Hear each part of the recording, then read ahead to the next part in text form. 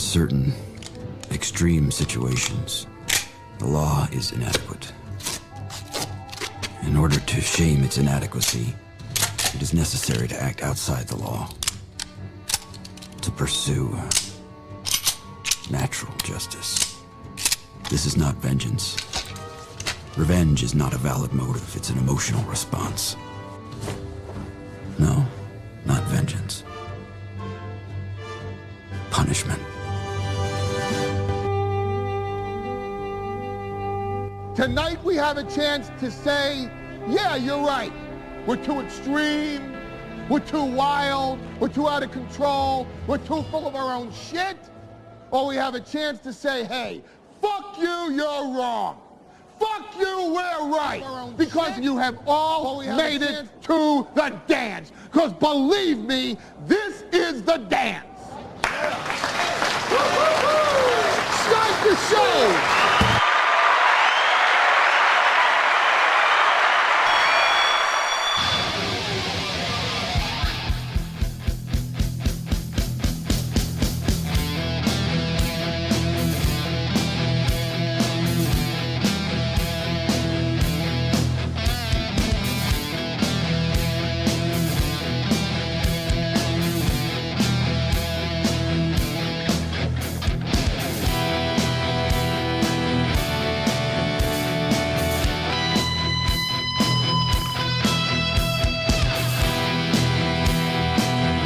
Good morning, everybody, and welcome. It's Steel Toe time after a quad day. Oh, my God. Last night, we finished off the quad. We got halfway to a quint. We almost got a quint. Not quite. The kids did their best. The morning show audience displayed their dominance over the evening show. And you stole all their overtime. So we're going to go an hour late on Friday. We're going to give you a little extra today. And you got, the hour on Friday is if you finish off the final 120 for the evening show, but I don't see that being a problem for you guys. Holy shit, thank you for an incredible day yesterday. That was insane. Unbelievable. Awesome. I mean, I don't know, man. That was fucking wild. It was so funny to watch people be so happy. Cause I get more enjoyment out of watching haters seethe than I do watching fans be happy. It's a mental illness I have. It's fine. It's a little weird, but okay, it's you. It's me. It's my kink. It's my thing. I have to. The Oprah says when you give up one kink, you should replace it with another. And watching them on Monday go, they're fucking great. I love this. To watch them Tuesday just be crickets really made me happy. My new hobby is just sitting out on the front porch listening to the crickets. And that's what I did yesterday, and it was lovely. So thank you guys very much. Don't be so quiet when we kick the shit out of you. It's no fun. You're too predictable. You do this thing where you're like happy with the smallest little sliver of hope. And then when we crush you down with a mallet, you don't have this. You need some swagger about you. You need some arrogance. You need to be able to do the Ric Flair thing. I mean, I beat you enough. Like every time you think you've got me, I slip out the back and kick you in the head. By now, you should have figured out how to play heel. How to be Ric Flair after he got beat. You go out the next day and you act like you just kicked the shit out of somebody. Come on, guys. Sharpen up. I deserve a better class of criminal over here. And you don't give it to me. You're boring me. Don't bore me. They also paid last night for no more drama coverage of the creepy dude. And what happened was then the people who gave us that money start sending me links and torturing me, going, oh, my God, dude, he just advocated for AI cheese pizza. And I watched the clip, and I'm like, I can't play this clip and talk about it on the show. They paid for it. I really want to. Because when people tell you someone on the internet did something, you're like, okay, they're exaggerating. They're blowing it out of the water. Fatso actually, I was watching Misery Loves Clips. Fatso actually did a whole spiel defending AI cheese pizza, saying that people should be allowed to make as much of it as they want, and that it's actually good because it keeps like urges at bay. No, it doesn't. And do you understand how you have to make AI cheese pizza? You have to put actual cheese pizza into like the programming, the algorithm to get AI to spit it back out at you. Yeah, you have to teach it what cheese pizza is. You have to teach it what cheese pizza is. So I know a lot of like I've been denying a lot of people when they seriously say that guy is a certain thing. Mm-hmm. And I've been like, come on, guys. No, he just can't help himself. He's stupid. He's creepy. He's weird. He's mentally ill. And I think the saddest part is he can't see himself and he doesn't know what he's edgy. It's terrible at it. But now after watching that and watching his best buddy, I guess somebody sent me a thing where his best buddy wrote this big long book, this screed about how it should be okay. AI cheese pizza. I'm like, dude, I'm running out of excuses. Like you might just seriously. I mean, you're not doing yourself any favors if your thing is you aren't a fan of this certain thing. You're not doing yourself any favors. It looks like you are. You're making it look like you are that thing. McBuster is saying that the Kiwi Farm's dedicated to him now because this guy has his own forum now. Somebody sent it to me yesterday. I was looking at it. They're going to destroy him. Kiwi Farms is gonna make the Red Bar thing look like small potatoes. It just like the whole just even your arguments suck. The fights, urges parts. How many people watch porn and go, yeah, I don't need to go out and meet a woman and get laid because I jerked off. Right. No, that's not stopgap. It's a stopgap because I can't go out and meet a woman right now. But you know what? Everybody who's watching porn jerks off. Oh God, if I was actually effing that bitch, that would be awesome. That would be awesome. Like, yeah, so when you go out and you see a beautiful lady, you try to hook up with her because, again, the fantasies were fun. So I have a real hard time believing someone's going to watch AI cheese pizza. Yeah. And they're going to go, you know what? That's good enough for me. Right. If anything, and by the way, Approachable goes, you're getting close. You're going to have to give the money back. We're moving on from that subject and just talking about the AI cheese pizza thing. If anything, people who watch regular pornography try to imitate the things they see in it. Like, I'm not going to lie. You boys gotten some ideas for some positions and some moves from the movies, if you catch my drift. I wrote it down in the playbook. I wrote it down. Yeah. I've got, Henry Winkler in The Water Boy with his playbook that he's got. I've got a playbook, too, and it's just a lot of, I can't name porn stars. I'm not good at naming actual porn stars because I don't see them as people. It's a lot of Adriana Chechik maneuvers. Is it? Oh, God. Adriana Chechik. I've seen everything she has stretched to its maximum density, including her tailbone in a foam pit. How about the fact that this chick has been railed by the biggest dicks on earth, and the one thing that finally did her tailbone in was a TwitchCon foam pit? Who would have thought that was a bigger deal than the fucking days are over. I broke my ass in a foam pit. Yeah. Who's the wasn't the BBC? Who's the famous porn guy? Which one? The guy. No. John fucking not John the Wad Holmes. I mean recent, like he's newer in like the last 10 or 15 years. This is why I don't pay attention to porn. Oh actors. God. It's not Jesse Johnny James. Sins? Is it Johnny Sins? No, it's one of those things where I'm going to know the name if you know what? This is going to sound weird. No. Also saying, yeah, a lot of people are saying Johnny Sins. Is it Johnny Sins? Otherwise, you're thinking Peter North is the old one. No, not Peter North. I would remember that one. SP would know this. Don't ask why. Who? I don't think we need to ask why. Hold on. Seymour Butts? No, it is not. Okay, please fucking do this bit, by the way. But no, it is not Seymour Butts. It is not Dick Gazinia. That is not who it is. It's not Dick Uzaninya. It's not Mr. Dickens Cider.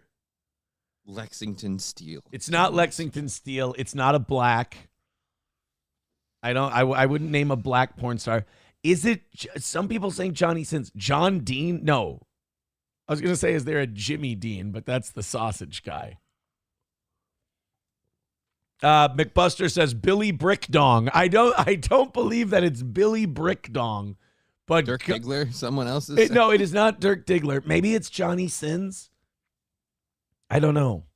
Johnny Sins is like the muscular bald guy with a big dick who just goes around and just literally he just fucks people. Like there's nothing to it. It's not exactly that's not that specific to that particular line of work. That's like me asking you who the local baker is and you go, he's a guy who operates an oven and puts dough in there. Some of them do like some of them do the thing like, oh, it's a real estate thing or whatever. They do like those weird fucking half pretending it's like there's a story. Like, hey, we put some thought. No, you didn't. But no, his is literally like, from what I understand, he literally like there's nothing to it. It's just like, oh, I just showed up and this lady's gonna fuck me because I have a big dick and I fuck well. And that's all it is. It's just I bone. Well, Johnny, I don't think these names are helping. Lab Glass, Mike Oxlong. I don't think Mike Oxlong. That's not the guy. Buck Liquor. No, I don't think it's Buck Liquor. Cocktiff. I don't believe that it's Dick Fitzwell either. He does have an extensive catalog. No, McBuster. It's not Tommy Two Holes, Eagle of America. It's not Ronnie Clit Splitter. That's a Viking name. Approachable. It's not Rod A. Poppin. Okay. Is there I think it's James Dean. Jesse Hambone? You know what? I was wrong. It might be Jesse Hambone. Yeah, it's James Dean. Okay. That's the guy I'm thinking of. Isn't he really popular? I don't know. I don't really watch porn. Oh. It took me a while to come up with Johnny's. K-Fallen, why did you delete Jacob Ryan's super chat? He just said Johnny buys women drinks at the club. That's a fine super chat. And it's totally not true. The customers buy women drinks at the club. Why don't you buy women drinks at the club? I'm not allowed to. That's fraternization between the employees. Really? You can't even buy them a drink? Nope. They're very strict on that shit. Can you buy them a drink? Just go along with it. Can you bum them a smoke? Shouldn't, but no. Can you get on a buzz? No. Can you get on a roll? God, no. Are you breaking your back just keeping up with the Joneses? Hate you. I know how it is, and I know how it goes. When it's up on a Friday and I'm paid, slide one over my way. I can't even think when I can hear one calling my name. Somebody pour me a drink. Oh, bye, Johnny. See you later. All right. So you didn't buy women drinks at the club? Oh God, no. So I go there to make money, not spend it. So if they got a drink, you would say that you had some help.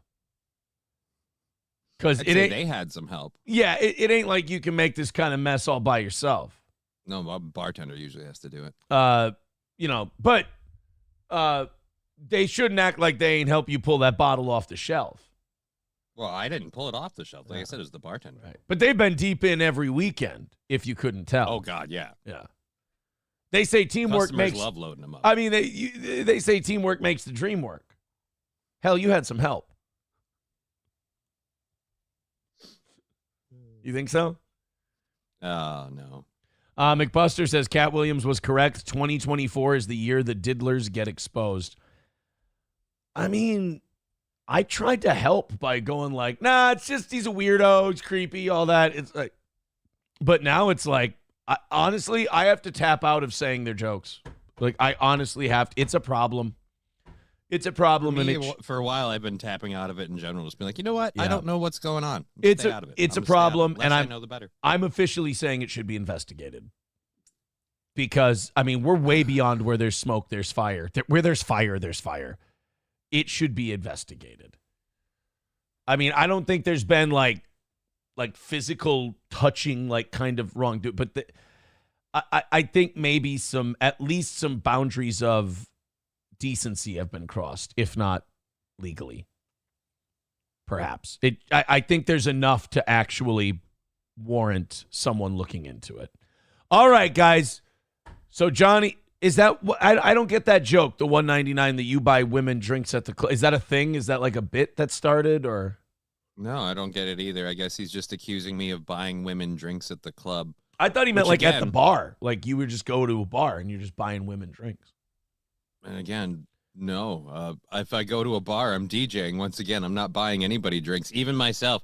Like that's the fun thing. Like I don't do these gigs where I'm buying people drinks. I'm getting free drinks, and I don't buy anybody drinks. I just do my job. Well, you're officially the least fun guy in the world. God. Yep. I just do my fucking lame and gay. I just do my job and go home. Gay. Turtle with $2 says, hit that 120 and everything over goes to Johnny. What am I, fucking shop liver? Like I don't have a Monday show to do? Turtle?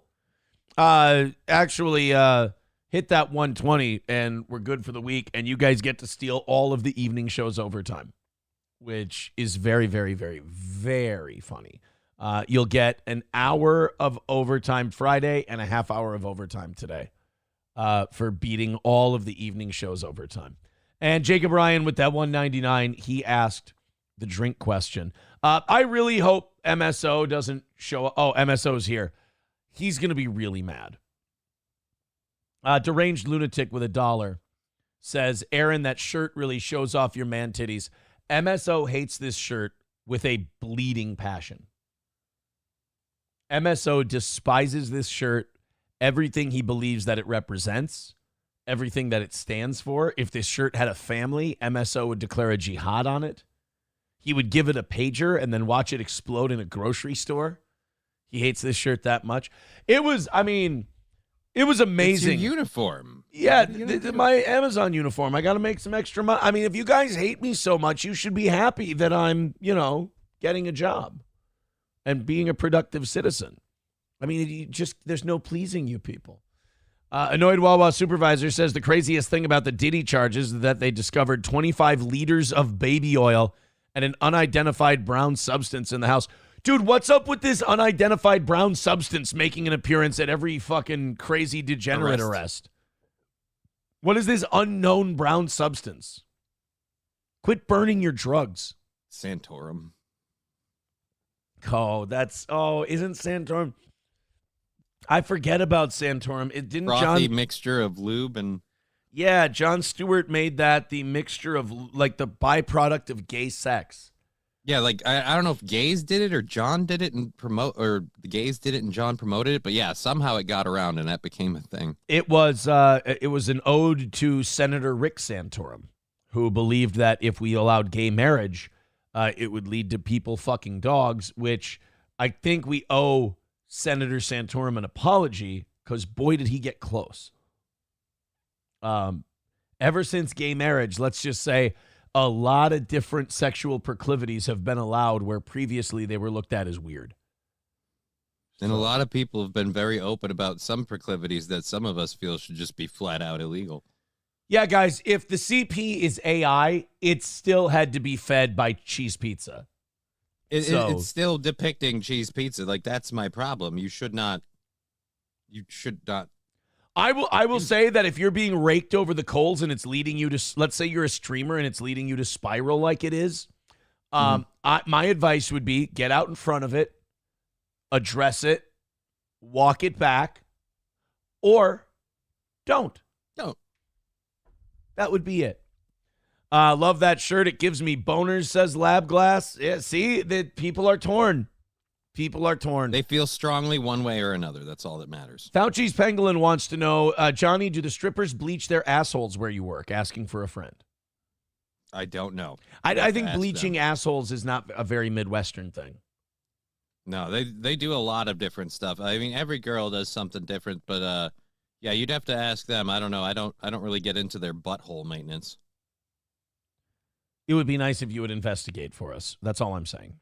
I'm just saying I don't want to give out them kind of deets. That's private information. I don't want to be like, hey, so what do you want to play next? Oh, and by the way, do you bleach your asshole? Like, I mean, it's just How do you bring that up in polite? How is that conversation? not the perfect what you just nailed it? It's such a by the way comment because people are disarmed. They're at ease. You know, you're like, hey, you did a really great job up there. You're working hard tonight. I appreciate it. By the way, do you bleach your asshole? And they'll be kind of caught off guard by it. And they'll go, I mean, yeah, once in a while I bleach my asshole. And then you'll be able to come back and tell us. Or they'll be like, no, what's wrong with you? And then they won't talk to you for like 3 weeks. No, questions like that are where they'll be like, yeah, we don't need you to DJ anymore. Oh. So, yeah. I just, or it could be. I mean, if the girl takes it wrong, again, I don't want to get into their business too much. I just want them to make a nice chunk of money, so that way I make a nice. I mean, technically, asking them if they bleach their asshole is a business question. I mean, it is work related, but yeah. I still, again, I mean, if you ask feel a like gardener questions about his lawnmower, are you being a dick? yeah, but that's like in his realm. Like this isn't. So is their like, I asshole. play music. It's literally what does their bleached realm. assholes have to do with playing music? Like I'm just, and literally, I don't even have to play music. I have to play what they tell me to. You know, they might appreciate you more because you're taking an interest in their work. I don't think so. Ask a painter feel about like- his brushes and which one's his favorite. Same thing as asking a stripper if they bleach their asshole. Stop treating these people like they're normal. They're different. So you have Just to, 'cause they go on stage with a butt plug doesn't make them different. do they go all on right? stage with a butt plug? Some of them do. You can shove a butt plug in your asshole at a strip club? Oh yeah. Fuck. Some of them, that's the big reveal where everything comes down and then they show you the back end and you see a nice little sparkly butt plug in there. Fuck, and then, man. Hey, look, Bach is hardcore. dude, shit's crazy. Holy Jesus. We're shoving butt plugs in our ass now? Some of them. It's a lot different than the clubs I use. I haven't been to a strip club since I was like 19, 20. Yeah, but those were guy strip clubs. They Those- don't do well, yeah, they don't shove butt plugs. They just, yeah. That's true. That's a little different. That's taking up Okay, valuable Brennan, real what's estate that they're next? advertising. Dan Savage was the guy who came up with Santorum, the gay rights journalist. Oh, I hated Dan Savage. He was such a cunt. Well, that That bit sucks. was funny. I will give him that. I know. Yeah, it is. I'm glad Jon Stewart took it and ran with it because I fucking hate Dan Savage. He was such an annoying attention whore. As opposed to me, he was a lovable attention whore. Sorry about the Tatler coming in here and just getting the shit beat out of him today. Try to be nice to the Tatler. He just doesn't know. I just see McBuster fucking crushing people today. That McBuster, man, he knows his stuff. He's been on to stuff for a long time before anyone else is. Dive Bar says, I love how everybody's 2 weeks behind on that, especially since I mentioned, they're still going off about the thing we've been paid not to cover because people don't care. I don't know. I just like watching people get what they deserve. And there's somebody right now who's definitely getting a little bit of what he deserves, if not more. Aaron had no, God, just everybody just fighting. I'm just trying to scroll through and find one that isn't fighting or talking about that. Oh my God. Rusty Grammer says the Tatler is Citizen M's alt account. That could be accurate. That could be accurate. Turtle with $2. So Jacob Ryan with the $1.99. Jacob Ryan says, Johnny, you said you offer girls drinks from your cup. Yeah, offering them a sip is a different thing than offering them a drink, asshole. Plus, it's the one I'm drinking, so what are you implying? I have to say this, like this Jacob Ryan, that's a weird That's thing. lame as fuck. Like, what? Jacob, What's your problem exactly? Jacob Ryan, I got to tell you, that's a fucking A, a weird thing to obsess over, and B, just a strange. I mean, thank you for the $4, but that's just, dude. Did I get owned? I'm telling you guys, this is weird behavior. Like the weird hills you die on. See, this is what happens when you don't have anything legit to hate or you don't have any reason to be the way you are. It's called grasping at straws, and you guys have been doing it a lot lately. Like I say, it's fun to watch. I wrote this to someone. I broke this news to someone else online, and it broke them a little bit. You guys don't understand that to us, you're the lol cows. Like, we've broken you. You've gone crazy. And then we laugh. Like, Yeah, so as a human in the world, you've never once had any sort of a beverage, alcoholic or not. And someone goes, hey, what are you drinking? And you say what it is, and then you go, want to try some? Want to sip? not even that. That's not my concern. I don't give a shit about that. That is so tame. I don't even care. I'm talking about knowing that about a stranger, retaining it, and then repeating it back to them as if it's a critique or a criticism. Like, that's mental illness. Like, that's really, I know you think you're doing a thing, but you're doing the opposite. You're harming yourself. Like, your guys is reaching, I think you're reaching so hard after Steel Toe beats you that you're pulling muscles, but in your brain. Like, stretching too far and then ripping muscle. You guys wouldn't know what muscle is. You guys are very inactive, sedentary people. But you're doing it in your brain. And don't stop on my account because, like I said, you're my favorite lol cows. And you don't know it, and there's no self-awareness, and that makes you a renewable resource. But Jacob Ryan, I will say, it's about Johnny, so I know I'm not involved, but just as an observer, it's fucking weird, dude. Like, that's fucked up. Los Federal, and it's fucked up because it's such a nothing burger. Yeah. But you're obsessed over it. Like, I'm not saying it's weird. Like, oh man, you're digging too deep on Johnny. You're finding too much. I'm saying it's weird in like, what the fuck are you doing kind of a way. Like, I'm watching you take a shovel and you're digging, but all you're doing is just slamming your shovel against concrete. You know, if I observed that, I wouldn't be like, that man's gone too far. I'd observe it and I'd go, bro, you okay? Like, what the fuck is your problem?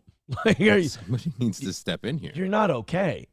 Los Federales with $2 says the brown substance at Diddy's place is truffle butter. Oh, well then it's harmless.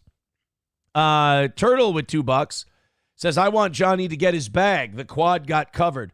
The quad is never covered. Well, the quad is covered, but life goes on for Steel Toe, and we just stay ahead. In fact, we were talking. I might bag on my show. Yeah, Johnny's got his. If Johnny didn't have a show, we could talk about that. But here's my thing. Like, we're ahead now. I have an idea, guys. Between you guys and the morning show, let's stay ahead. You know, how about that? Yeah, it's a great feeling. Let's stay ahead. Let's not rest on our laurels. We're 120 away from tonight, and tonight is the last goal of the week. Fucking knock it out. Evening show, knockout Monday. Friday morning show, knockout Monday night. Monday morning, knockout Tuesday morning. Like, let's just stay ahead. Like, literally, Steel Toe is now on a path to paradise. We could literally just keep this format up, and there would never be a goal again on that day. It's not a bad idea. Let's go to Mild says, the real question, did they find med beds at Diddy's compound? See, while I'm not going to go the med beds done baby route, my uncle does make me think about weird shit when these celebrities get arrested. So, like, Diddy got arrested. Mm-hmm. When Diddy got arrested, I was like, how did this billionaire with like weird sex shit going on get busted? Because these people don't get busted. Yeah, Bill Gates. Who did he turn on? You know what I mean? Because this shit turned on the club or right. The tribe. What does he know? Who does he know it about? They said that the feds. Fix it. Actually, I liked your lighting. Oh, okay. If it's too much for you, turn it down. Oh, no, I just didn't want it to like be too bright. I thought you I had looked to fantastic. Give up the egg chair because it's getting warm in that thing right now. Oh, I thought you looked fantastic. So all right, no, we can leave it on if it looks good there. How dare I? I apologize if I'm saying too much. I like showing off the flag glowing because the backlighting doesn't really go off with the light. But if I turn down the light, the pixelation on the camera goes up. So we need the lighting for the quality video. So now, the Treetop Armadillo doesn't understand what the quad or the quint is. The quad was we knocked out 4 goals in one day. And when you knock out 4 goals in one day, I called that the quad. We pulled the quad.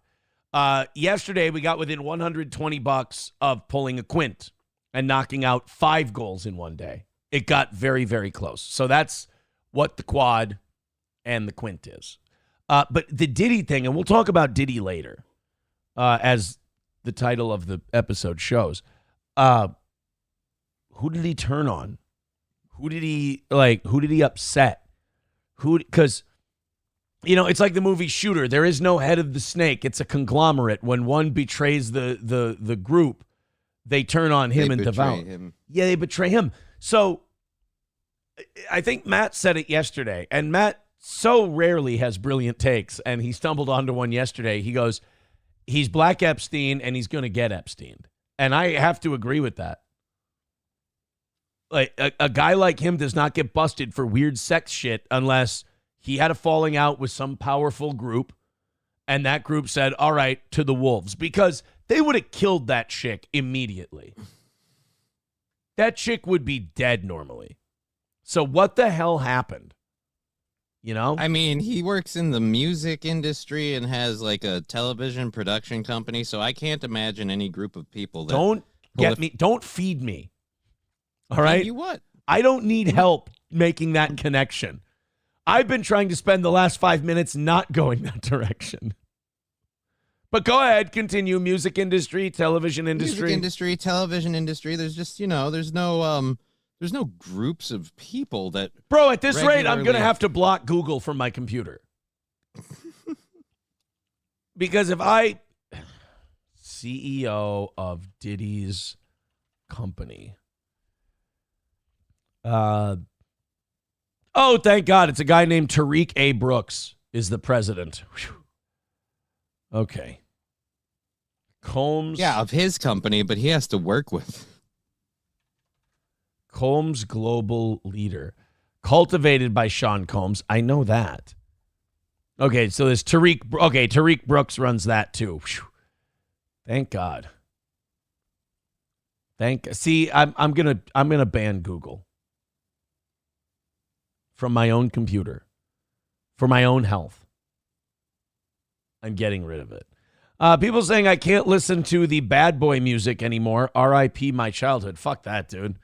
That's like the R. Kelly thing. Like, if you're going to let these singers and stuff being scumbags ruin the music, none of us are going to be able to listen to music anymore.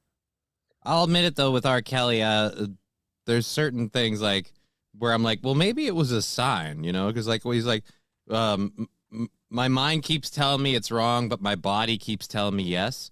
Like when that lyric in his song comes out, like, my mind keeps telling me no. And I'm like, uh-oh. But my body keeps telling me yes. I'm like, that sounds like... Well, yeah, there's red flags after the fact. But we just remember when we were kids... But you can still enjoy the song. Yeah. Oh, yeah, like Bad Boy for Life. I love that song. Let's Get It. I love that song. I mean, okay, maybe Let's Get It has to be renamed. But I guess if we were remaking it now, it would be Let's Take It rather than Let's Get It. By the way, you have a problem with Google when your search of Tariq Brooks, there, that Google will show you missing terms. Yeah. Top result, missing Jewish. Whew. So it's not just you. A lot of people have been like, well, yeah. What are the odds? But here's the problem. Tariq A. Brooks. Oh, no, God damn it. No. God damn it. I can't escape it even in the Diddy thing. This is why you can't dig. Tariq Brooks is a member of the public finance and infrastructure practice in the law firm of Greenberg Traurig.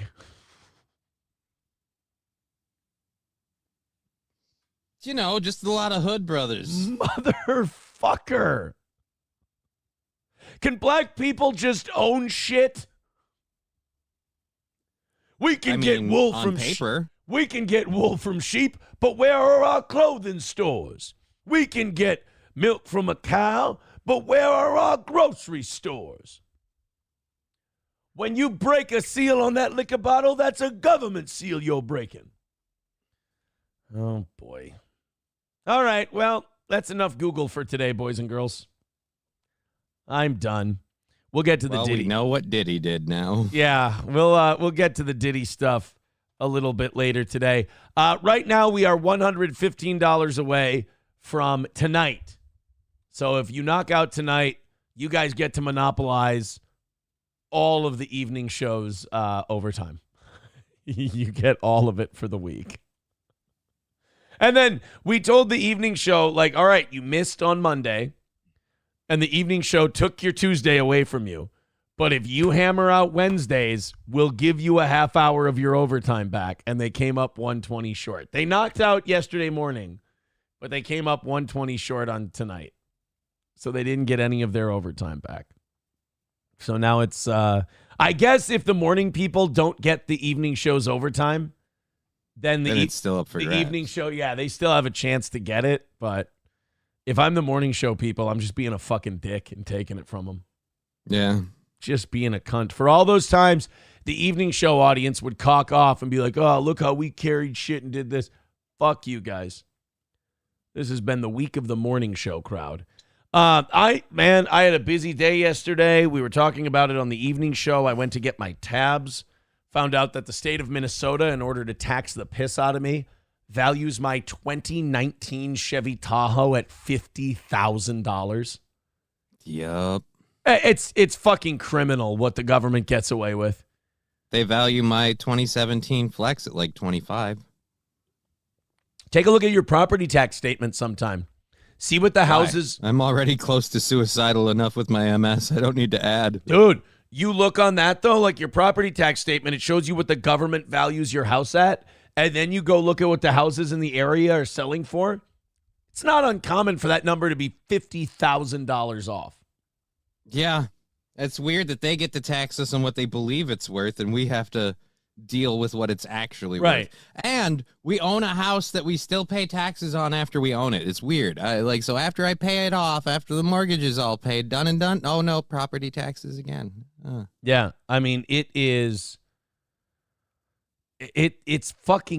not criminal because they're the people who enforce the laws, but if we tried to do it, it would be fucking criminal. I look at my property tax statement. Like, okay, first of all, I look at what the houses in my neighborhood are selling for, and already I go, yeah, suck my fucking dick. It ain't that much. Like, even though that number benefits me, I'm still like, nah. Like, you ever have something go your way and you know you didn't earn it? And you're just like, I'm not going to say anything to the person making decisions, but I know this is a little fucky. That's kind of how I feel with the housing market right now as a homeowner who got in, on this particular house like 6 years ago. But like I got in 2012, the first house I bought when it was super fucking low with no interest rates. You know that the way this is going is fucking retarded, but it's benefiting you. So you're like, well, I'm not going to tell the refs, Right. They're smart. That's when you go, they're smart guys. They'll figure it out. They don't need me bothering them. Let them work. But then you look at the government's property tax statement and you go, you're even more full of shit than these people are. This is fucking insane. MSO writes, say it, Aaron, Jews. No, we don't have Jews here. There's no Jews. That's why it's not a successful business. Oh, man. JT10 with $5 says, I'm 30 minutes behind. He's here at the start of the show. What red bar thing is going to be looked at as small potatoes? I've been paid by this audience not to say. You got to put two and two together. They don't want they don't want to hear it anymore. I think because it makes their skin crawl. Because it's joining them on that. Yeah, because it's somebody who actually thinks that AI cheese pizza is a good thing and there should be unlimited amounts of it made. That's a fucking problem. All right, let's get into our first thing. And then hung out with the kids all day yesterday, came back here, sat down, had like 20 minutes to put a show together. Matt and I did a very good one. And then last night, I restarted Breaking Bad. I love the first episode when Cranston comes out of the fucking Winnebago in a shirt and underwear. Yeah. You're just like, what the fuck? Like, the first time I saw that, I was like, okay, we're in for a ride. This is going to be interesting. Because I still only remembered Bryan Cranston from the dad in Malcolm in the Middle. I will say, though, after the first episode, where do they kill Crazy Eights? Is that 2 or 3? I think it's 2. Is it 2 already? Like in the second episode already? Second or third episode. After they kill Crazy Eights, that first season drags. Like, it's a lot of... they do kind of open heavy and Peter. Yeah, and then I think the second season, Saul is introduced, and then it really picks up. I think season 2, we get to Saul and Gus and all that stuff, and it gets very, very interesting. Thank you, JT, for the $5. 110 away from knocking out tonight and stealing all of the evening show's goal. Another 5 from JT, but I can't see it right now. Says, I meant, what did Red Bar do that would make it look like small potatoes? I know Milton is a creep. No. We were just talking about that. We're talking about what he did to him. I'm talking about what Kiwi Farms is doing to him right now is going to, I think, just shatter. It's already in comparison. Yeah, it's already shattering him. It's going to be I said it wrong, JT. It's going to finish the job because he's losing his mind. Coltrane with $1 says, so a government decides your value of assets and then tax you at it. No way. Wonder what happens when they get their net worth and unrealized gains tax that they want. That's another thing. Like, Kamala Harris wants to do this thing where you get unrealized gains taxed, meaning like gains you have. Can we start with the government first then? Yeah, how about that, right? But unrealized net worth and unrealized gains, that's basically investment money that you don't have. It's just on a computer screen and you haven't made it liquid yet. They want to tax you on that, which, by the way, is going to destroy the economy and kill working class people. So if you have equity, they always pin this, on financially illiterate retards. They always bill this stuff as this is going to hurt the rich, which means it helps you. No, it hurts everybody. No, it hurts everybody. Like, it hurts everybody equally. It's hurting the rich as much as it's hurting you. Yeah. So let's take the home thing. If your property tax, they value your home $30,000 more than what it's actually worth, they can tax you on your equity. Most middle-class families, the way they move up generation to generation is through the equity in the parents' home. Right. The parents pay off their house in their 50s or 60s. They pass it on to a grandkid or something. Yeah, they don't actually realize most people don't realize the equity in their home. They die with it. So then their kids sell the house. It's paid off outright. Let's say they bought it for like 80 grand. And now it's worth. Or they choose to live in it and have a cheap, pretty much a free house. Or that, yeah, that too. And then they don't have to pay a mortgage, just property taxes because, the government still gets to tax your house. To fuck you over. So then you have this equity you're sitting on that the old folks didn't use. They left it to their kids. See, because even if you don't have any money when you die, if you have a paid off house, you're going to leave your kids a fortune. Let's say you have 2 kids. You're going to leave them 200 grand apiece. And then with that 200 grand, you can't find too many people that if they inherit 200 grand wouldn't be debt free, wouldn't be, getting a nice head start at whatever point in their life they're at. And then they get to build their wealth from that point on. And then their children inherit even more than they did. That's how generational wealth gets built. You have a tax where you can tax unrealized gains like Kamala Harris wants. It's going to fucking bury this economy and make the idea of upward mobility dead. An ancient concept. Which is what they want. Right. Put it in the museum. We can all be communists. We can all have nothing. And you'll eat the bugs. And let's not forget that the whole reason that they're doing this is because they've ran out of other shit to tax and they can't stop spending money. Every other program they've developed has failed. Every way of paying for these programs has gone belly up. It's failed. They fucked it up. So now they're looking at more shit. They're done digging through your pockets. Now they want to dig through your imaginary pockets and try to grab money from that. It's the same thing that California either was doing, is doing, or is trying to do, where they're like, hey, we want to retroactively tax people. Like, a lot of wealthy people have seen that this place is turning into a shithole and we're making them pay for it, and they've decided to move. And since they have the ability to move, they took all their money with them. We don't get to tax them anymore. How about we tax them for when they were here? Like, more for like previous, like they wanted to literally retroactively tax people who left the state. Right. And now the government is quintessentially doing the same thing with unrealized gains. They're just like, hey, you don't actually have this money. We can't actually get it from you, but we're going to take it. It's, it's indicative of a very clear problem that we don't have we don't have an income problem in this country. We have a spending problem. Yeah. And we keep trying to address our spending problem by taxing more shit. Winston Churchill had a great line.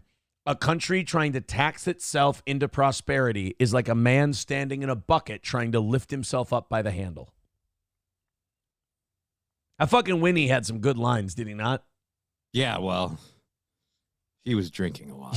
That's true. He had a lot of like drunk uncle energy, and he would say some wild shit. One time he was talking to his kids about med beds and the mountain where they hang people and that shit. My uncle gets mad at me when I say they hang people in the mountain. He gets pissed at that one. He's like, no, they hang people at Gitmo. They hide people in the mountain. Trump hides in the mountain. And I'm like, he might want to camp out at the mountain for a while. It's pretty hot out there. He hides in the mountain? Yeah. So he goes from the mountain to his golf course? Because I don't know if you know this or not, but the last one who tried to, set up to take a shot at him, it was not while he was in the mountain. That's what I'm saying. He should probably be in the mountain right now. Unless the Trumps we have out there aren't really Trump. They're Trump. Oh, they could be body doubles. We have all these other Bidens playing Biden because Biden's really dead. Yeah. And so we have and all these other people playing like Oprah and them because they've all been tried at Gitmo and everything. So it's completely believable to think that we have Trump body doubles going out there taking, being heroes, taking the risk and the possible bullets for Trump while he stays safe in the mountain. They're out there pushing his message and everything he needs, and then when the time's right, the real Trump will step in, and then he can reveal that he's actually like, a Kennedy, because their parents were interlinked or something way back in the day, and that's why RFK is working with him, because he's secretly a Kennedy, and he's going to expose everything. The Trumps and the Kennedys are cousins. And Trump's blood, this is another one I learned from my uncle. Trump's bloodline can be traced back to Abraham Lincoln. What? Really? Yeah, he's a Lincoln and a Kennedy. He's a Lincoln log and a Kennedy. He's a Lincoln and a Kennedy. Yeah. Huh. In fact, he's trying to chart a new course for this country. So if he is a Lincoln, you could say he's a navigator. I hate you right now. Okay, faggot, what's next? I'm just saying, though, he should probably be hiding out in the mountain for a while. Yeah, it would be safer. Pretty wild out there. Pretty wild. All right, guys, 110 away from taking out the evening show's final goal of the week and basically taunting them by saying, haha, we did all your money for you. You fucks. Let's do our first clip for today. It's Peter Doocy and Corinne Jean-Pierre clashing over the Trump assassination attempt. And, one thing I miss, because Corinne Jean-Pierre fucking sucks at her job, I miss the old Steve Doocy, what was her name? The Ginge. Fuck. Jen Psaki. Yes. I miss the old Peter Doocy, Jen Psaki, like, weird sexual tension. Yeah, dude, it was really hot. She got weirdly, I don't mean this I guess I don't mean it in a misogynistic way, but it's totally going to sound it. She got uglier when she went to just news and then the fire was gone and she just got to talk about stuff. Like there was something hot about the bitchiness between the two of them where I'm like, yeah, they want to, it just, I don't know. She was cuter then. Yeah. And she was oddly turned on by Peter Doocy confronting her. Like she got off on the confrontation. Whereas Corinne Jean-Pierre just really has lost puppy energy. When she gets confronted on this stuff, she gets nervous, she pisses on the floor, then she bites. That's kind of her gimmick. So let's watch Peter Doocy and Corinne Jean-Pierre talk about the Trump assassination attempt. One thing Corinne Jean-Pierre does that drives me fucking insane is she has that how dare you energy. Like people ask legit questions about Trump and legit questions about Biden and legit... And she'll, instead of, going, you're full of shit or that's not correct, she'll be like, how dare you? I can't believe you would even ask that question. It's like, you're the White House press secretary. We ask you all the weird shit here. I mean, as long as you're a Republican. I mean, you're a Democrat. Imagine, this is what my thing about Democrats. They act all, flabbergasted when people criticize them. And it's like, you understand you're a Democrat talking to the media. Only 1 in 10 questions you get are going to be difficult. Right. And even The then, other ones it's are going to lick your balls. yeah, and even then, it's Fox News, which turns more and more left every day. Like even Neil Cavuto, after Trump got shot, was like, "Yeah, but he has been saying some crazy shit." So It's like, yeah, they've been doing the Trump, how short was the skirt he was wearing when he went down that alley, Let's do the KJP Peter Ducey thing. I like Right. Peter Ducey. Kill Donald Trump again. And you're here at the podium in the White House briefing room calling him a threat. How many more assassination attempts on Donald Trump until the president and the vice president and you pick a different word to describe Trump other than That, and you can say that's a troll Fox News question if you want to. We can argue that. I think that's an incredibly fair and important question to get an answer to. yeah, because we literally had fucking Hillary the same day as the thing happened. Like she's saying there, like, oh, he's a threat to this, and we should lock up people who support like MAGA and misinformation. I really am sick of them acting like all of the rhetoric that's bad comes out of the right side, especially where the bomb threats were hoaxes. And I already gave my opinion on the school shooting one. That Yeah, was right. definitely a hoax. Right. Well, yeah. Did you see the update? And we're going to talk about it later. The Springfield authorities have confirmed it was all international phone calls of people doing all pranks. 33 of them were international phone calls. And they were just people pulling pranks. So, again, another Democratic inside job so that they could clutch their pearls and play victims. We literally have more evidence of Haitians eating cats and geese than we do of any kind of threats against Springfield, Ohio. But if you talk to people on the left, like, oh, those are unsubstantiated claims of the cats and the geese and the ducks, and it's like, yeah, but it turns out all the threats and the things, those weren't real either. Oh, you don't know that when it happens, like, yeah, and you don't know if these stories are real or true when they happen either until you investigate them. It's weird how one set of unsubstantiated stories gets to be real and dangerous no matter what, and the other one's a hoax. By the way, speaking of cats, I do have a murdered dog story today, just to be fair. Okay. I do have a murdered dog story, and I hope it's hilarious. I hope the dog died in a comical way. Like his owner was like an Elmer Fudd who fired his shotgun, and it bounced off an iron object and then blew the dog's face off. He was trying to use dynamite to flush out geese, and the dog thought he was playing fetch. Oh, no, that's not very funny. That's a story from an actual movie. That's not very nice. That's gross point blank. You should apologize. I wasn't the one who did it. I'm being the internet. Watching them clutch their pearls over me make dog or cat and pit bull jokes. Yeah, how dare you fucking... You guys are supposed to be trolls. Grow some They've been balls. clutching their pearls because I don't demonize you enough for going after cats. I'm like, I made my stance. Guys, I don't need... There's a very simple reason Johnny can't go after me harder for saying horrible things about cats. I've actually abducted one of his cats, and I told him under no uncertain terms, I will cook and eat his cat if he talks any more shit about what I say about cats. So he fucking learned. I will. Learned his lesson. And you know what the funny thing is? I don't even like the taste of cat. It's all out of spite. I'll make... It's very stringy meat. I told him, I'll fucking make cat jerky in front of you. I will chain you. Like, you're not as mobile as I am, which I don't get to say that to many people. And I said, I will chain you to a fucking chair, and I will watch you, watch me, watch you watch me use a dehydrator to make jerky. So sleep with It's going to take a while. I've made a lot of jerky. That's like hours. It's a long process. We'll watch Breaking Bad. Well, you'll listen. You have to watch the dehydrator. But yeah, sleep with one eye open, holding your kitten tight. So yes, if you're somebody who's upset with Johnny for not taking a harder line against me and my cat talk, don't blame him because he's under threat. There's a life on the line here, Yeah, people. there's a hostage involved. So fucking watch it. And if you guys keep talking like that, I'm going to make the fucking jerky. You understand me? You know what would be really mean is if you make jerky out of someone's cat as like And a then fed fuck it to you. cats? No, you just threw it in the garbage right in front of them. Oh. Like you I think kill- it'd be meaner if you fed it to the rest of the cats That because they would- wouldn't know. That would be pretty bad too, but I just imagine holding a pan full of cat jerky and then just laughing at them and not breaking eye contact as you dump it into the garbage.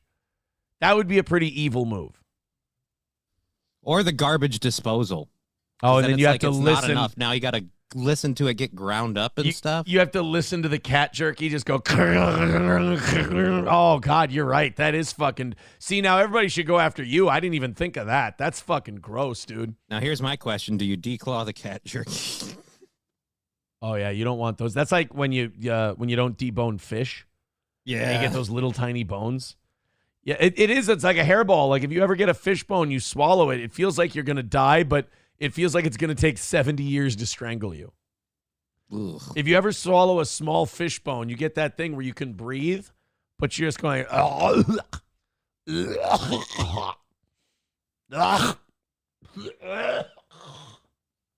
can actually make myself do it thinking about swallowing a small fish bone.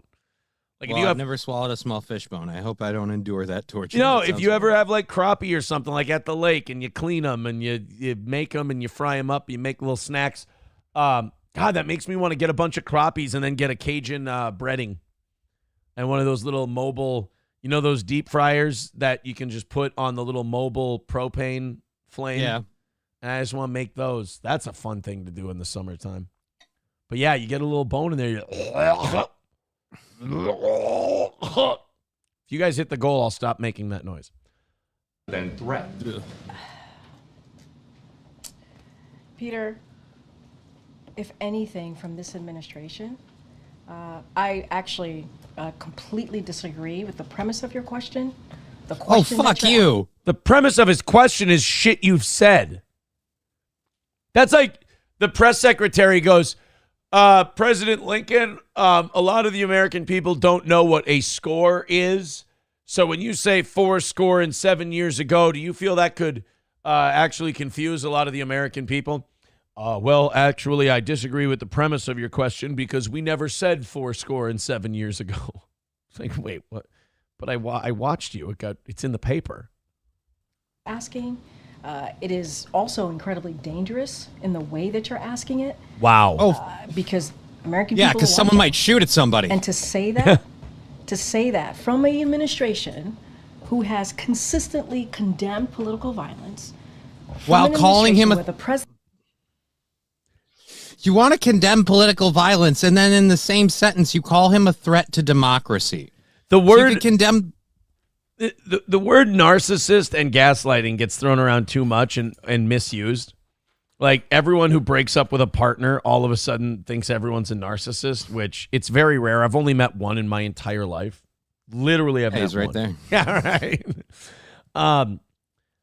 I've met one my entire life. But gaslighting, I see that more and more these days. Like it's becoming a favored tactic, especially in politics. Is literally because politicians used to just lie and then move on from the lie. Now they lie, they get confronted on the lie, and they pretend they never lied. Like the lie never got spoken, and you're crazy for thinking they said it. Like they'll say, had me committed. like if Obama were president today and he did the Obamacare thing. Remember when he did the if you like your plan, you can keep it, and then that turned out not to be true, so they just stopped fucking talking about it? Right. Today, he would send his press secretary out there, and they'd say, what about if you like your plan, you can keep it? That press secretary, if it were today, would go, we never said that, and I can't believe that you continue to say that to the American people. That could invite violence and threats. And it'd say, whoa, how did that get turned on me? You said it. Never said that. That's what he's I just doing. love the inviting violence and threats part. We're like, that's exactly what we're talking about. You've been inviting violence and threats on a political opponent of this Right. administration, and we're asking why you keep doing it. If you keep calling him a threat to democracy, people who really love democracy and are also fucking insane, which they're Democrats, so high chance, they might do something fucking retarded. You know? And by the way, can we also point out that Corinne Jean-Pierre dresses like black lesbian Arthur Fleck? Can it just Please be... don't break into a musical number. That's all I'm asking. Can Like, it if be- Lady Gaga yeah. shows up, I'm losing my mind. Can it be stated for the record that she's black lesbian Joker? Because it's too perfect. Or she's wearing Saul Goodman suits. One of the two. called the former president and was thankful, grateful that he was okay, from an administration who has called out January 6th, called out the attack of Paul Pelosi, called out. Right, and blamed it on Trump. That's what we're saying. When he said peaceful protest, when he said don't go into the Capitol, you blamed him for it. When Paul Pelosi got attacked by his probably gay lover, you blame the right wing and MAGA conspiracists for it. Right. You've been calling Trump and his supporters a literal and physical threat to democracy, going to the point of actually prosecuting them, and you still call Trump a threat to democracy. So yes, people that see the winds turning and everyone else siding with Trump are going to be like, I can't let this happen. right. So yeah, this is kind of This is on you. This is a little on you. And said we need to lower the temperature after the Butler incident. And now We need to lower the temperature after we almost got this guy's head blown off.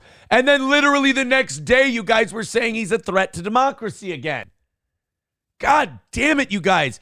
Not only are you fucking gaslighty assholes, but you're bad at it. We have... The fact that it's in our face is almost insulting us now that you won't admit it. But you know what? We see it. Fuck this country and fuck these voters, because I'm still 50-50 on whether or not they're going to fuck up this election. And I mean, we deserve the country we get. These people got put in there because we think Trump's a meanie head. Do I think Trump is a better human being than a lot of politicians? Nope, not at all. Do I think Trump's ideas are great for this country? Not even necessarily. Honestly, we are dealing with such evil in our politicians. We are dealing with such evil from the two parties that run this country that Trump is less harmful to this country's existence. We're literally dealing with masks. The Democrats and the Republicans are masks for billionaire corporate interests. They are representative of an oligarchy that this country is being sold to. Your retirement's being sold to them. Your houses are being sold to them. Everything's being sold to these billionaire globalist assholes through people like this. And at least Trump isn't a globalist. People keep getting us wrong that we love this guy. We don't. He's a fucking buffoon.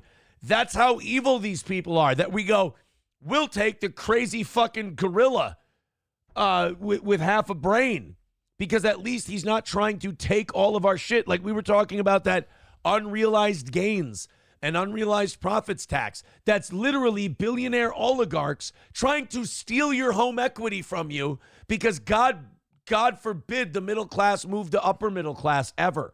God forbid a middle class family. There isn't going to be some loophole for them to squeak out of it. The same way we're not allowed to go to Wall Street and play with information we have. That's insider trading.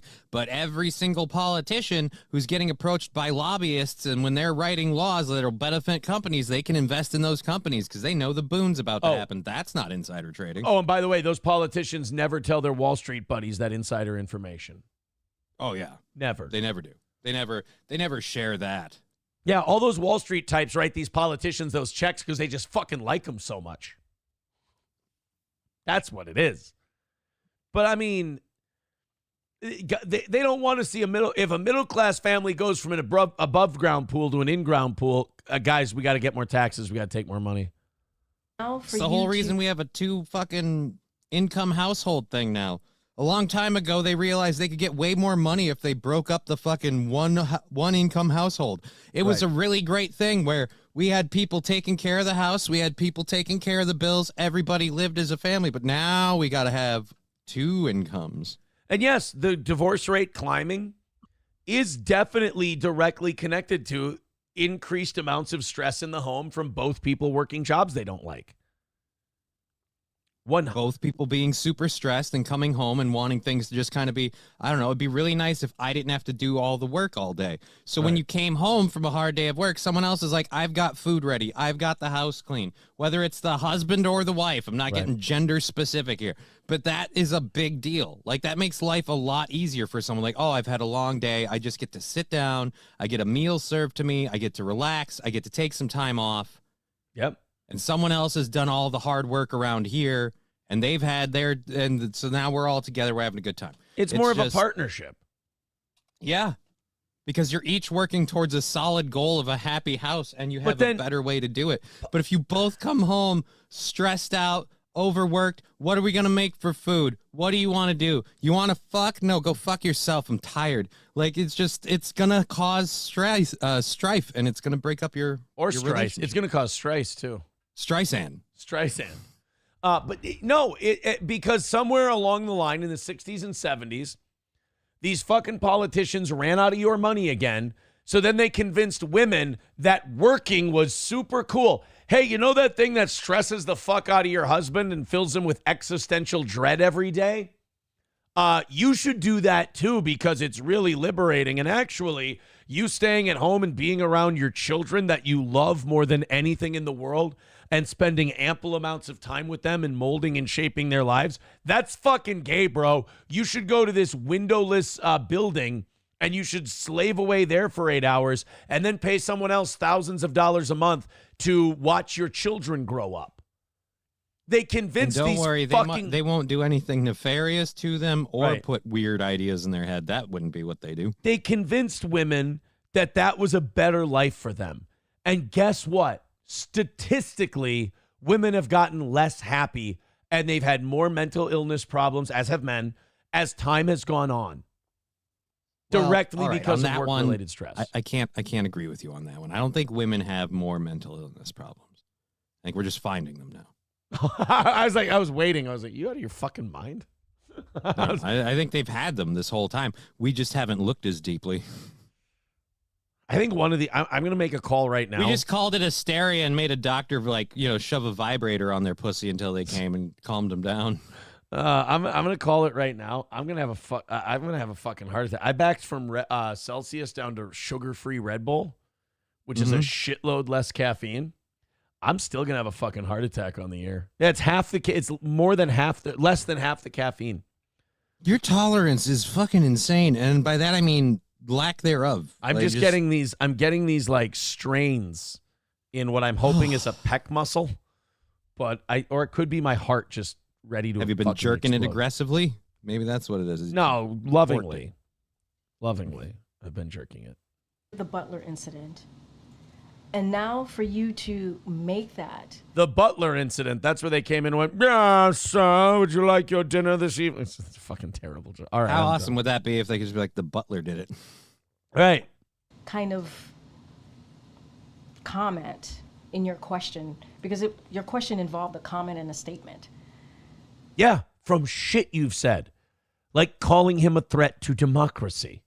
And, yeah, the comment was calling it a threat to democracy, and then the statement was actually more of a question. Are you going to stop? Yeah.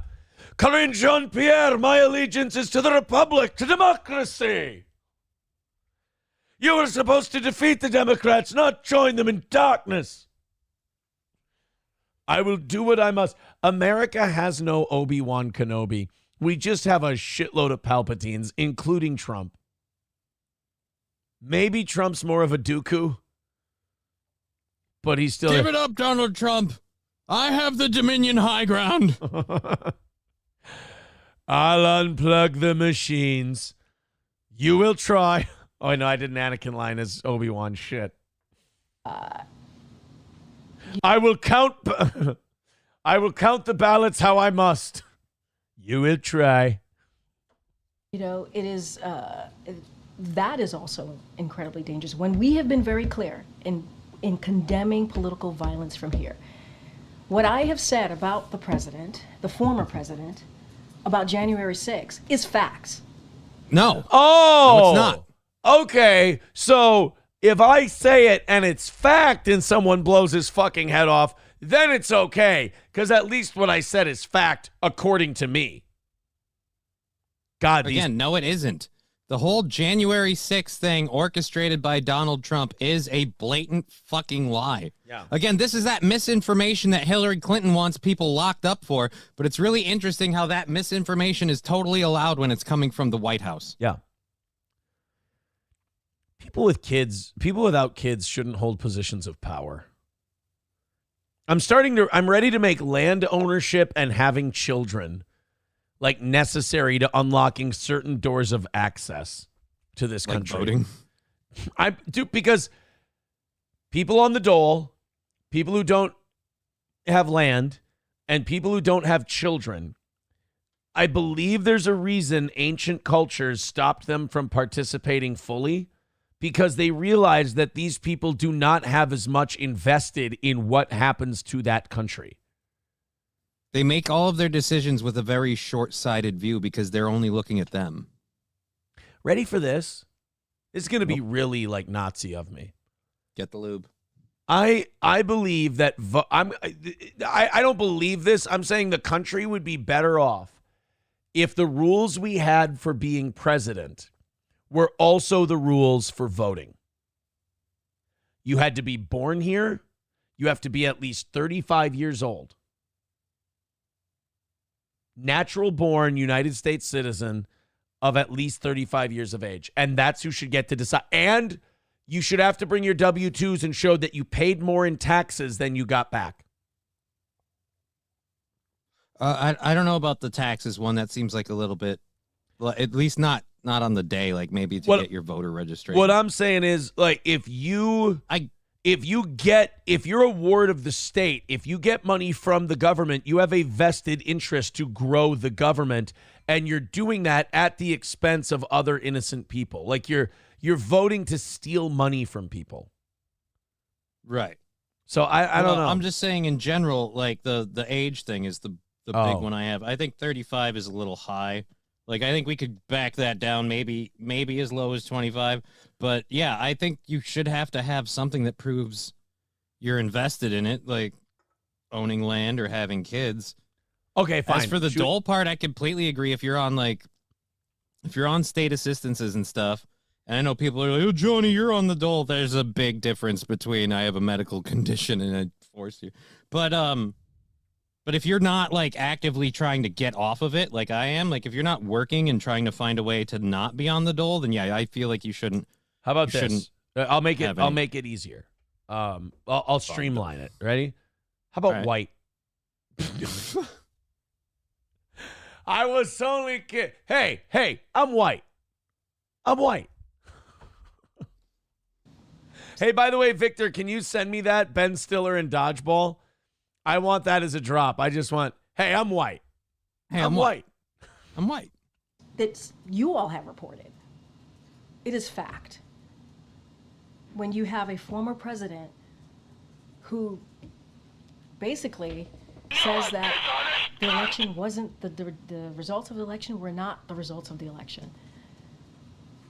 I mean, you might be right. You guys never looked into it. And it did seem awfully suspect. And we've seen and heard more and more things since then that make us question you guys as a whole. So I'm sorry, but it's one of those things where he said it and it, like, you can say it sounded crazy. As time has gone on, it sounded more and more sane.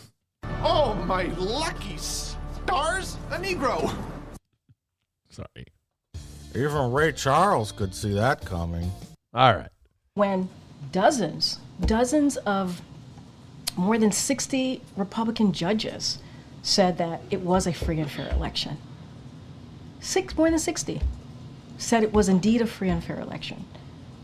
You had more than 2,000. I mean, it's kind of easy to call it a free and fair election when no court is willing to hear the evidence. And when you literally just start demonizing, prosecuting, and going after anyone on the other side, yeah, I can imagine even Republican judges being like, let's just not touch it. I'd rather keep my job. I mean, they act like they refuted or that they won court cases about the election being fraudulent. They didn't. They just had a bunch of judges say, literally, the legal system, when somebody brought challenges to the legitimacy of our elections and said, if you let us try this, we will show you evidence that we believe shows that this election was fucked with. The judges, their response was, la, la, la, la, la, la, la, la, la, la, la. They didn't even let them show evidence. They didn't let the case be heard. That's fucking weird to me. I mean, even in the, the Al Gore Bush thing, like they had the case was heard Yeah. And Heard Again. And Heard Again. They made a whole movie out of it. It was one of Kevin Spacey's last good bits. We didn't have a fucking president on time. Right. Because they were too busy looking into the elections and the chaffs. Yeah. The Chads. Chads. And Right. no, Fuck, and by the Chads. way, Chad. Chad.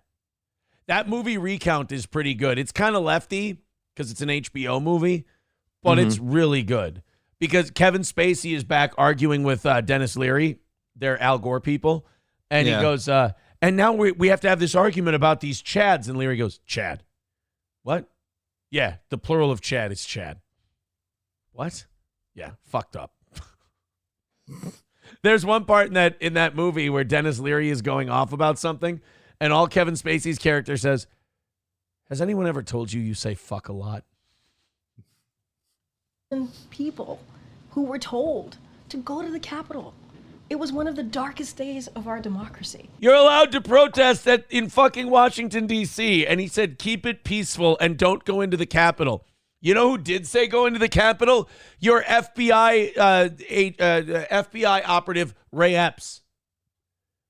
Your guy who glowed in the dark, he said, let's go to the Capitol. Trump said, don't go to the Capitol. And once they got to the Capitol, he went, get the fuck out of the Capitol, please. Even Goat And then Boy. they didn't want him to talk to the people to tell them to go. They didn't want him to do any of that stuff. The police said that they thought they were set up. Everybody was conveniently not in their offices, so none of them were confronted or even had to worry about this. Like, it was almost like the thing was planned like a fucking Chinese fire drill. It's The almost only people who didn't know that were the people that Ray Epps led into the Capitol that you arrested. and Ashley Babbitt, who got her fucking head blown off. Yeah, her too. She wasn't really informed. Yeah, the politicians were the aircraft carriers at Pearl Harbor on December 7th, just conveniently out to sea when this totally not organized event happened. I do believe that we let Pearl Harbor happen. And I think that she's being a completely dishonest cunt with this. Like, literally, he asked if you're going to tone down your rhetoric, and she's been spending the last, 3-4 minutes slowly working her way to, well, our rhetoric is justified because he's an evil piece of shit. And there will be gorilla shit all over down there. One of the darkest days. There were people law enforcement officers who died because of what happened. They had heart attacks after the fucking day. Almost like you guys... Or they had a small self-harm incident, almost like they weren't allowed to be here because they might say shit. Right? Isn't that weird? Isn't that weird? The only person who died on that day was Ashley Babbitt, but you guys never talk about her.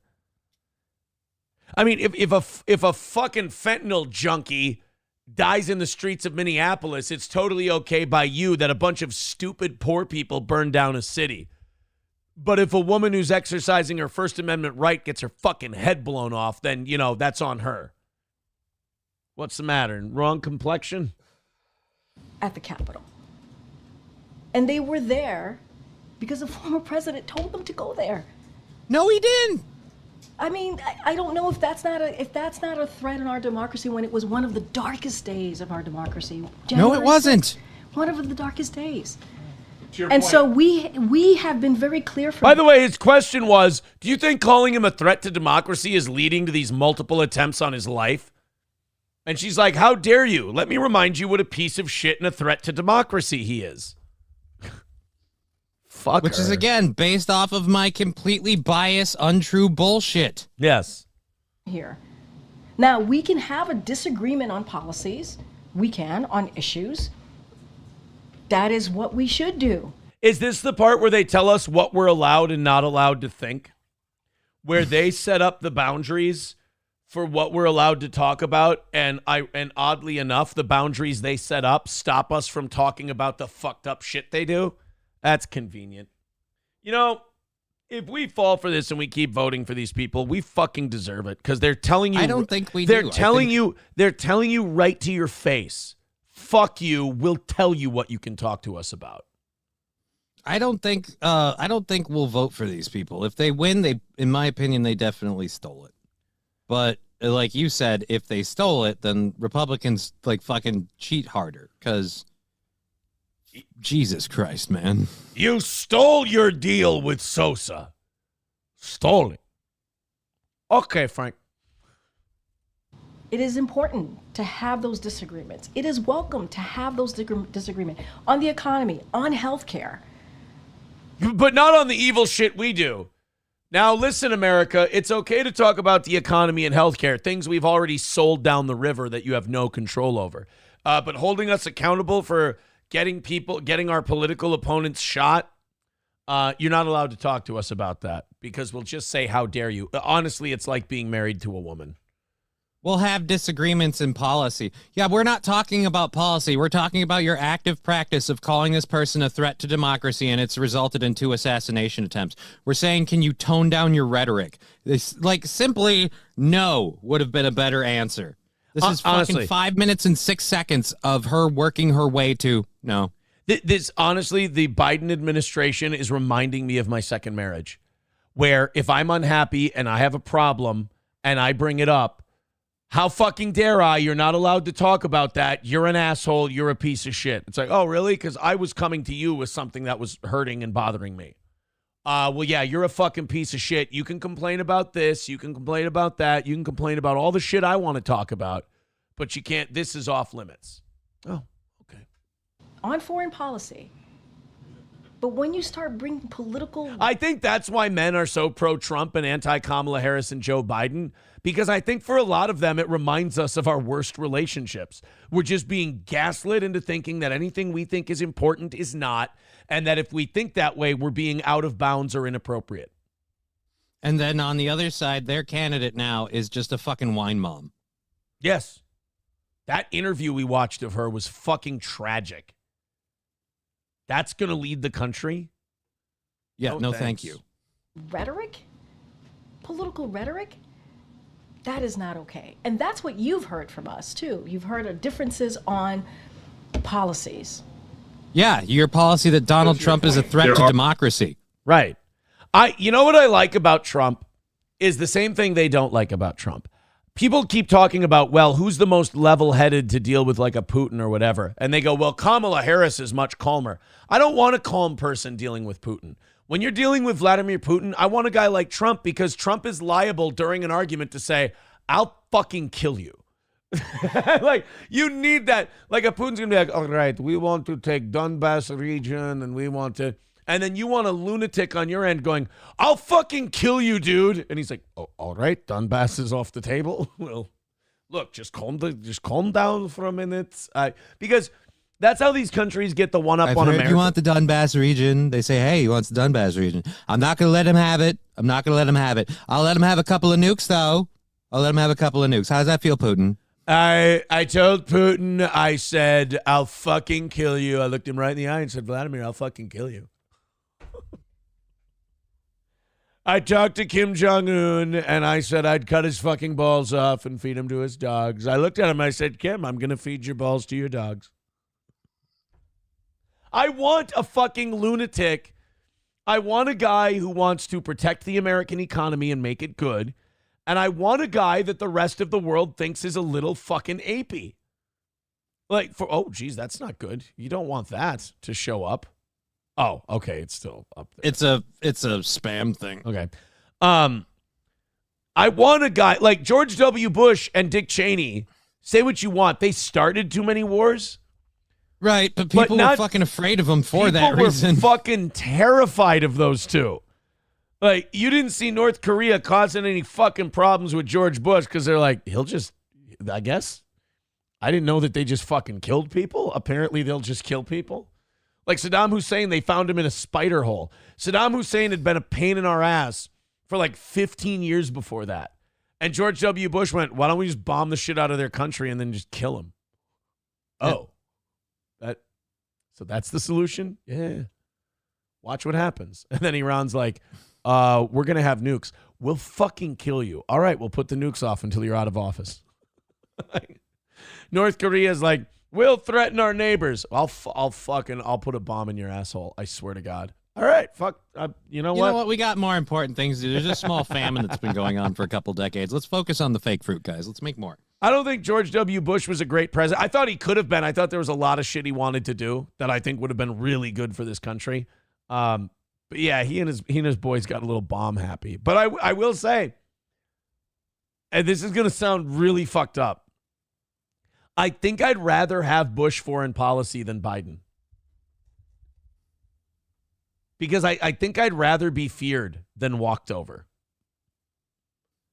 I mean, Bush foreign policy was giving money to the Bush and fucking Cheney administration through like war profiteering. Yeah. We're kind of doing the same thing with the Biden administration, except we're just flat out giving our economy to the Ukraine. Like every time we write a bill, it also has to include a couple billion for Ukraine. So we're just literally writing them checks over and over again. It's just paying different people. You're right. That's a good point.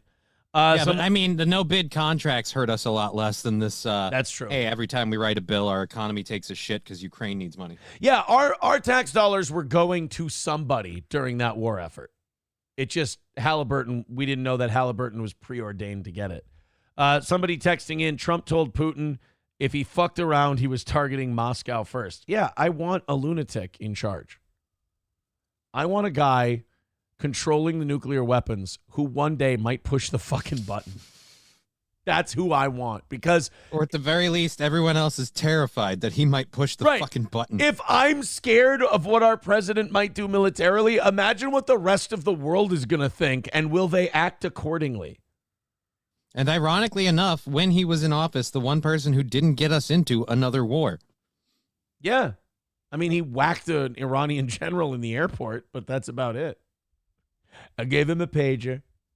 Are people watching at home who might miss the part where you say, let's lower the temperature, and there are mentally unstable people who are attempting to kill political candidates, and they're Democrats. attempting to kill Donald Trump, and they are still hearing this White House refer to him. I want to hear Peter Doocy follow that up with, and they've also, because of people like you, been encouraged to go on SSRIs and mood-altering medication and stimulants that we've now find make people 500% more higher chance of becoming psychotic.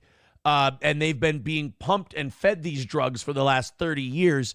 And then you start sending them dog whistles to fucking murder presidential candidates. It's almost like you guys have been making a multi-generational soup here. It just really seems like you intended this. Right. I mean, this really seems planned. As a threat. Is there no concern that people are taking that literally? We're using examples. Oh, well, then it's fine. Okay. See, as long as I call him a threat to democracy and Hitler, and then I use examples that I think support it, it's totally fine to... Oh, see, Johnny, when I thought when they said we need to tone down the rhetoric in this country... I didn't realize that they meant, well, we have to tone down the rhetoric unless we add more rhetoric on top of the rhetoric. Then it's fine. Guys, we have to tone down the rhetoric. No, we don't. We're going to show our work. See, this is how we got to he's a threat to democracy. Do you want to hear a clip I have of Corinne Jean-Pierre that's going to blow your fucking mind? Yes. This is what she actually said to Donald Trump the other day. I'll fucking kill you, you fucking faggot. I couldn't believe it. Which is weird coming from her. I couldn't fucking believe it. The Ugandan president weighed in on Corinne Jean-Pierre yesterday. What did he say? Do you personally dislike homosexuals? Of course, they are disgusting. How does the Ugandan president, how does that help? Yeah, right. I don't understand how we got to tone down the rhetoric. That's not toning it down. Yeah.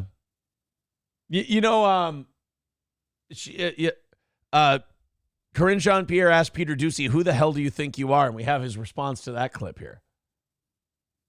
A Methodist and the son of a bitch. I don't think that's toning down the rhetoric. That sounded aggressive to me.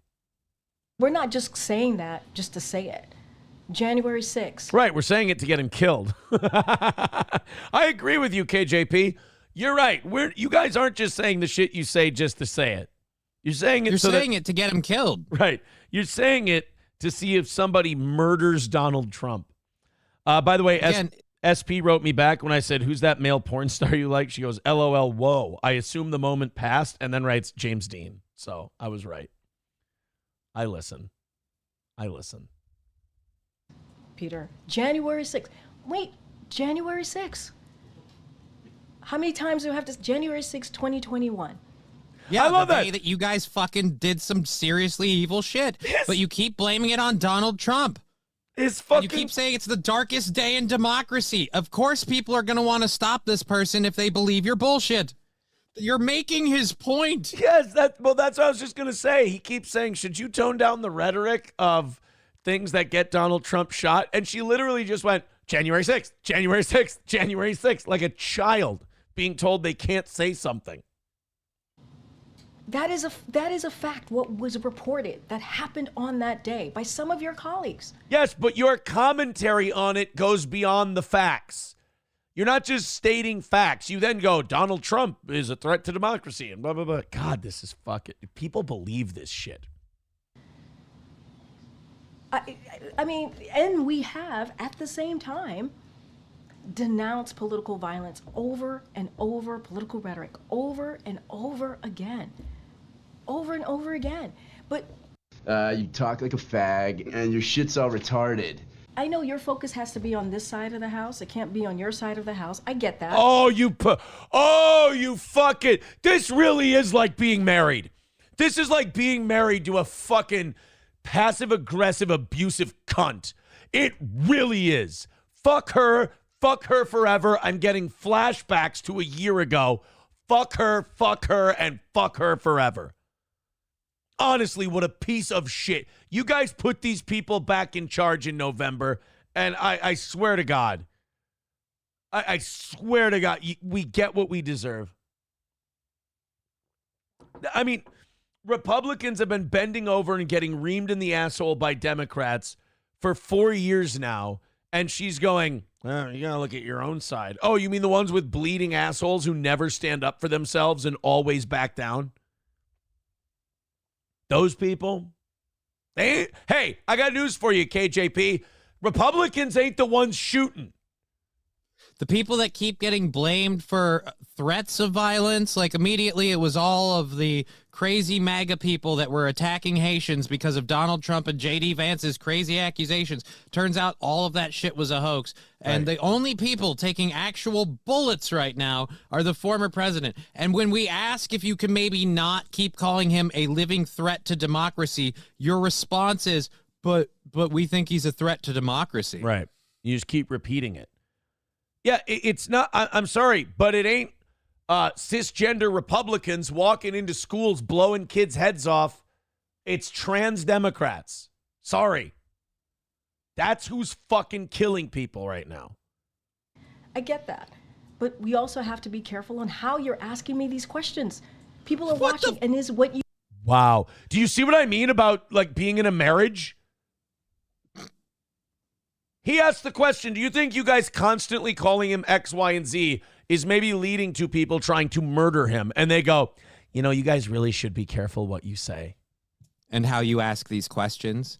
So wait a minute. So our rhetoric in the way we're asking you about your rhetoric is wrong, and we have to be really careful with our rhetoric, even though your rhetoric is getting someone shot at. Well, not only that, you guys are the ones in power. The media is supposed to be the fourth estate, the representation of informing the people. So basically what she's doing right now is, as the powerful people, she's going to the people and going, you know, you people should really be careful how you fucking speak to us. We need to honestly, we need to restore the government's fear in the people.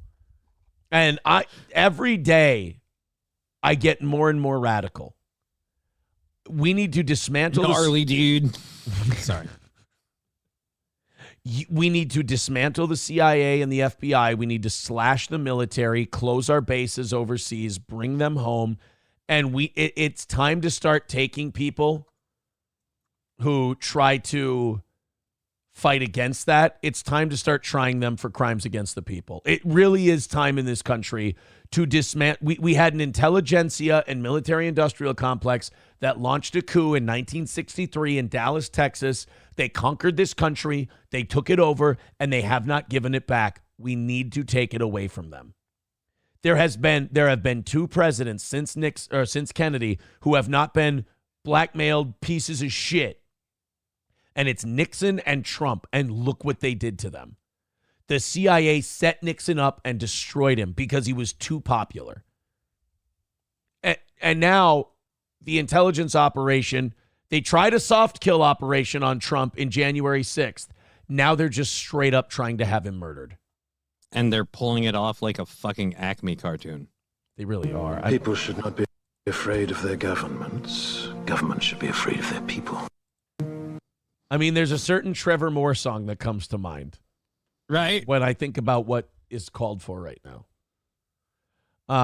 Coltrane with $1 says, read this a little. We'll get there. Thank you, buddy. I'm way behind, by the way, in the chat. We'll get there. There was something good that I just missed in the chat. I wanted to I think it might be one of those things where I scrolled past it and I lost it. Uh-oh. Oh, Victor, clip that without the fishbone part, somebody said. No. We won't clip the fishbone segment. Coltrane with $1 says, we need to lower the temperature means you need to shut up and only we can push this rhetoric. I mean, that's exactly what she said. And it's worse that even on Fox, like everybody, covering the Donald Trump assassination is like 30 seconds of, okay, so there was a guy and he might have, I don't know, had a good clear shot to kill the president, but he didn't get to. Oh, and by the way, the rhetoric that he's pushing over here and the rhetoric that he's pushing over there, and this is why Donald Trump is a problem. Like, you spend every story that was about the Trump assassination was 30 minutes of 30 seconds of the assassination and 2 minutes of covering for why it was okay. Yeah. Coltrane with $1 says not a single court/judge even heard hearings. They literally just put their fingers in the ears and said, I can't hear you. Yep. Exactly. Wouldn't even hear the other side's evidence that they felt was evidence that the election was fucked with. Numero uno, Josh Denny fan says, how do you explain the 2 attempts on Gerald Ford? Deep state. I mean, that's easy. Gerald Ford pardoned Richard Nixon. The intelligence community wanted Richard Nixon in jail. They wanted to make a fucking example of him. The same way they made an example of Kennedy. The deep state wanted Kennedy in that limousine out in public. Kennedy! Sorry, I couldn't. Kennedy! They wanted John in that car with the top down, and they wanted his fucking head blown off on television. They wanted to show the Americans under no uncertain terms, we fucking own you and you will fucking stop. And with Nixon, they did it a little differently where they went, Nixon, 60% of this country voted for him. Every single state but Massachusetts wanted him. And instead of showing the people like we fucking own you, we're going to blow this guy's head off. Instead, they went, Dick, we're going to make these people fucking hate you. We're going to destroy you in their eyes. It was a soft kill operation, and they did it. And then, before the CIA and FBI could finish the job, their boy that they picked, Gerald Ford, went and pardoned Nixon because Nixon went behind the deep state's back and said, I'll make you president, but you got to fucking pardon me. Because the CIA knew that Spiro Agnew, who did nothing wrong, they knew that he would pardon Nixon and try to protect him. So they got Spiro Agnew on some bullshit tax charges that you could charge any politician with. And then they got kind of like how they're going after RFK for a decapitated whale from 10 years ago or 20 years ago. I thought it was a bear. No. NOAA, the National Oceanic whatever administration, atmospheric administration. Yeah. They're going after RFK now. Literally, like a day or two after he endorsed Trump, the NOAA organization, which by the way has publicly endorsed Kamala Harris. Went after RFK for 20 years ago. His daughter told this story. 20 years ago, he apparently came across a beached whale dead on the beach. And so he took a chainsaw and decapitated it and took the head. And so they drove down the highway. The daughter recounts the story. They drove down the highway with bags over their heads, plastic bags over their heads with holes cut out for the mouths so they could breathe. Because when they would accelerate, juice would come off of the fish head and come through the windows, and people that were riding behind them and around them were giving them the bird the whole time because apparently RFK took the head of a dead whale, and I don't know why, but he took it when it was on the beach. I don't know where he went with it, but they drove off with it. And she's like, that was just another day in our family. And I'm like, all right, this makes him sound like the weirdest but coolest dude ever. If I were a Kennedy, harming things' heads would be the last thing I'd want to do. But I just don't know why he needed to decapitate this whale, but he apparently did it with a chainsaw, and he took it, and it's an endangered species. So for 20 years, they haven't done anything about it. But the minute that he voted for or supported Trump, now they want to fucking bring him up on charges and hold him accountable for assaulting an endangered species. And he has the strange audacity to call it the weaponization of the federal government. I'm going to say this. I'm not totally disagreeing with you, but I do want to add one thing. If I believe, and I do, that if you make constant remarks about children and you say that AI cheese pizza should be encouraged because it's a good thing, then I think I have to call out RFK Jr. He's got a problem with animal corpses. Oh, yeah, totally. There's something weird there. Something weird with him and animal corpses. Bears, whales. Whale heads. Yeah. I mean, to take a chainsaw and cut off a whale head, you're fucked up, dude, because that's a commitment. That's not an impulse. That's not like stepping on ants or something like that. You got out fucking hardware. You did something that husbands put off for years, and that's taking a chainsaw to like a tree or something. You know, it takes guys years sometimes to build up to that. You just saw a whale and you went, you know what I should do with that? Like most people, they see a whale on the beach and they're like, I'm going to take a picture and then I'm going to get the fuck out of Dodge. You said, I'm going to go back home. I'm going to get that head. I'm going to get a chainsaw and I'm going to cut through this thing and take its head. That's a problem. I still want to know why. What was the point? Maybe RFK. No, I've got it. You know the episode of South Park where we convinced the Japanese that whales dropped the atomic bombs on Hiroshima and Nagasaki? Maybe the government convinced RFK Jr. that animals murdered his dad and uncle. Bears so then and whales. He was literally with the chainsaw. Fuck you, whale. Yeah. He said, you killed my dad. Yeah, we convinced him. Let's go to, Gerald Ford was definitely deep state attempts on his life. Muted Growl says Aaron is actually right here. I'm right a lot. The deep state has literally missed taking out Trump several times. They have really slipped since Kennedy. Okay, how else do you get to Barack Obama going, hope and change, we need to end these wars, and then he starts more wars than any other president ever? How do you get there unless these guys are all bought and paid for, blackmailed pieces of shit? How do you get to, we're going to change America and we're going to end these wars? Because that's what people were pissed off at Bush for, was all the wars.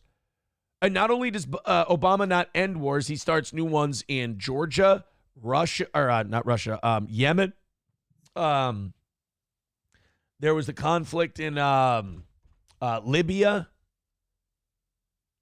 We were already in Pakistan, right? Like that was with Egypt. All this shit. Yeah, Pakistan. We were already bombing Pakistan, though. I mean, yeah. How do you go from that to start? How do you go from being the I'm not going to war guy to starting more wars than your predecessor, who was known as the warmonger? We dropped warmonger and we elected killmonger. See, because he's black. Mr. Beat says Reagan had an attempt on him, but I believe he was running for president. No, he was president when he got shot. He said to all the surgeons, I hope you're all Republicans.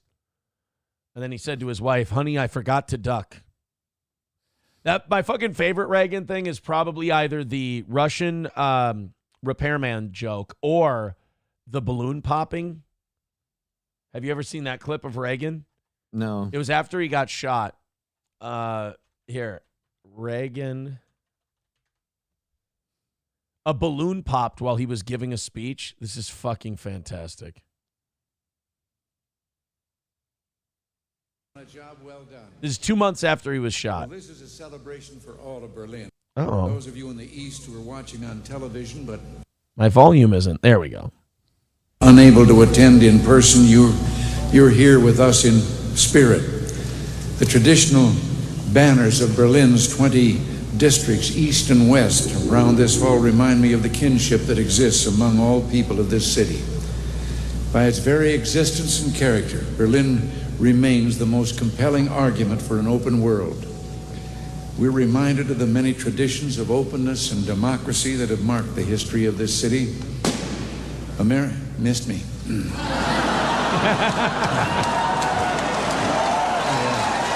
2 months after he was shot, a balloon pops. There was also Reagan Soviet jokes. It's a long clip, but we'll find the one about the TV repairman. I've been collecting stories that are told in the Soviet Union by their people among themselves, which reveal they've got a great sense of humor, but they've also got a pretty cynical attitude toward their system. And I told this... By the way, I want to point out, this is less than a year before he left office. I want you to compare him to Joe Biden, because Democrats were saying at the time that Reagan had fucking Alzheimer's and he was out of it and he'd lost it and blah, blah, blah, blah, blah. That was their whole thing about his last year in office. And also I want to point out that I believe Reagan was in his late 60s, early 70s, and back then people were saying he's too fucking old to be president. Biden's going to be 82 when he leaves office. And Bill, you'll have to hear it again. I told it in the car. I didn't tell this one to Gorbachev. You know, there's a 10-year delay in the Soviet Union of delivery of an automobile. And only 1 out of 7 families in the Soviet Union own automobiles. There's a 10-year wait. And you go through quite a process when you're ready to buy, and then you put up the money in advance. And this happened to a fella, and this is their story that they tell, this joke, that this man, he laid down his money, and then the fella that was in charge said to him, okay, come back in 10 years and get your car. And he said, morning or afternoon?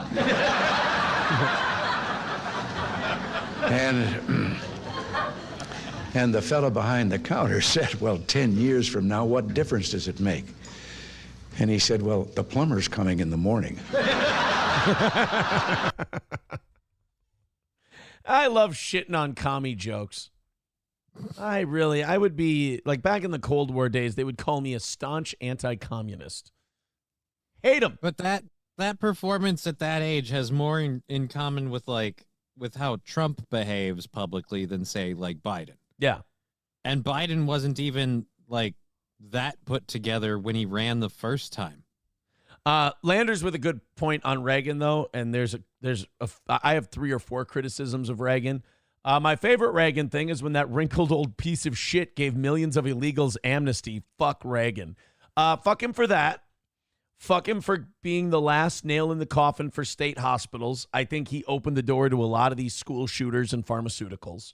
And also fuck him on spending us into crazy deficits. Fuck him for that, too. Numero uno, Josh Denny fan says, everything that happens that I don't like is the deep state. Well, that's not true at all. That's not true at all. There's lots of shit I don't like. That just is shit I don't like. Matt Melt with 199 says, Jesus Christ, let the video play. No, I hate her too much. I can't let the video play. I'm too full of hatred to let the video play. I mean, there was only 30 seconds left. I mean, we were pretty much done. I couldn't take any more of that fucking horse shit. Corinne Jean-Pierre. God, is she fucking dreadful. Somebody sent us a link to some Kamala Harris bullshit. We'll play that in a second. 99 cents from a guy named Ligger Nips. See, Johnny, his name. Ligger Nips. I don't get what he's going for. I guess I just... Yeah, you know what? Good point somebody made about Reagan. Reagan closed the asylums here and gave asylum to every illegal. So Reagan just Reagan forgot what maybe he did have Alzheimer's. He forgot what asylum meant. He goes, all right, he meant to close off the border and then open up the hospitals, open up the asylums, and he said, give the illegals the asylum. And they're like, oh shoot. By the way, 110 away from tonight's goal, guys. Close out tonight's goal, and we're giving the morning show audience all of the evening show audiences overtime. Trucker 18-wheeler with $2 says, wasn't Trump about to be a very popular president before COVID? No, Trump was always very divisive. He was always around 45 to 50%. The problem Trump had is that we were doing well, so we weren't focusing on what, why, or how, and we were all worried about angry tweets, which left enough of a window for them to either steal or win the election based on who you believe. Yeah. Right now, Joe Biden is at 39% approval, 55% disapproval. 39, 38, yeah. People don't like him. They think he's taking naps on the beach, man. He's like, oh, I got to focus on running the country, so I'm not running for president. And then it's like, hey, where's Biden? Oh, he's sleeping on the beach. He's just taking a little siesta. He's just taking a nap. He's not in charge anyway. Who cares? General election polls that came out yesterday. Harris only +1 on Trump. So that's starting to narrow a little bit. I think she's peaked. I think they're going to have to really do the full court press on what a piece of shit Trump is to keep him at bay. All right, guys. So anyway, 110 away from tonight. If you guys want to knock that out, go ahead and do it. And like I said, we'll hand you all their overtime, and you guys can establish your domain over the evening show crowd. All right, let's go to a little clip somebody sent us of Kamala, or as I like to call her, Mamala. Kamala. Because hey, when you become president, Mamala, you'd better say cheers. Because we're going to be hanging out at the White House. I'll bring the beers.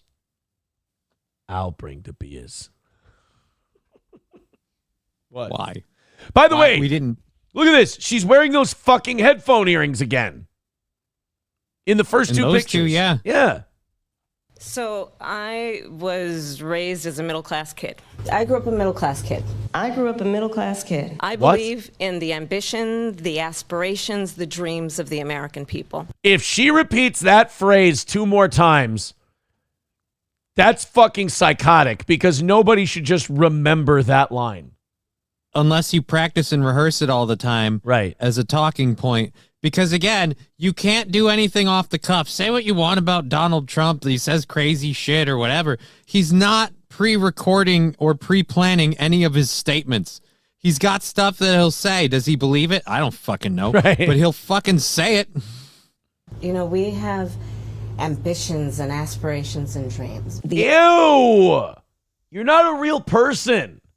Ambition, the aspiration, the dream. I started my career as a prosecutor. I was a career prosecutor for most of my career. Having a background as a prosecutor, I intend. You know, by the way, you know what being a prosecutor your entire legal career means? Typically means making sure people go to jail no matter what. Not only that, it means you fucking suck. I mean, or you're really good. It usually means you fucking suck shit. Like, because defense attorneys, when you're really good, you become a defense attorney in the private sector, you make a fuck ton of money. But if you have political aspirations, you want to stay in the public sector. That's you don't true. Want to be and I would also wager those people fucking suck.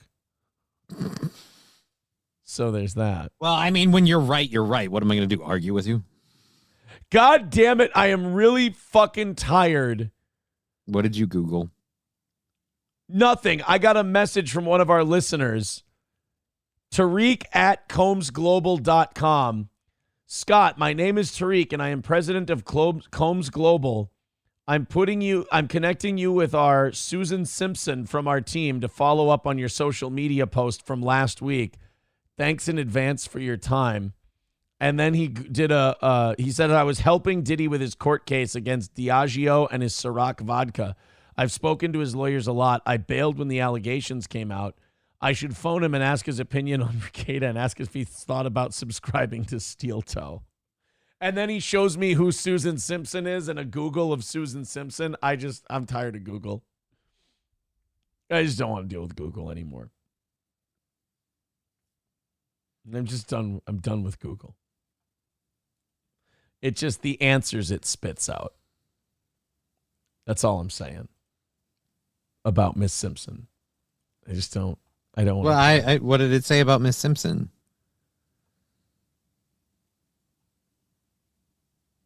Nothing. That seems weird. It seems like it hung you up. So you don't get rattled. What's up? Ozone with 499 says, is telling prosecutors they fucking suck a smart move right now. No. That's not what I said. Everybody starts out as you have to start out as a prosecutor. Nobody rarely hires you as a defense attorney with no record unless they're right. She's saying I'm a lifelong prosecutor. That usually either means you're not good enough to go private and because people starting out as defense attorneys, that's why you see a lot of like your local defense or prosecutors. They're usually very young because they're just starting out. You have to. Every lawyer I've ever known started out as a prosecutor. You have to. I'm saying if you are a lifelong prosecutor, either like Johnny said, you have political aspirations or you're not very good. Because usually defense firms will recruit you. They'll be like, you should come work for me. And then they write down a number on a fucking piece of paper and you go, pack my shit now. But nice try, Ozone. I appreciate it. You're just not as good at it as you thought you were. Misha with $2 says, ladies man is abusing DeWrench. I don't know, man. From what I've seen of the YouTube chat, there's a lot of cancer in there. So I would say that I think some innocent people get caught up and swept up. Those innocent people are more than welcome to join the Rumble chat. It's fucking great. It's fun. But I think a lot of you need to go over on YouTube because you just take yourselves a little too seriously and you kind of ruin the vibe for other people. All right, so we are, where does that put us? That puts us at 105 away from tonight. Let's finish that off, and the morning people can steal all of the evening show's overtime. I like that, because then I get to go to bed earlier, which is nice. 105 away, Streamlabs, PayPal. We haven't christened Venmo yet today. We can do that. I really wanted to get to this clip today. Republican senator draws gasps for shocking attack on a Muslim witness. Now, I don't know if this is some Mediaite bullshit, but the headline is pretty fucking wild. The thing he said. Oh, and by the way, over 900 of you, pushing 1,000 people watching the program right now. Hit like, hit subscribe, hit follow. We appreciate the thumbs up. The thumbs up helps us a ton. I appreciate it. So you have this this clip here that we're going to play in a second. Oh, and by the way, speaking of 1,000 people watching at a time regularly at our peak, I did notice that the people who used to stream live to talk about us had to stop streaming live because they were getting beat by us and they couldn't handle it psychologically. So they had to move to a different part of the day. I did want to say it makes me feel like radio all over again, where we'd beat shows so badly in the ratings that it was fun to watch stations like either flip formats or move them to a different time slot. I was like, that's the ultimate victory right there. Misha, and then also watching those people melt down and fall apart under allegations. Misha with $2 says, nope, talking movies, Ladies Man sucks. I like Ladies Man. He's always been very cool to this show. But if you're talking movies, that's too bad. But it looks like you're still there on YouTube, so that's good. Silverwolf with $5 says, move to ban fat bitches from Casey's. All right, I'm listening. Went in to get a slice of pizza, and two absolute pigs grabbed both of the pizzas in the spinner cabinet thing. Couldn't even wait to be checked out before gorging. Well, sorry, I believe I'm going to have to disagree with your police work there, Lou. No matter what if they were like skinny bitches? I mean, don't they still get to take a slice of pizza? Right? But yeah, I mean, if they're paying for it, like I don't really like people who open like soda and stuff like that and start drinking it and everything like that. But it's a hot pizza. You might want to have a nice bite right before. And if you're grabbing a whole pizza and like you're eating it on the way there. Oh, he's saying they were eating it before they paid? Yeah, I guess. They're allowed to grab the pizzas. If they're there before you, they get to grab a pizza. They don't have to save it for you. That is fucked up though if you can't wait. Because sometimes I'll eat the pizza in my car. No, they didn't wait And I'll feel like a fat fuck for doing that. But eating it in the store. Oh, wow. It's getting worse. He's adding more to the story. Silverwolf says they ate the whole damn thing. They easily weighed 500 pounds plus. Well, then you didn't even get to enjoy it. You literally you ate a pizza in a Casey's. That fucking sucks, dude. That's not even fun. That's eating out of impulse. That's not even eating because you like it. You're not even enjoying yourself. Tatler's coping. He says, down to 100. Aaron has made $20 today. Yeah, we knocked out like 4.5 goals yesterday, Tatler. I'm sorry for the L, buddy. Misha with $2 says, ladies' man took out 2 friends who donate. I'm sorry, Misha. Take it up with the court. I don't know what to tell you. I don't know why this affects you so much. Go to Rumble. Donate to the show somewhere else. Ladies' man is ignoring people who are trashing you, but taking people out who are talking movies. You know what, Misha? Would it mean... here's the deal.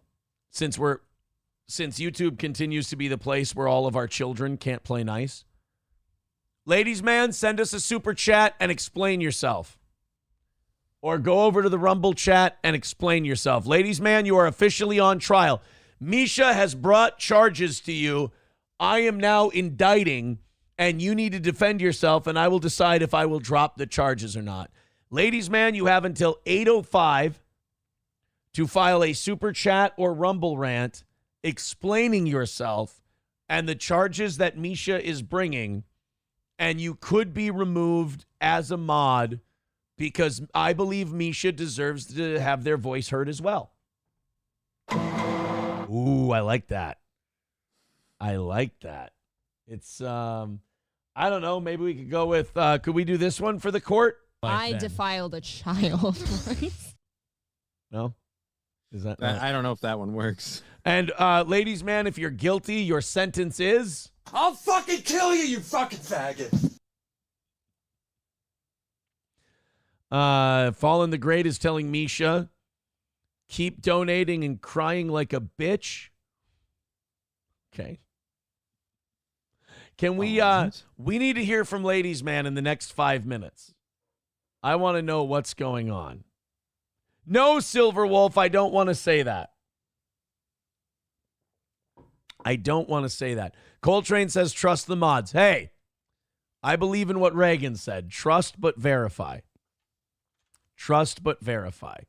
Thank you, Misha. $95 away from knocking out tonight. Not today. Today's already done. Knocking out tonight. All right, let's do this story from Senator... Oh, boy. You want to take a guess? Senator from Louisiana, John... I don't know. John, it's an easy last name for this show. Don't think too hard. Schwartz? Oh, Jesus Christ, am I that bad? I don't know. Let's just say you have to say his last name twice. Senator John... Kennedy. By the way, if you don't love this guy, he's the absolute best. He's so fucking good. I mean, this guy is... I wouldn't mind after this segment if we play a little best of clips of Senator Kennedy. He's a fucking no-nonsense guy from the South. I like him. He's a fucking marshman. Larry from the bar with $5 says, let's go. Suck it, night show. Oh, shit. 90 away from hammering out the night show tonight. Thank you, Larry from the bar. You know what would be really funny is if I told the morning audience, if you knock out all the evening show's goals this week, I'll cancel their last evening show. Would that be a dick? What if some people here watch the evening show? That would be funny if I told the morning audience, hey, if you beat the evening show's goals every night this week, I'll cancel their show. I want to see how mean this audience would be if that were the case. If they donate out of spite of the evening show crowd. All right, let's go to Senator John Kennedy.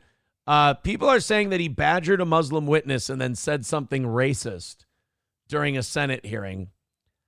I have a feeling that this is an overblown thing and they're jumping on some words he said and just kind of twisting them. But because I like John Kennedy, let's take a look.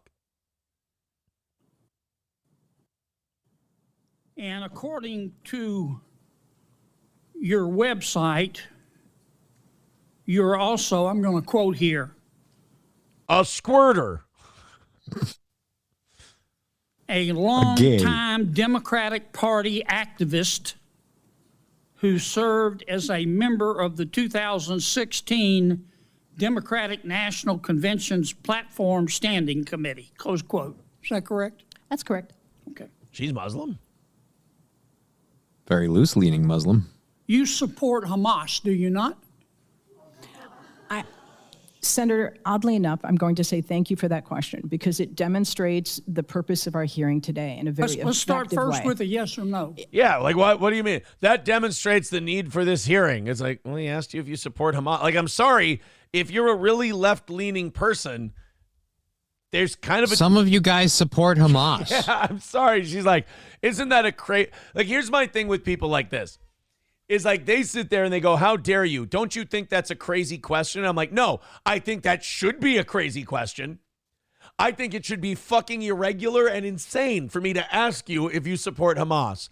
Unfortunately, here we are, and we have some Democrats who support Hamas. Now, you know me. I'm no Israel supporter either. I think both of these people are fucking evil and do awful things to each other. And what? One example. Do you want to talk about the USS Liberty? All right. Okay. 7 examples. Oh, okay. You want to talk about the dancing Israelis? That's 5. Fuck. That's 5 of them. So that's 6. Wait, we're counting each Israeli as a separate example? Yeah. You want to talk about blowing up pagers right in the faces of innocent grocery store clerks? I did that yesterday. Oh, okay. Well, then you're not sympathetic. But yeah, you're right. You're right. It should be fucking crazy for an American to ask somebody if they support Hamas. Unfortunately, That's where we're at. He's gotten a few yeses on that question. Hamas is a foreign terrorist organization that I do not support. But you asking the executive director of the Arab... No, stop. You answered the question. You're done. You're good. Was that so hard? But you have to play victim. Look at the Jewish guy over her shoulder staring daggers at. Look at the Jewish guy. Do you support Hamas? And the Jewish guy, you'd better answer the fucking question. This guy is just, you fucking terrorist cunt. I'll raise the rates on your fucking mortgage. Yes, to communicate with someone on his own level, the Irishman is forced to speak to the Almighty. Now my father says, answer the fucking question. That works because Kennedy's Irish. Oh. Do you support Hamas? Well, that's really terrible that you... My father... All right, father, I'll ask him. My father says stop stalling and answer the fucking question. I would love it if somebody during a Senate hearing went, answer the fucking question.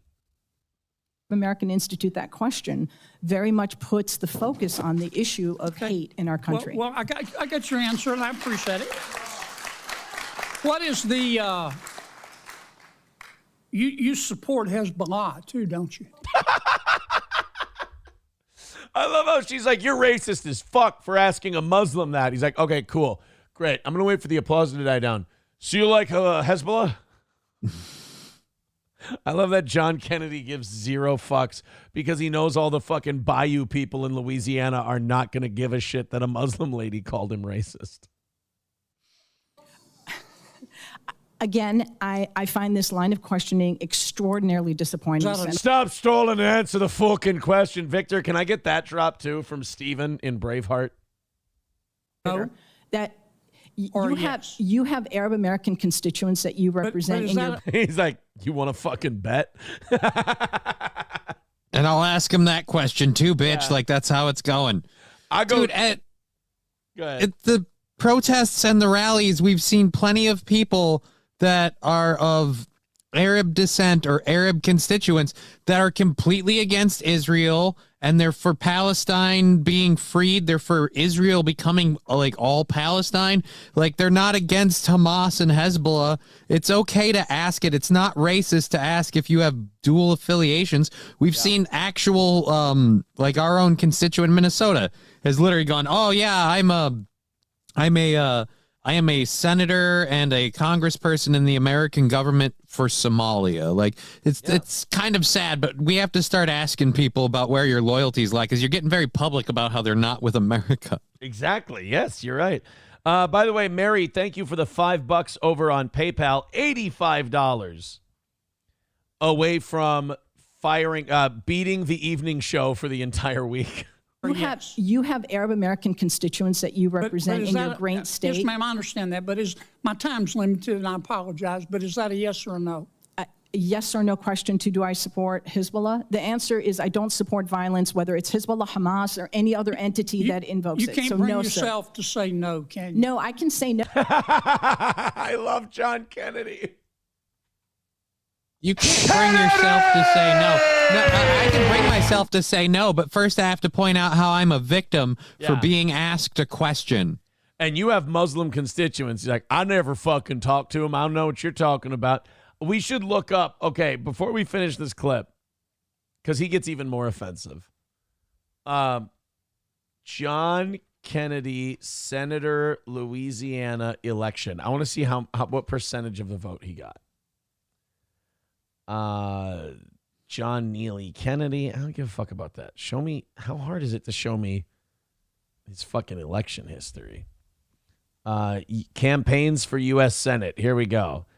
2022 re-election, defeating 12 opponents in an open primary with 62% of the vote in the first round. In the general election, he defeated Democratic nominee Gary Chambers by 43.7 percentage points. He received the most votes in every parish except Orleans Parish, where all the poor people live. And apparently the Arab American constituents. You have Arab Americans in your constituency. I bet you I don't. Are you going to ask them this question? Fuck, I'm going to make them take a blood oath. I'm going to see if I can convince them to move. I keep asking them if they want to go back to where they came from. And they keep saying they came from Bayou La Battery. And I'm like, hey, fucking bullshit. Oh, my God. He defeated Campbell by, this is a different election. Uh-oh. Oh, he's getting more popular. In 2016, he only won by 22%. In 2022, he won by 43.7%. Oh, so the next time he's up for election, he'll probably just win by like 80% now. Yeah. If John DiCaprio ran for the Senate, I bet you he would win. Maybe. You know what he'd win by? What? 2. Win by 2. You see, he would win by 2. Yeah, the name of the show. He does a show called Win by 2 Radio. Go listen to it. It's fantastic. Zen Man builds with $5. Says no overtime for the night timers. Rally up. K Fallen the Great with $5. Says now is your chance to finally cancel the show. All you need to do is donate $20 of hate, and you can help cancel a show. That's true. You can actually take evening shows away from the evening people if you knock out tonight. We are $80 away from fucking over the evening audience for all their overtime. Thank you, guys. Streamlabs, PayPal, Venmo. All right, let's go back to Senator John Kennedy. I want to watch fucking John Kennedy clips all day today. No, I can say yes. But what I can say is your line of questioning. Do you support or oppose Iran and their hatred of Jews? Wow. He's just on it. That would be funny if I was on the stand for that question, and they're like, "Do you support Iran and their hatred of Jews?" All right, Senator, you just made that a complicated question. Do I support Iran? No. Thank you, Senator. I'm not done answering your question. And their hatred of Jews. Define hatred. Look, I'm just saying, blind squirrel nut, it happens, okay? So, look, do I agree with them on all of their policies? No. But every once in a while, women driving. You know that thing about broken clocks, Senator? So this and the them voting thing, they're right twice. To the Jews. Again, I'm going to emphasize. Look at the Jewish guy. I want you to watch the Jewish guy over her shoulder and how entertained he is by these questions. How do you know he's Jewish? We don't have anything that gives that away. You're right, I'm guessing. Look at his sour punum while she's being asked if she supports Hezbollah, and then watch what happens when Kennedy keeps giving her the business. You bring yourself to say no, can you? No, I can say no. I can say yes. But What you I haven't. can say is You just your can't line make of yourself do questioning. it. Do you Senator. support or oppose Iran and their hatred of Jews? Again,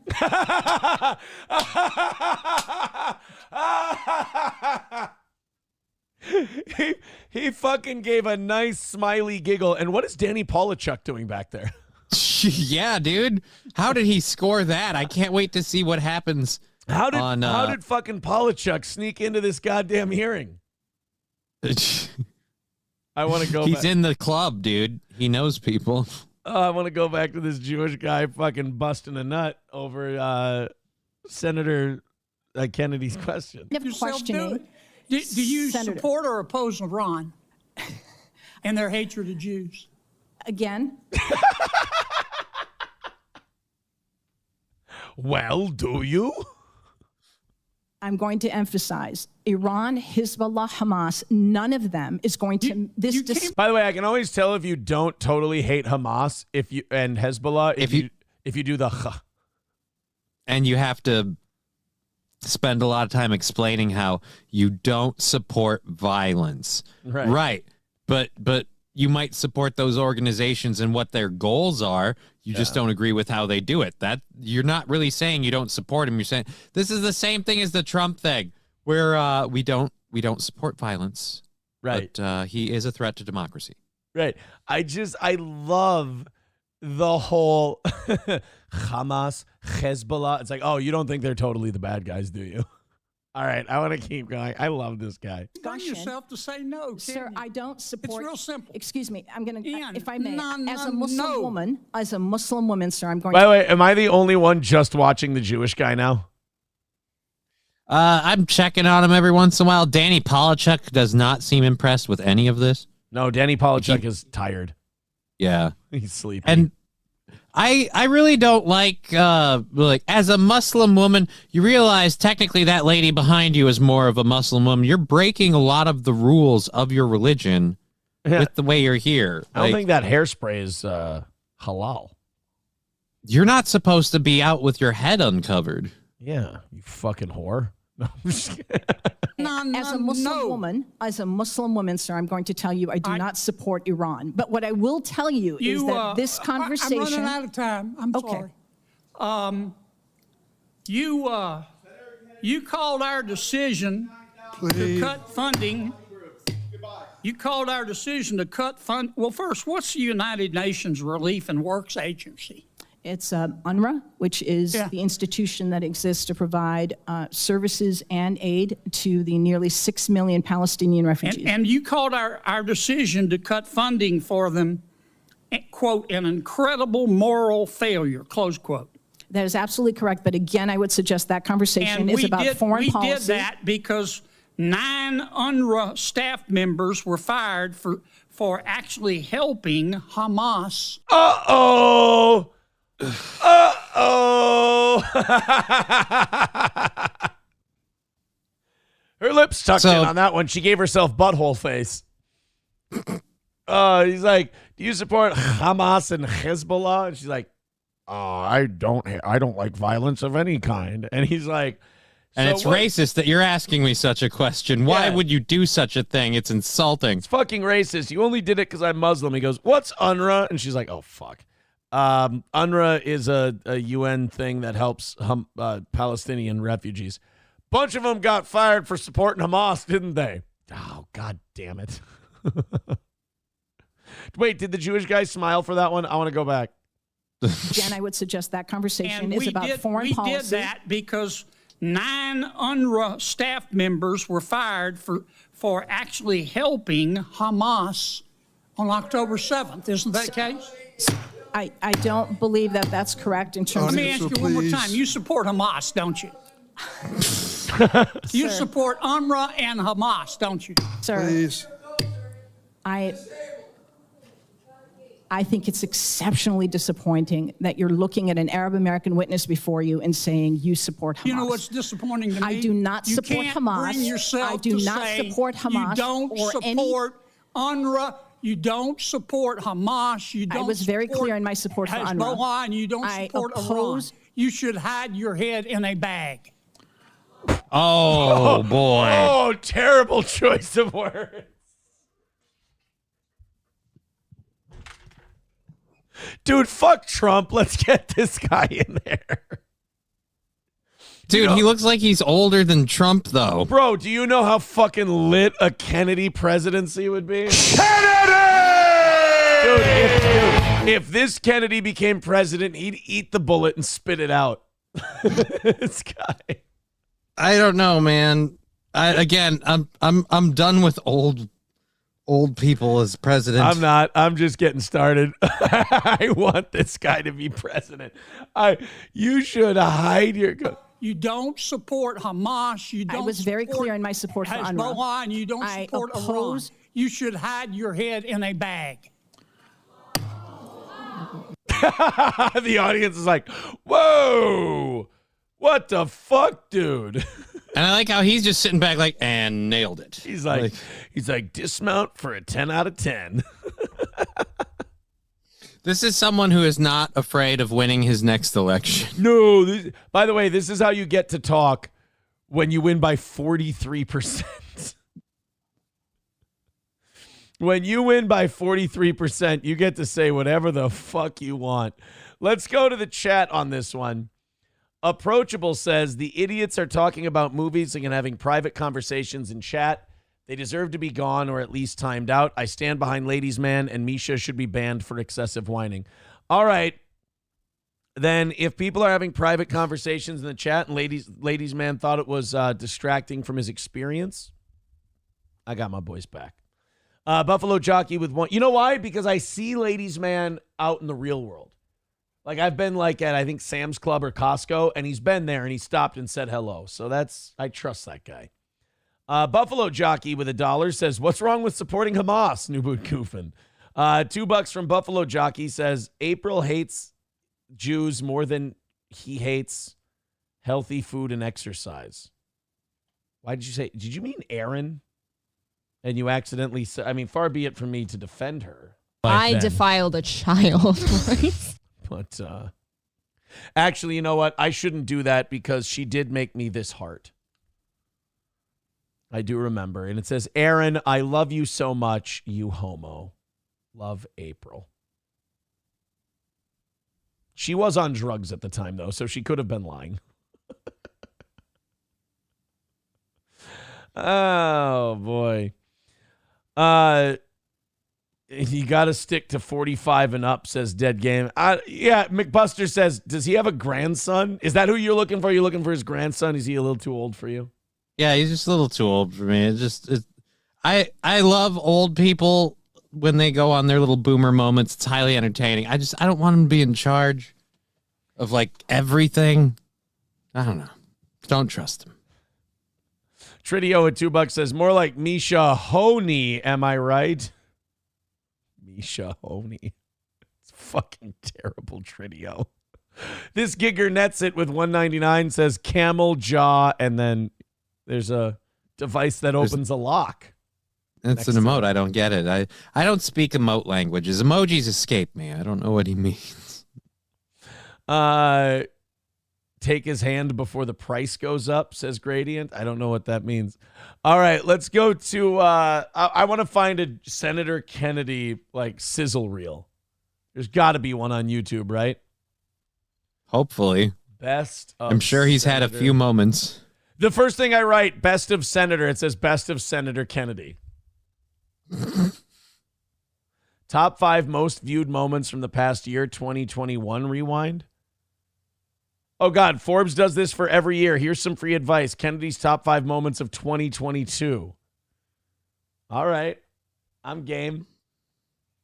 As many viewers on this channel know, Louisiana Senator John Kennedy often is called With Ms. Clark. You've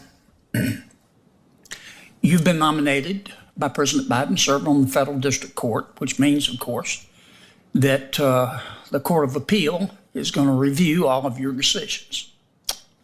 What is the appellate standard of review for this is gay. Question of fact? I don't want to do this. I just want the Muslim shit. I just want I want the real spicy shit. Yeah, I want to hear him kind of be a little more offensive and in the face. Like, what's going on? Yeah, I want him to be really politically incorrect and horrible to people. That's what I want. Look, I'm not saying I'm not part of the problem. Like, I'm not saying I'm not part of the reason this country's fucked. But I really like it when these guys are just total bags of shit. Oh, Johnny, you missed Aaron freaking out about his Nazi coin last night. Up until you found it, I saw death in his eyes. It's true. Wait, I found it? No, who found it? He means me finding it. Oh, well, I'm sorry. Were you worried someone stole it? Somebody clipped it. I can't remember who clipped it. I think Stalin did. Stalin or Will Heron, I think, clipped it. Me losing my fucking mind about my Nazi coin. I think it was Stalin. By the way, guess yes or no. Has Stalin clipped anything from Steel Toe today? Yes. Okay. You're going to say yes. I haven't checked yet. We'll see. Let's see if he's clipped anything from Steel Toe today. Nope. But we do have the Nazi coin clip. Here we go. Matt came in today, and the first thing he said to me was, "Did you hear what the Jews are doing?" And I went, "Hold on." It's actually true. He did. Let me get my... Uh-oh. So I opened this box that has my Nazi coin in it. It's got a nice little plush bed in there for my Nazi coin. And I opened it, there was no coin in there, and that is a legit reaction, by the way. That's a shoot. What are you missing? Who stole some? My German winter harvest coin from 1941. Is it in the... God damn it. This is a tragedy. When was the last time you took Did that bitch steal my Nazi coin? I mean, didn't she take your salad bowl or something like that? She took my butter dish. She took your butter dish. Just no fucking qualms on this lady. No respect. Is nothing sacred. These hoes ain't got no respect. I tell you what. I defiled a child. Look it out. If that bitch stole my Nazi coin, I'm going to lose my... That is a legit breath of relief that you heard. I got to hear the breath of relief. Here we go. Stole my Nazi coin. I'm going to lose my... Oh, God, I almost thought that's what happened. She can take $5,000. She can steal my shit. You have a Nazi coin? I don't care about that. Leave my Nazi coin. I got to see a Nazi coin. Honky says Matt thinks Nixon is the eldest Nick Rekieta boy. Nick's son. Oh, shit. Yeah, so I thought I lost my Nazi coin for a second. I just realized I forgot to tell you something. I have to bail at 10, just so you know. I can't do overtime today. You fucking been talking to Corn Diff? No, I gotta go do stuff. Like I have to squeeze a lot of life in between your show and mine. So today just got a little back-ended. Squeeze a lot of... like doing life. Like appointments and going to the doctor. I thought you meant and the you had hospital. to jack off, like cum, like life. Oh, God, no. I squeezed that out during the show. Buffalo Jockey with $1 says, Aaron just wants Muslim shit, particularly on his chest. Buffalo Jockey with another $2 says, April wouldn't take your Nazi coin. Even she has standards, too. This is a really... Damn. Like, that's legit worth money, whether... Oh, this? Yeah. Yeah. That inherently, just as a coin, has value as a coin collector. It's, I think, worth $15 last time I looked. Really? They're selling for about That's $15. it? Yeah, So I could buy one. Probably. Oh yeah. Let me see. German. I mean, you probably get put on a list if you do. Like a Ukrainian support list. Like they start sending you emails. Charity badge with a swastika. World War II swastika. Let's see. Wir helfen charity badge with a swastika. Is this my coin? Ja, wir helfen. Harold Goldberg. Why do I? No, that's not it. Rare swastika. What the fuck? Maybe it's not the $15 coin you thought it was. Oh, Wir helfen coin grain World War II. Pressed metal alloy pin. Not that.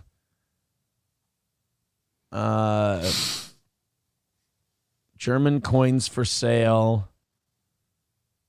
That's not my coin. Hashtag not my coin. Where's my fucking... Maybe I got a nice rare one. Maybe. That would be cool. If my German coin is rare. German coins for sale. Well, see now here... Okay. This is kind of not really close to mine. There's $40 for a 5 Reichsmark coin. There's only 2 left. There's going to be only one left in a minute. 1899, 644, 1211, $185. Oh, that's a Friedrich the Great coin. Shit. Deutschmarks, $15.99 for Nazi coins. I can get all those Nazi coins for $15.99. Damn. Fuck. Add to my collection this election. All right. Well, we've done enough Nazi coin searching. People are going to start to think I mean it. Tridio with another $2 says Alpha Kenny Body says the Casey Kasem wannabe. Alpha Kenny Buddy. I'll fuck anybody. There we go. Atomic Ray with $3 says Senator Kennedy hot takes. We'll check that out. Buffalo Jockey says 2 Jews talking about the value of a Nazi coin. Murica. Thank you, buddy. You guys are $70 away from hammering out the evening show's final goal of the week and taking their overtime away from them. Life is hard, but it's harder when you're stupid. Can I take cocaine with my spouse? No, sir.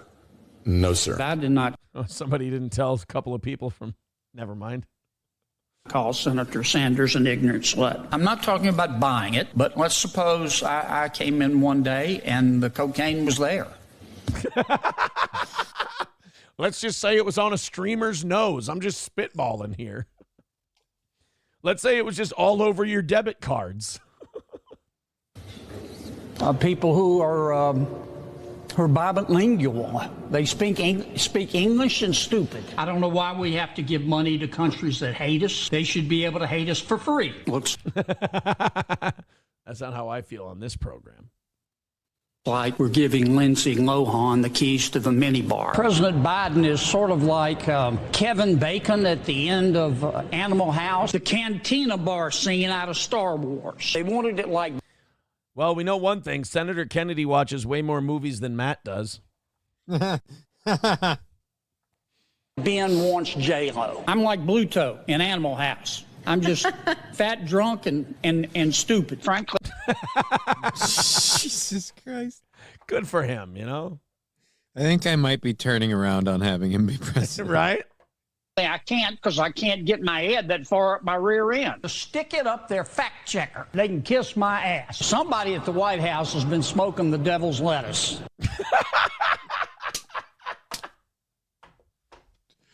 God, if only. Apparently right now they've got more than the lettuce. They got the lettuce and they've got the seasoning.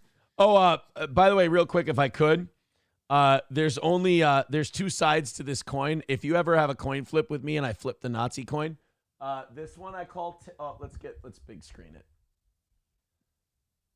This one I call tails. Okay. Right. This one I call the super awesome side. So It's not heads or tails. That's what I call the smoker. All right, sorry. Okay, we cannot run the greatest economy by putting fairy dust and unicorn urine in our cars. Urinate. I mean, he's right. He's like a really, really weird version of oh god damn it, Ross Perot. I was gonna say he's like a white trash Confucius. Urinate to get off the pot. My car doesn't run off fairy dust. My car doesn't run off unicorn urine. The spending porn on pet projects, it's just chock full of spending porn. There's an enormous amount of spending porn. Next time you get in trouble, call a crackhead. Call a... Next time you get in trouble, call a crackhead. Hold on. I'm going to text you I'm going to text you my response to that. Okay. Hold on a second. I'm guessing you can't share it publicly. Just tell me on the video call.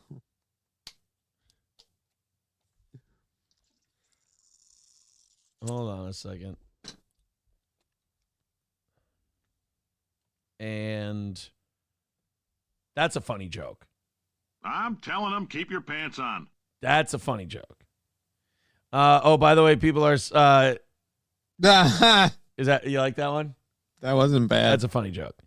Aaron, when the Vikings lose to the Cousins Falcons in the 2025 NFC Championship game, and he puts my big surprise Nazi coin face on there. All right.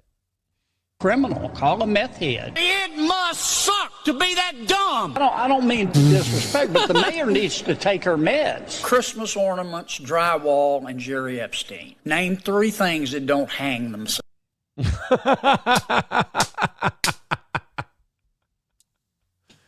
Oh, man. Oh, my God. That's hilarious.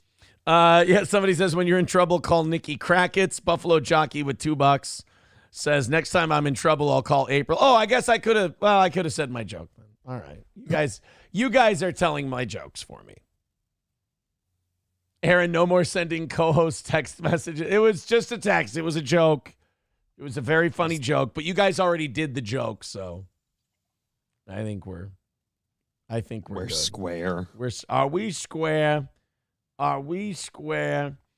Thank you guys very much. We appreciate your generosity. What are we looking at for hammering out the final $70 away from knocking out our final goal for the week?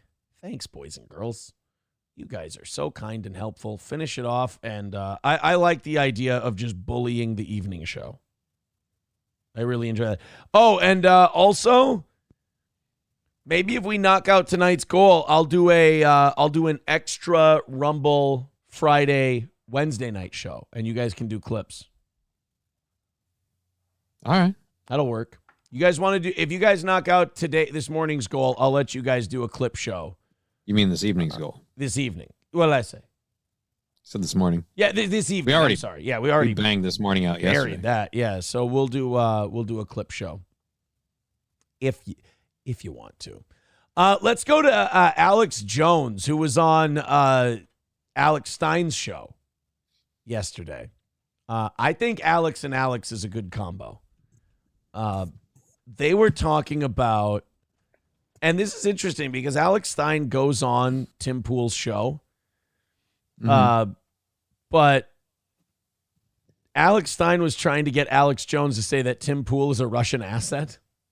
And I've got to be honest, if you've got Tim Pool as one of your assets, that's a shitty asset because that guy sits on fences so hard he's got a fence post shaped asshole. He is the constant in the world of fence sitting. I've got a few clips. The beanie covers the tip of the fence post coming out of his head. He really like does. A fucking unicorn horn. We've got the Alex Stein, Alex Jones interview. We've got some clips of it. I want to play a few here. I just want to make sure I've got all of my little clip ducks. Ducks in a row. All my clip ducks in a row. Okay, good. I got 2 clips of Alex and Alex. Let's our first clip says Alex Jones and Alex Stein started the green pill movement. Let's go to this one. This is from last night's show.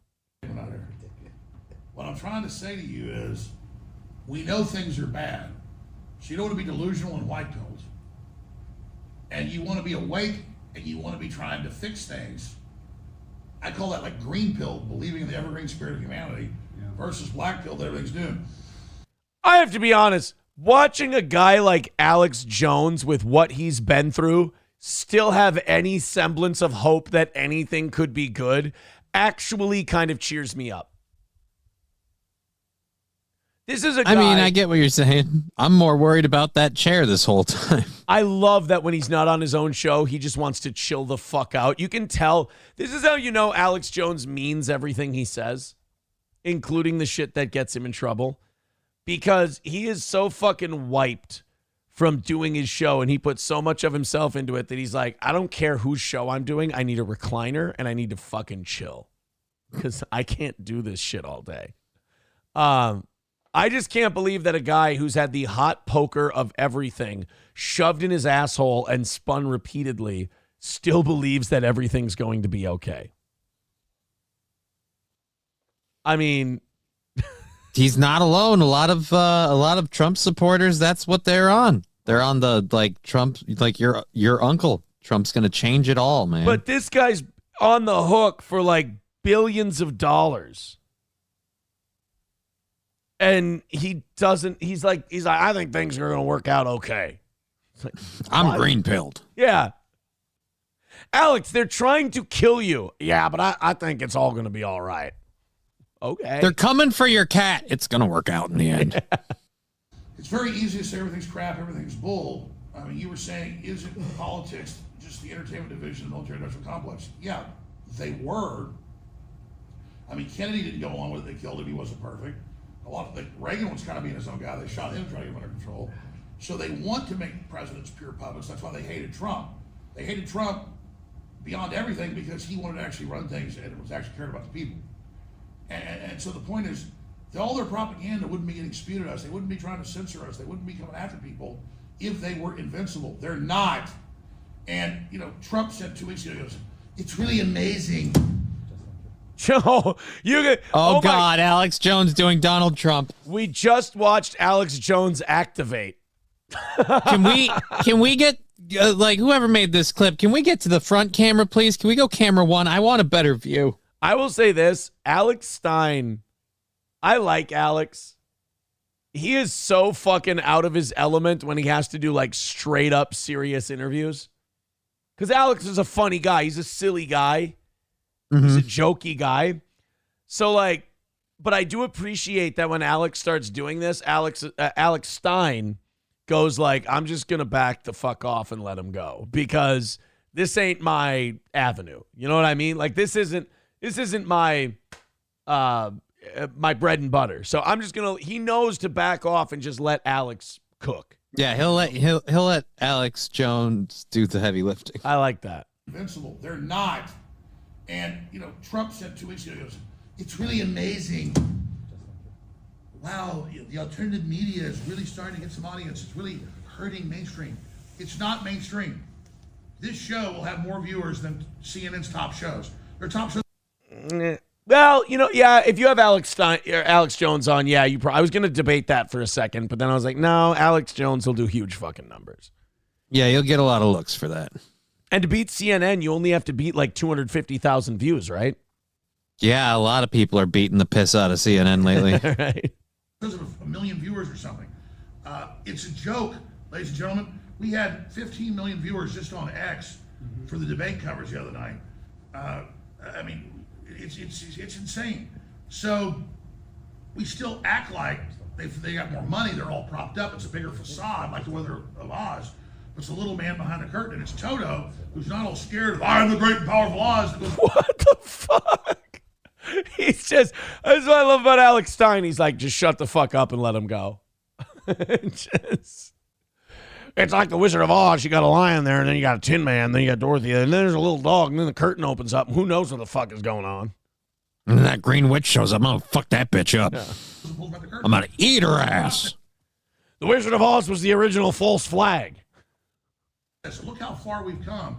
Seems like things are worse now. A lot of it because the globalists are in trouble, they're dug in, and the world's awakening, so they're in panic mode. See, I find that to be an extreme cope from right-wingers. I don't think they're in panic mode and worried. I think that's a lot of these people not paying attention to how many dumb fuckers there are out there who just don't give a shit about this stuff. You know? Right. I don't think, the globalists are worried and they're this and that and they're this and that. It's like, no, they're not. They feel pretty deep in control. I mean, they're doing shit out in the open. You know? Buffalo Jockey. They've shot at him twice. Yeah, exactly. That's pretty brazen. Buffalo Jockey with $2 says Tim Pool is a tool, but he has a massive audience compared to shows like yours. Nobody's debating that. Nobody's debating that. Two things can be true at the same time. Yes, absolutely. Is Tim Pool a complete tool? Absolutely. Would I kill a family member to gain his audience? 1,000%. So I already have him picked out. Exactly. First one's Johnny's cat. The beef jerky thing. Wait, my cat's a family member? I thought I was out of this. I didn't realize. I love cats. You don't secretly know. So this is Alex Stein asking Alex Jones if Tim Pool is a Russian asset. I enjoy this. So I fly every weekend. I'm very worried that they're going to have a plane crash. Where do you fly every weekend? What? I go all over. Right now I'm going to Tim Pool's show tonight. I'll be on Tim's show. Do you think Tim's a Russian asset, or do you think that was all BS? Yeah. Did he just throw it? Yeah. Like a dart? I love that Alex isn't listening to Stein at all. He's just like, oh, yeah, where are you going? I'm going to go be on Tim Pool's. I'm guessing he doesn't give two shits about Tim Pool. It doesn't sound like he does. With what he's been dealing with right now, whether or not Tim Pool's a Russian asset, I don't think he really cares. Yeah, I don't think he gives a fuck. Sorry. Well, you messed up here, Alex. Here, let's do this recreation. I know. Let me see that. Let me see the spirit. Hold on. Okay, let's recreate 9/11. Yeah, I want to. See, now that's what Alex Stein is good at. Let's recreate 9/11. And it's perfect because there's a Jewish guy there. Yeah. I want to say this, I don't know if you know, but I was contacted by the Russian consulate about 8 or 9 days ago, where they were offering me serious amount of money to spread, some disinformation. This was the day before Tenet went down with the local indictment against Lauren Chen and the company. Bro, you didn't take it? What are you, fucking gay? Oh, I'm loyal to America. Spread some disinformation, dude. Come on. Once the check clears, you can totally shittily spread it. Do they get their money back if you don't spread it very well? Yeah, they're Russian. They might kill you, but they might send Kevin Nash to your house and you got to throw a boiling pot of water in his face. But only way you can get him is to take him and throw him down the stairs. I'm fine. He's not. About the Russian money or alleged Russian money inside of U.S. politics.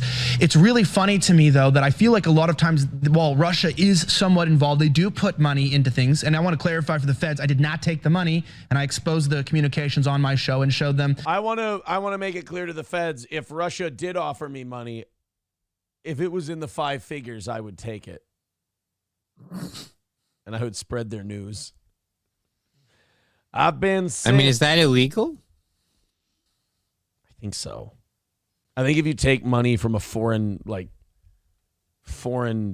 whatever, it's a technical term, foreign whatever. And then you spread their propaganda. I think if it's not a crime, they can just invent it and make it one and then take you in. I'm not those taking people money that put together that Steele dossier should be in real trouble. Taking money from a foreign government or an adversary of the United States. However, I believe the Tenet stuff also has to do directly with the election. How do you know it was an info vault 7 and that they weren't spoofing the Russians? Well, because I have already contacted these people at the Russian consulate in Australia. I went down there and spoke to them because there's currently a Australian Let's be clear, the Russians are involved in our policy. They're just a junior player compared to it was like the UK, Israel, or China. Well, it made Israel seem like they were an alien space race with technology 10,000 times beyond our capabilities. Fuck, I say that for free. God damn it. I'm really fucking up over here. Where's the lie part? Yeah, I know. Yeah, Elijah, what the fuck, dude? You didn't take the Russian money to just tell the truth? It's just free money to spit facts, man. Right. It's a win-win, bro. You get to get a shitload of money put in your pocket, and you get to expose the Jew space weapons. I mean, if you ask me, it rules. I mean, they were just texting me on Signal, you know, being like, hey, can you... Uh-oh, why do you have Signal? I've only used... How did they know how to get a hold of you on Signal? Right. I don't know. Why is it that all these guys who are like this Elijah Schaffer, why is it that all these guys who are great truth tellers and info warriors and fighting the good fight, why are they also Israel cucks? I don't get it. Like, I don't understand it. So, like, all right, it's like these are grifters. These are the most basic political grifters you're ever going to find. Yeah, we speak truth to power. We don't take any sides. We fucking tell it like it is and inform people with what they need to know. By the way, Israel blowing up terrorists and innocent people with fucking pagers and wounding 3,000 people, some of which were definitely children, is totally fucking rad and cool, man. Fuck the muzzies. These people suck. Elijah Schaffer sucks. Like, all of these people talk out of both sides of their mouth. They're fucking in, man. They're going to fight the deep state. The deep state fucking loves Israel. Israel is the deep state. And these guys sit there and they go, you know who's really the problem? These powerless muzzies living in fucking huts in Gaza. Guys, they're firing rockets at our Iron Dome. We better level a hospital. Yeah. Hey, they're firing rockets that will never hurt anybody. We'd better bomb kids. Fucking hell. Yeah, Elijah Schaffer's a radical dude. He's a fucking mark like the rest of them. Tell the truth. This is the equivalent to getting attacked by a bunch of mosquitoes and then finding there's an old tire with water in it, and that's where they're coming from. So to take it out, you decided to use C4. Like, I mean, you really kind of got a little heavy-handed here. You guys went a little nuts. You share this fake video, basically. How much money do you want? What do you want? This is through the consulate in Australia. But my point is, what was the video? It was the fake video of the African black guys kicking that white girl Trump supporter in the shoes. She was bloodied. It was a fake attack on Trump supporters. They had the video done the night before the rally of Trump, yet they claimed it happened on the day of Trump. I know who took the money for that. I know who took the money for that. Was it Tim Pool? Was it Tim Pool? Is he saying that Tim Pool's taking money to... Well, then, you know what? I have more respect for Tim Pool than I did before, because it means that Tim Pool doesn't actually mean a lot of the gay shit he says. Good. Respect. All that stuff is just... Some people are making jokes in the chat that I can't address, but it's very funny. Tridio with $5 says Elijah was also a close contact of Nick Rekieta. Why do you think he had Signal? Well, I mean, Camelot came out recently and said Nick was sharing a lot of shit via messaging. I don't know. This is Camelot said this. I have nothing to fucking do with it. It's a silly place. It is. Yeah. On second thought, let's not talk about Camelot. He is a silly place. It's a silly place. Buffalo Jockey with $1 says maybe you should lose 85 pounds and wear a beaner. I think he means beanie to gain an audience like Tim Pool. I like it. I like the way he originally worded it, though. Yeah. How are we going to find? How does he? Is it a he or a she? How do we keep him from getting squirrely on your head? I have a neighbor, but he's a really cool guy, and I want to play cornhole with him. Shut up. He won a cornhole tournament recently with a guy I was partners with in a tournament we did this summer. Mm-hmm. And at his house, he won a tournament this weekend, and he was holding the prize check, and it was fucking $3,000. So you really thinking about getting on that cornhole? I really circuit, want to fucking play with this guy. Like, I'm pretty good. If you give me a super good partner, I could win one of those tournaments. I couldn't like take a guy who's not as good as me and win a tournament. I wouldn't be good enough. You can't carry, but you can cover yourself. I can assist. I can be Stockton. I can't be Malone. I can be Pippen. I can't be Jordan. But like, I got to talk to my neighbor, and I got to be like, dude, get me in one of these tournaments with you. Dude, $1,500 on a weekend just for playing cornhole? Fuck, dude.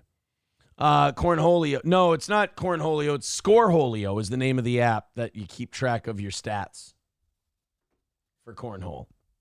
Buffalo Jockey with $1 Says, you want to cornhole your neighbor. Homo, new boot goofing. Yeah, I can't really fight you on that one. I walked right into it, didn't I? Yeah, you want to seep your... Jesus Christ. You want to sink your sack into his hole. At a kid, you got Waldo there. style. It was an ugly road, but you got there. Almost 1,000 of you watching the show right now. Hit like, spread the message. God bless Texas. One of my buddies, well, no, now two of my buddies are starting to come through for the Vikings game this weekend. Really? Well, here's the fucked up part. So it was supposed to be my son and I. Mm-hmm. And now my son, he's 7. And he was told how long the drive is from here to the stadium. Right. And now he's being a prima donna about it. He's like, Dad, I don't know if I want to go. That's a long drive. I'm like, well, buddy, we're going to go watch a football game. You're going to, like, I had him really excited about the idea that we go there early, we get breakfast. Right. Because my experience taking my son to a Vikings game is going to be different than one with my friends. It's going to be, sodas, not beers, Well, Bloody Mary and you. But kind of breakfast. I was like, we'll have breakfast, bud, and we'll sit and we'll get our tickets, really nice tickets close to the field for cheap. And he loved that idea. But I'm really worried. Like, my son is way too much like me in that he's got a real diva-ish attitude about some shit that doesn't make sense to anyone but him. And like he can't understand why other people just don't fucking get what he's saying. And I'm like, oh my God, I feel this way all the time. And he goes, Dad, it's an hour and 45 minutes with traffic. So somebody told him that, but he's like, it's an hour and 45 minutes with traffic. I'm like, yeah, buddy. He goes, God, I really want to go to a football game, but can it be closer? Like, can we not? I'm like, buddy, no, like they play in that stadium. He's like, but I'll go if it's closer. I'm like, I'll call the owner. I'll ask him. Guys, can we move the stadium just a little bit closer to St. Cloud? Can we just pick it up and shuffle it? My son really wants to go to a game, but it's a distance issue. He doesn't understand why that isn't a reasonable request that they move the game closer. No, I get it though. Like 7 is a really young age to go to a football game. I think the first game I went to that I remember going to, I was 6 or 7, and I wasn't the best passenger. I wasn't the best companion for a game. So I don't know. So he wanted to go, so I was all hyped up. Then we beat the 49ers, and he's like, I want to go to the game. I'm like, yeah, fuck yeah, I want to go to the game. Because I've been spending next to nothing lately. I mean, except for one very large expense. Easy monthly payments. But I've been spending nothing on the weeks and the weekends. So I'm like, budget-wise, let's go to a fucking Vikings game. Why not? So I got really hyped up to go. And then my son bailed on me. And then I asked a couple of friends, and they said they couldn't go. Now, 2 of those friends I got a text from one last night and a text from one this morning saying, actually, you know what? I think I might be able to go.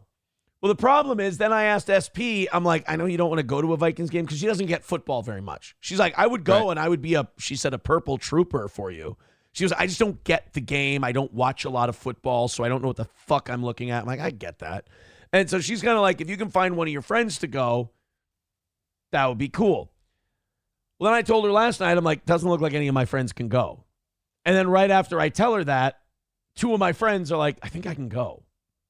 So now you got to get out of bringing this broad because she doesn't know the Oh, no, she'll be thrilled if she finds out one of my friends wants to go.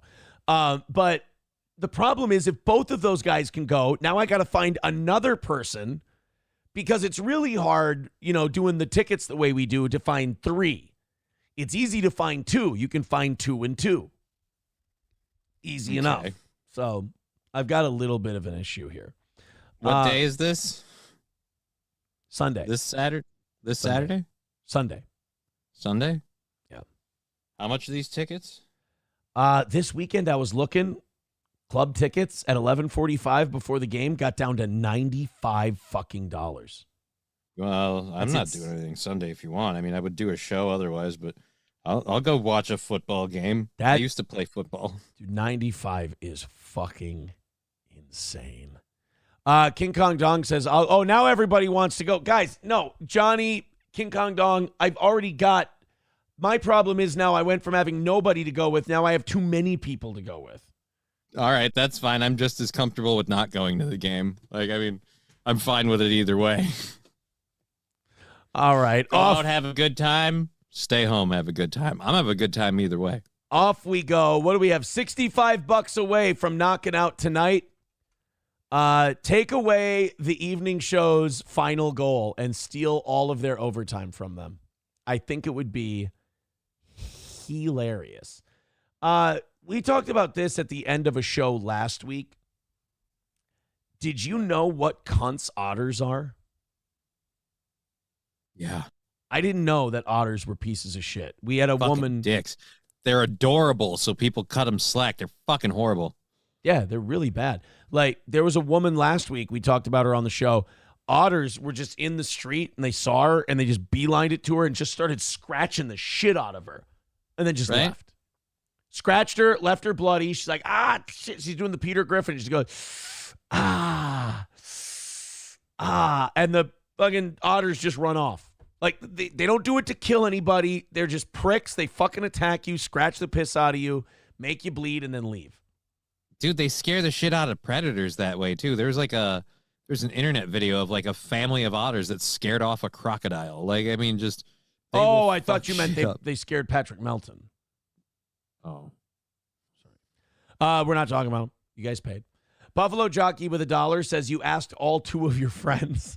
I asked a bunch of them. I have friends, you know. Buffalo Jockey with $1 says, bring Johnny. You'll get good parking and probably good seats for him being crippled. I got to figure it out. Sounds like he's good. If I go with I was just offering to go to be nice. Here's my issue with going with my friends. I want to spend, I want to go to the Vikings game. They're a lot of fun. And now I don't have to pay for 2 people anymore. It's just me. Right. But I also want to spend a good chunk of the day with SP on Sunday. And I know if I go with my friends, I'm going to have to park at one of their houses because they live in the suburbs. We'll Uber it down to the stadium. And I don't want to be the party pooper who's like, guys, I can't. Because usually what we do is we go to the Vikings game. Then we go to like Pog Mahone's and some of the bars for the 3:00 games. Right. And I don't want to be the guy who's like, guys, I can't stay for the 3:00 games. You know, I want to get home and, you know. My girl. I ain't gonna see my girl. They're gonna be like, you fucking queer. So I suppose I could just Uber back to my car and just head out after the game. You could. That would be the way to do it. Just don't get fucked up at the football game. Simple enough. Anyway, enough of my football shenanigans. I'm really just talking to myself about myself and trying to figure shit out. Let's go ahead and check out this otter attack. These little pricks attacked a child at a Washington marina this week. And like dragged him underwater, the whole deal. Like, I don't know how the fuck this kid got close enough to the otters to be attacked this way. I'm fully ready to blame the otters, but I'm also feeling like we may end up blaming the children at some point. Let's take a look. Oh, we've got ourselves an ad. Ooh, a casino ad. Oh, they employ black people too.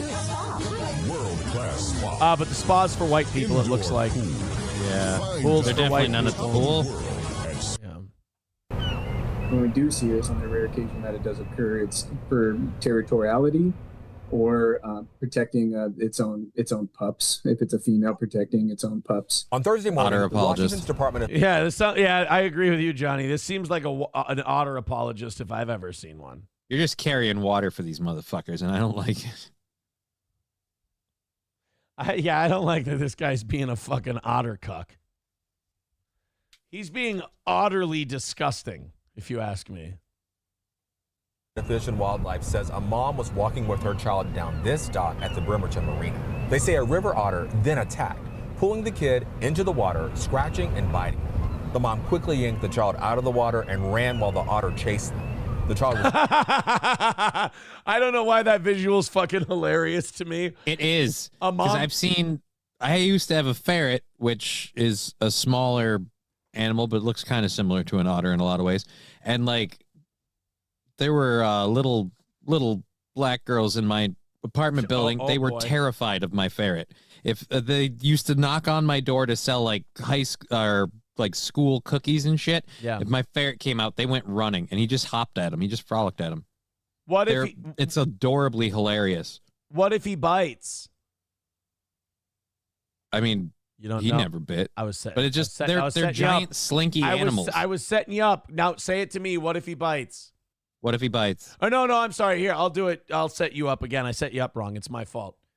If he bites you, you get rabies and then you die.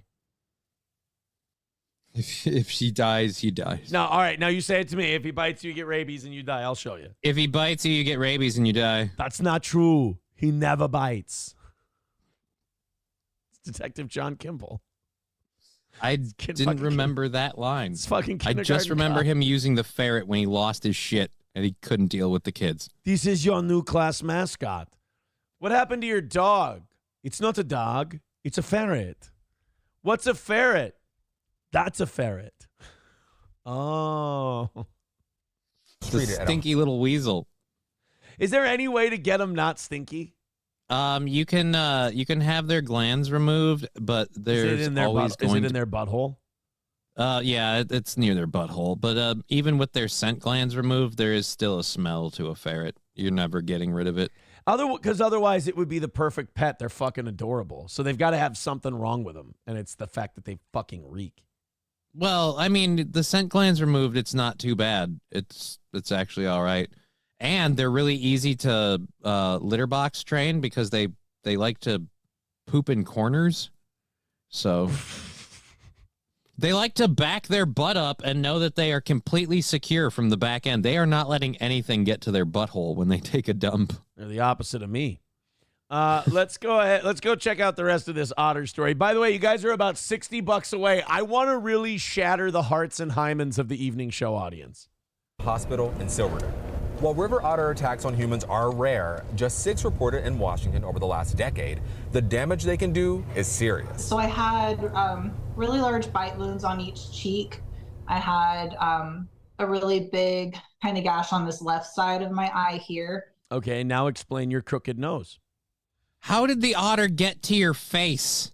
They're fucking evil, dude. I mean, it scurried up you and got to your face, or were you in the water? Like, I'm just curious. Bro, because I get, like, biting and scratching the legs, but you can fight them off. They're like the mink coat in Ghostbusters, too. They're ferocious. Luckily, it didn't get my eye, but it was just very close. That's what SP told me. It's a terrible joke. It's a cum in the eye joke, guys. It's not okay. It bit through my nose. Jen Royce lives in Bozeman, Montana. She was attacked by a river otter last summer. Holy fuck. Look at what those things do. Again, people are like, oh, they're so cute. But like, yeah, they're murder fucking monsters, man. They're on par with dolphins. It's crazy. She looks like Sergeant Barnes in Platoon. She's like, you think you use that shit to escape reality? I am reality. She looks like Jack Nicholson before he found his doctor in Batman. I got a bad feeling I'm not going to make it out of this otter pen. We all got to die sometime, Red. Now get back in your foxhole.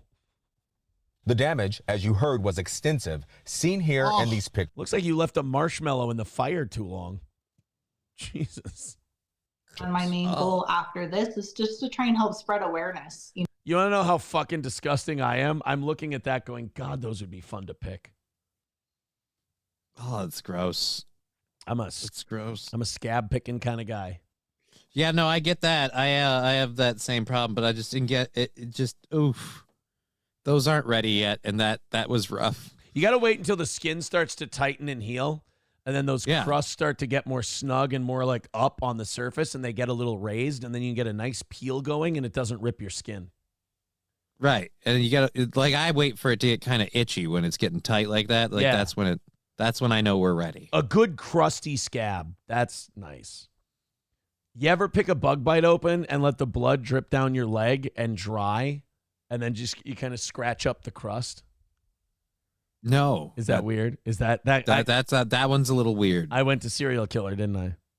Just a touch. Yeah, I'm a little uncomfortable now. Yeah. Sometimes that feels good. I don't know if this makes me part cutter, but like sometimes if I have a mosquito bite on the side of my leg, I'll scratch the fuck out of it and I'll scratch it open and the blood will start to leak down and that cool feeling down my leg will be like, oh, that's a good drip. And I'll see how long the line can go down my leg. And then the little, the heavy blood part, the bubble at the end. Yeah. You wait until that gets crusty and then the line's crusty and you take your index fingernail and you just scratch it up. You chip away. Like a lottery ticket. Or like paint, like dried paint. You just scratch it up. Or like jizz, just dried jizz running down your leg. That's fucking disgusting. You wipe that shit up. You're disgusting. That's fucking sick, dude. What the fuck is wrong with you? Jesus. 09 Canyon says, don't pick at scabs and sores. I have a deep scar on my arm because I can't stop picking at it. Dude, it's the gift that keeps on giving. That rules. J-Bra says, I pick all my scabs. Attaboy. Chips and Diff says, right to serial killer in lightning speed. Sam Show, you're a fucking freak. McBuster says, OCD scab picker. Could be a cutter, too. Richard Head says, that's when you shave your legs, fag.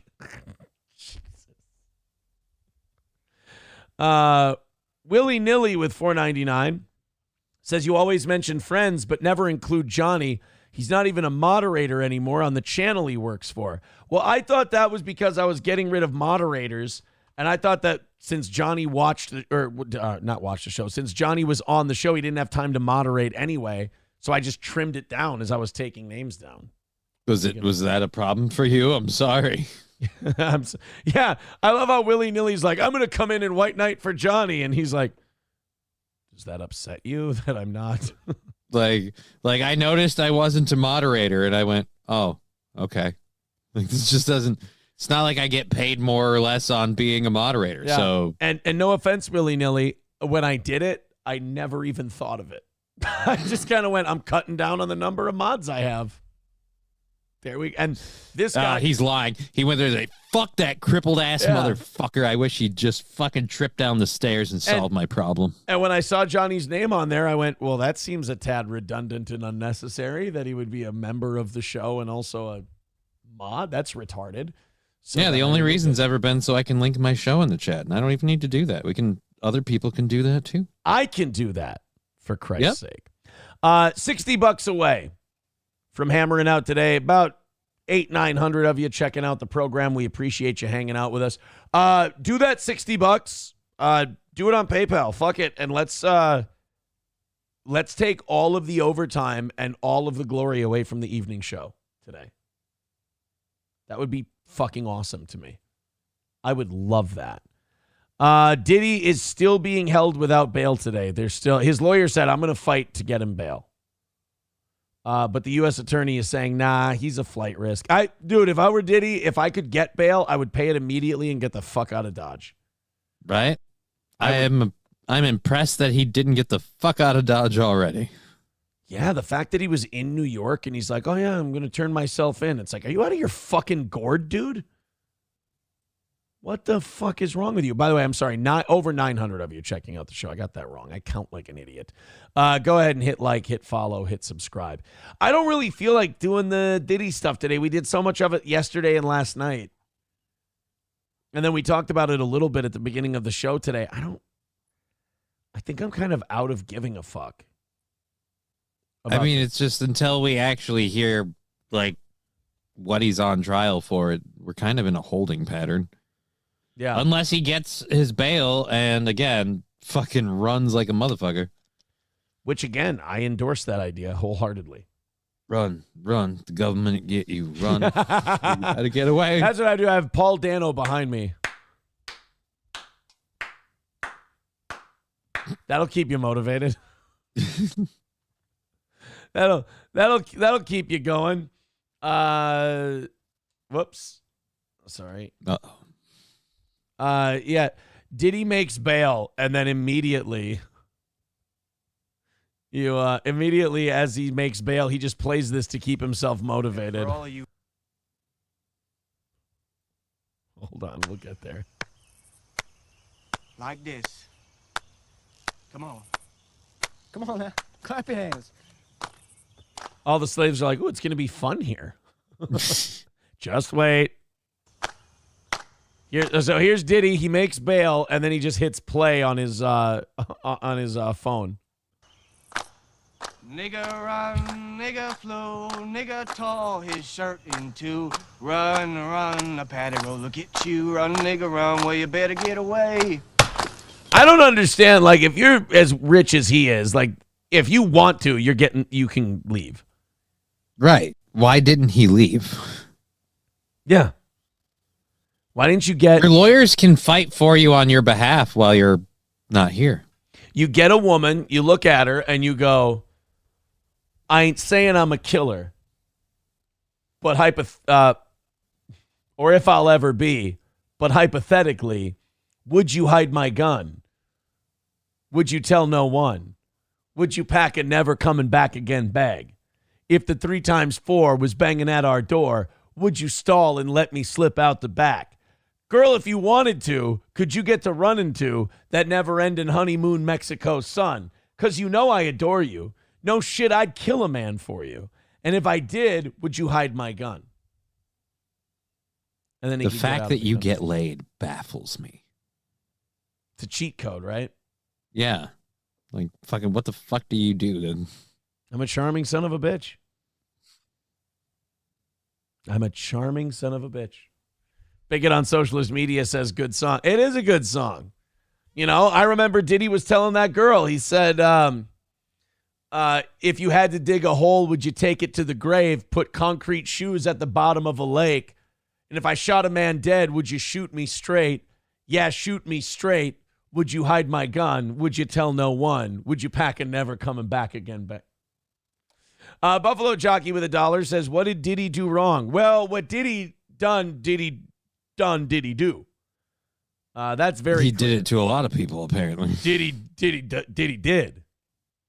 I want to know, did Diddy do Justin Bieber? That's the big question. There are, like, that's my thing. Like, I want to see if Diddy can get to Russia and just spill all the beans, because he pissed somebody off. Like, not the woman. The woman, his billionaire friends would murder her for him. They'd kill a man for him. And if they did, he would hide their gun. But he ran afoul of some other billionaire in the group, or he ran afoul of the conglomerate, as they say. And they fed him to the wolves. We like snacks, Diddy. So Diddy can do one of two things, in my opinion. Diddy can rat everybody he knows out and get his sentence trimmed down, or Diddy's lawyer can make an argument that he should make bail, and he can put up, he offered to put up $50 million, and he could fuck off and leave the country. With what they will they seize all his money and assets, or can he move those first? No, you can't. I don't think you can seize his money and assets, because those were not ill-gotten gains. If he would have been busted with like a shitload of like heroin and cocaine with intent to distribute and shit like that, you could maybe make the argument for civil asset forfeiture. But the fact that this is about him, getting caught with 1,000 pounds of lube and making people get freaky. Yeah. Like what was it? Not at gunpoint, but like he threatened people to like do all kinds of sex shit. Yeah. What do they call it? The freak off? Yeah. Yeah, to do the freak off. And yeah, they'll make him surrender his passport, but the way he's going to get out of the country, you don't need a fucking passport. You need cash, and you need guys wearing an eye patch with a tugboat. That's what the fuck you need. You need a rubber raft and a fucking personal fan like Ace Ventura had. Dive Bar says, Aaron seems to know a lot about the legal system. What the fuck are you talking about? You out of your mind? I don't know anything about the legal system. It's because we watch all those law tubers. That's where it is. Yeah, that's what it is. Buffalo Jockey says Aaron spends a day in jail and now he's a legal expert. That's just it. All right, guys, let's do this more than $1 at a time. I want to see the evening show lose out on their goal. And I want us to stay ahead. I don't want to have a goal tonight. I don't want any of our shows to have any goals. So $60 away. Let's all team up 5 at a time. Hammer this thing out. Did you see this rumor that Shaq was in this viral picture with some chick? I did not. And that like the internet was going nuts that this woman who posted this picture on Instagram was fucking Shaquille O'Neal. He had to come out yesterday and say, no, not me. My thing is, I'm looking at the woman in this picture, and then I'm looking at the size of the man in this picture and thinking, this woman has had to have bled to death. Like, that should be anatomically impossible. Or he has a really small dick. Oh, yeah, or he's just got the tiniest cock you've ever seen on a guy that big. Because, Jesus fucking Christ, his hands are the size of her entire torso. Like, if he's anatomically correct, he's splitting her like a cord of firewood. Like, Right. that's... He puts her on a log and then fucks her from behind, and then she just splits in half. He has that giant hookah on the table behind him because she needs it for a painkiller. Jesus Christ. He puts it in her ass, and she starts going... No, dude, he puts it in her vagina, and it hits her ass, too, because it's just so big, he just broke it into one hole. It's like a reverse birth. His dick gives her an episiotomy. Oh. He sticks it in her pussy, and he severs her aorta like Dexter's knife. Dude, if he put it in her mouth, he'd break her jaw.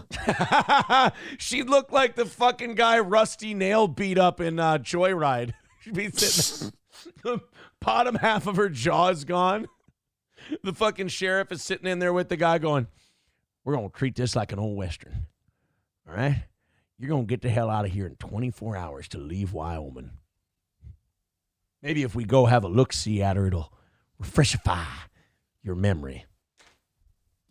Dude, she's got really nice tits, and, like, he's holding them. Yeah. He's holding them in his hands. Where are her tits? Where'd they go? So everybody thought this was Shaq. This is her name's Maria Ozuna Tichi. She has 200,000 followers on Instagram, and it featured her in front of a mirror with a large man's hands or arms wrapped around her. And people were theorizing it was Shaq, but Shaq went into the Instagram comments and said, quote, nope, not the kid. It's a cool way to deny it, by the way. She describes herself as a video creator. All right, OnlyFans chick. Didn't respond to all the attention, but she did remove the photo from her Instagram. Yeah, and also that guy, like, he just kind of seems a little younger than Shaq. Yeah. Shaq's like in his 50s now. That's not the build of a I don't think 50-year-old. he'd mess around with that. Like, especially he's got that right there. Like, he seems like he's doing okay. Yeah. And I'm still, like, just for the record, I'm still worried for that lady, too. Oh, I still worry for her safety. 100%. Yeah, she's not safe. Buffalo Jockey with $1 says she's as small as April. She needs to stick to guys with small dicks like you and Nick. Thanks, buddy. I appreciate that. That's great advice. Somebody sent this in. What the fuck does this video have to do with any? Oh no. Oh. This is The heck are you watching? In fact, I had to know. watch it first to make sure I could show it to everyone else. This kind of fits in with the Shaq and that woman video.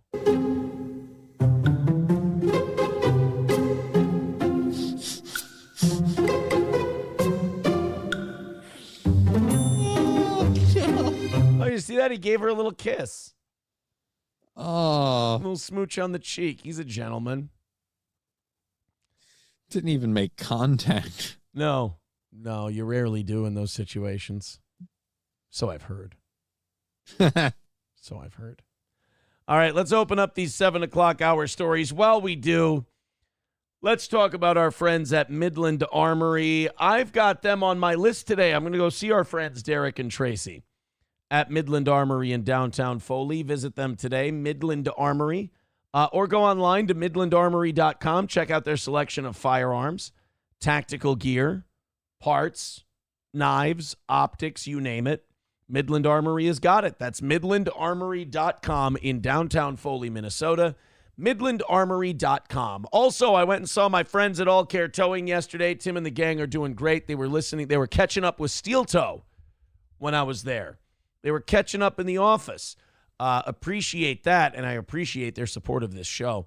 You're going to appreciate them if you get in an accident, if you go in the ditch, if you get a flat tire, you lock your keys in your car won't start. All Care Towing is there quicker than anyone else. They do an amazing job. They're the most efficient in the business. That's All Care Towing, 320-253-5203 for All Care Towing. And Saturday for the Gophers game against Iowa and Sunday for the Vikings game against the Texans, you, my friend, are going to Stoney's Bar in downtown Rockville, Minnesota. That's Stoney's Bar on Broadway Avenue in Rockville. Go check them out. The Bloody Marys are perfect for the start of your football Sunday. Have the poor man's cocktail. I had them during the anniversary show. They were great. Enjoy the live music on the weekends and that patio. The weather is still gorgeous in Minnesota right now, so get those outdoor drinking days in while you can. That's All Care Towing, 320 Stoney's Bar in downtown Rockville. Visit them in downtown Rockville today. Sean beats me for Stoney's reads today. He wins. I fucked that up. That's Stoney's Bar in downtown Rockville. All right, Johnny, we do have the drops from Victor. Okay. Let's, whoops. God, I hate it. Don't worry about it. Hate it when I do that. There we go. Let's, I got to figure out which drops I'm going to get rid of. Because I'm keeping one page. So when we get new ones, old ones are leaving. I'm going to get rid of this one. So I apologize for thinking that you ate babies. That one's retarded. So we're going to get rid of that one. And we're going to put in this one. I'm white, I'm white. How about, should we get rid of this one? Even Ray Charles could see that coming. Yeah, we can let that go. Especially when you see what I'm going to replace that one with. Here we go. Boom. Boom. And good. The Almighty says, don't change the subject, just answer the fucking question. There we go. Now we got two superstar fucking drops replacing it. I'm white, I'm white. I fucking love it.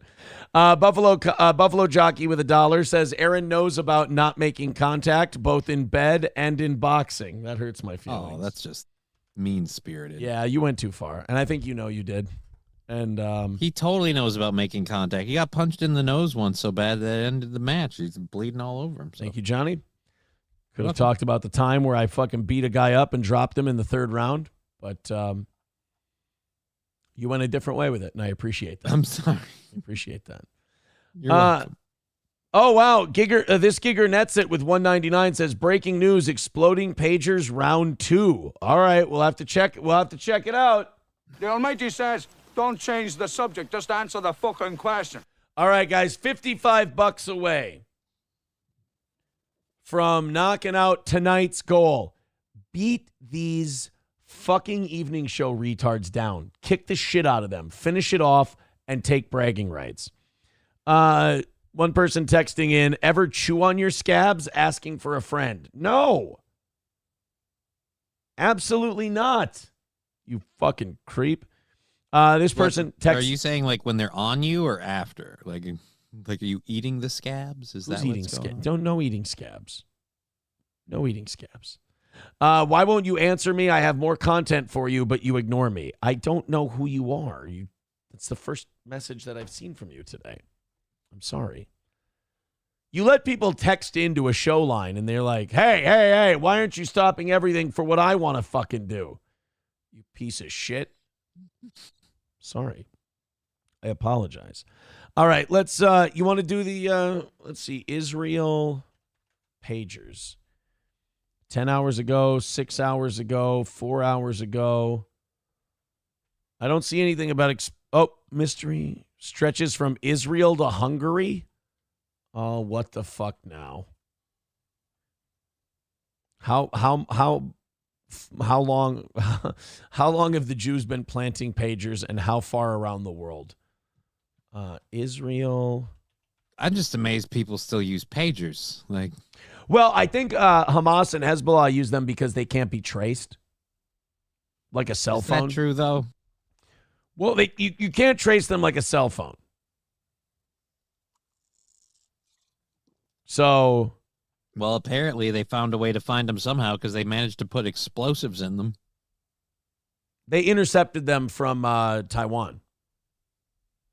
They just knew they were destined for Hezbollah? I guess. Or did they just put a bunch of bombs and a bunch of pagers and figured, fuck it, whoever's using a pager is probably up to something? See, now that's what worries me, is I'm like, what the fuck, man? Of course, Ben Shapiro with his tweet on the issue. Somebody tweeted, are these not war crimes? I mean, yeah, kids were killed in these pager attacks. Ben Shapiro, of course, no. A war crime is when Hezbollah fires 8,000 missiles at civilians. First of all, Ben, both can be war crimes. Blowing up kids with pagers can be a fucking war crime, Benny. And so can Hezbollah. This is what I fucking hate about Ben Shapiro and all these neocon war hawk assholes. They, especially with Ben, with Israel, who he's more loyal to than the United States, by the way. Yep. And he's fucking tricking you guys into thinking he's some fucking conservative savior. What bothers me about guys like Ben Shapiro is that it's always either or. Oh, those guys are really bad, so it justifies anything we do. Fuck that. If you're you can't just call yourselves the good guy because the other guys are assholes. You got to earn that. To me, Israel and Hezbollah is a fight between two evil fucking regimes. And you got Israel sitting there blowing up innocent people with fucking pager bombs, which is like so conniving, it's crazy. But Ben Shapiro, instead of answering whether or not it's right or wrong to do that, he goes, well, actually, Hezbollah fires it. Yeah, you're both cunts. Just because Germany was doing a Holocaust doesn't mean that our bombing of Dresden was okay. Now, an amazingly awesome military operation is when you pinpoint target Hezbollah terrorists by blowing up their pagers. Not only that, and you're ignoring the 3,000 people that got injured as a result. Right. That's the other thing about Ben. You got 8 people. You killed 8 people. Let's assume, just for the sake of it, that they are all Hezbollah or whatever. You got 8 targets, and you got 3,000 people injured in the process. That's not a awesome pinpoint military operation. That's a lot more of like, hey, we know that guy has a rocket launcher because he's been firing rockets at us, even though they're not effective. But since he's doing it from a hospital, let's just level the whole place. Yeah. Patients included. Buffalo Jockey with another $1 says, I had to Google what pagers were. Do you think the Jews sent you owe us money before setting off the bombs? Yeah, so then people were responding to Ben Shapiro. Ben, Israel killed 2 children in their pager terrorist attack yesterday. Do you believe these are Hezbollah terrorists? When you say pinpoint targeting, is this who you mean? A little girl. They can blow up pagers but not prevent October 7th. Fascinating. That's a good point. Yep. You guys really seem to enjoy being in Gaza right now. I mean, you've more than made them pay for October 7th. You're definitely winning the fucking body count battle. Now, you wounded 3,000 people yesterday. I mean, how am I not supposed to believe that October 7th wasn't a false flag or something that the Israeli government let happen? You guys have a track record of letting shit happen. So do we. And boy, did you get into Gaza. It's almost like you were mobilized and ready to go into Gaza when it happened. Like you were planning this, like you knew the attack would be there. So you're like, well, we got to have our response ready. I have been going to my bomb shelter almost every single day this past week. It's funny that none of these individuals have anything to say about my safety, but the minute we strike back, the uproar is deafening. It really tells a lot about these people. No. We fucking talk about, oh my God, all we ever fucking talk about is what happens to you people. That's all we ever fucking hear about is what victims you are in this whole thing. We're the ones who have to keep our mouths shut unless we're trashing Hamas and Hezbollah, which we do. But we're the ones who have to keep our mouths shut when we go, maybe the Israelis are killing too many civilians. How dare you? You don't think they have the right to defend themselves? Are you defending Hamas and Hezbollah? No. No, we're saying that you guys both seem to be bloodthirsty savages. Look, guys, I don't want to be a dick, but you're kind of acting like Nazis here. Right? Another person writes to Ben Shapiro, Hezbollah strictly targets military, Israel targets women and children. Well, I think they both do their share. Hezbollah and all the rest of them, they also use human shields. Yeah. And let's be perfectly clear. I've seen video footage of like Hezbollah and these other groups doing like graduations with kids where they show them doing like hostage taking scenarios and stuff. So, I mean, there's assholes on both sides of this thing. There's no good people in this fight. The most annoying people to me are the people who think there's one side or the other on this deal. No. There's literally the people who are innocent and just living there, and that's on both sides. And then there's just the assholes. But in terms of like Palestine versus Israel, both of the operators in those situations are bad. Yeah. I think you lose when you take a side. And you don't just say, hey, guys, how about we stop? How about all this horse shit needs to stop? Because it's not benefiting either of your people. It's not benefiting either of them at this point. Oh, but Ben Shapiro, I don't know. I don't know why I wasted my time. I mean, it's not like I didn't know what Ben Shapiro's take was going to be. Right? Buffalo Jockey with $1 says, Ben has elite security but compares himself to poor people in third world countries. Fuck him. He also said that Jesus Christ was a Jew who led a rebellion against the Roman Empire and got killed for his trouble. That's all he was. It's good. No, actually, I sorry, Ben. I don't know if you know this or not, but the Jews were kind of the ones that took out Jesus. Like, yeah, and he wasn't really leading. Yeah, he wasn't leading a rebellion necessarily against the Roman Empire. He was rebelling against Jews, against people monetizing his church and using it to just make a few shekels. And then he's like, I'm not for that. And then a bunch of Jewish people said, Hey, Roman guy, you gotta take care of this asshole. Right. And he's like, I got it. I got 2 criminals. I'll punish one. This guy is like a horrible murderer and a racist, and this guy says stuff you don't like. So how about we take out the murderer racist? No, I'll let him go. What's the worst he can do? He's already murdered. Barabbas, I think you meant rapist, not racist. Rapist. Oh, did I say racist? You said a murderer and a racist. Back then, I don't think they would have cared. Well, nowadays, that would be way worse. Yeah, that would be way worse. But either way, they're like, he's already raped. Just kill Jesus. Let's go. I want to skip to this today. By the way, guys, only about $50 away from hammering out the evening show's goal. Knock it out. Throw a little money at the PayPal. Throw a little money at the Venmo. Throw a little money at us. Together, we can knock out this 50 and be done with goals for the whole week. I appreciate it. And then tonight and Friday, we can get started on Monday. It'll be cool. Let's go to Montel Williams, who you might know as Kamala Harris's ex. He was on CNN yesterday, and he had some thoughts. He believes that there's a real decision to make in this election, and it's between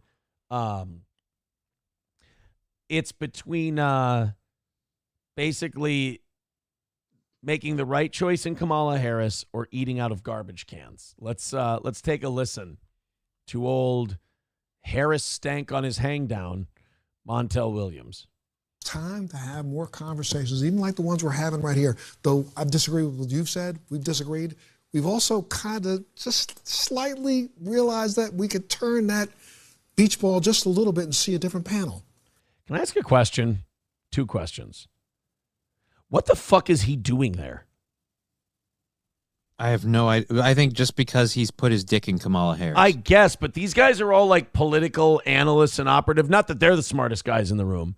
But like they're there because of their qualifications in politics. Oh, and fuck this Republican cunt asshole. Do you see that? What, the flag pin? One fucking flag if you're an American. One cock-sucking flag on your goddamn lapel. You know what that second flag is? What is it? Is that the Israel or the Ukraine? Of course it is the Israeli flag. Yeah, fuck you running, dude. Dude, it's time for I love how the word nationalism gets all this bad rap, yet we have none. There's no nationalism in this country. We have allegiances to 500 different fucking places, and we prioritize all of them over America. And they sit there and go, this person's a nationalist. There is no nationalism in this country. We are a global conglomerate at this point. I would love if we had just a fucking shred of nationalism. We've had a liberal tirade for like the last 12 years, literally just guilt tripping. If you're an American, you have American privilege. If you're a white American, you have white privilege. Remember, America had slavery. We can't forget that now. So let's bastardize all of that. Yeah, how about you stop slavery in the countries where it still exists before you start boo-hooing over the fact that we ended it in some cases in this country, some states 250 years ago. Enough. We're not the fucking most evil guys in the world. China is. Yeah, right. Israel's getting close. Iran sucks too.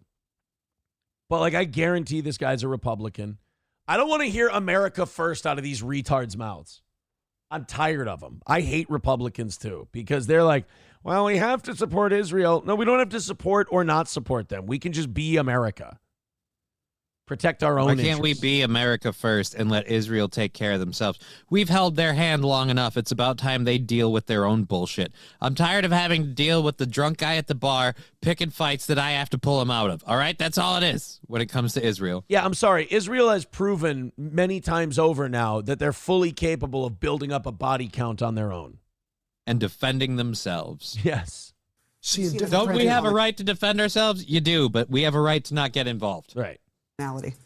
She is really focused on trying to make America understand that what unites us is far greater than what divides us as a mass, and we ought to make I don't want to unite with anybody. I just want to be able to keep my fucking money and make decisions regarding my life.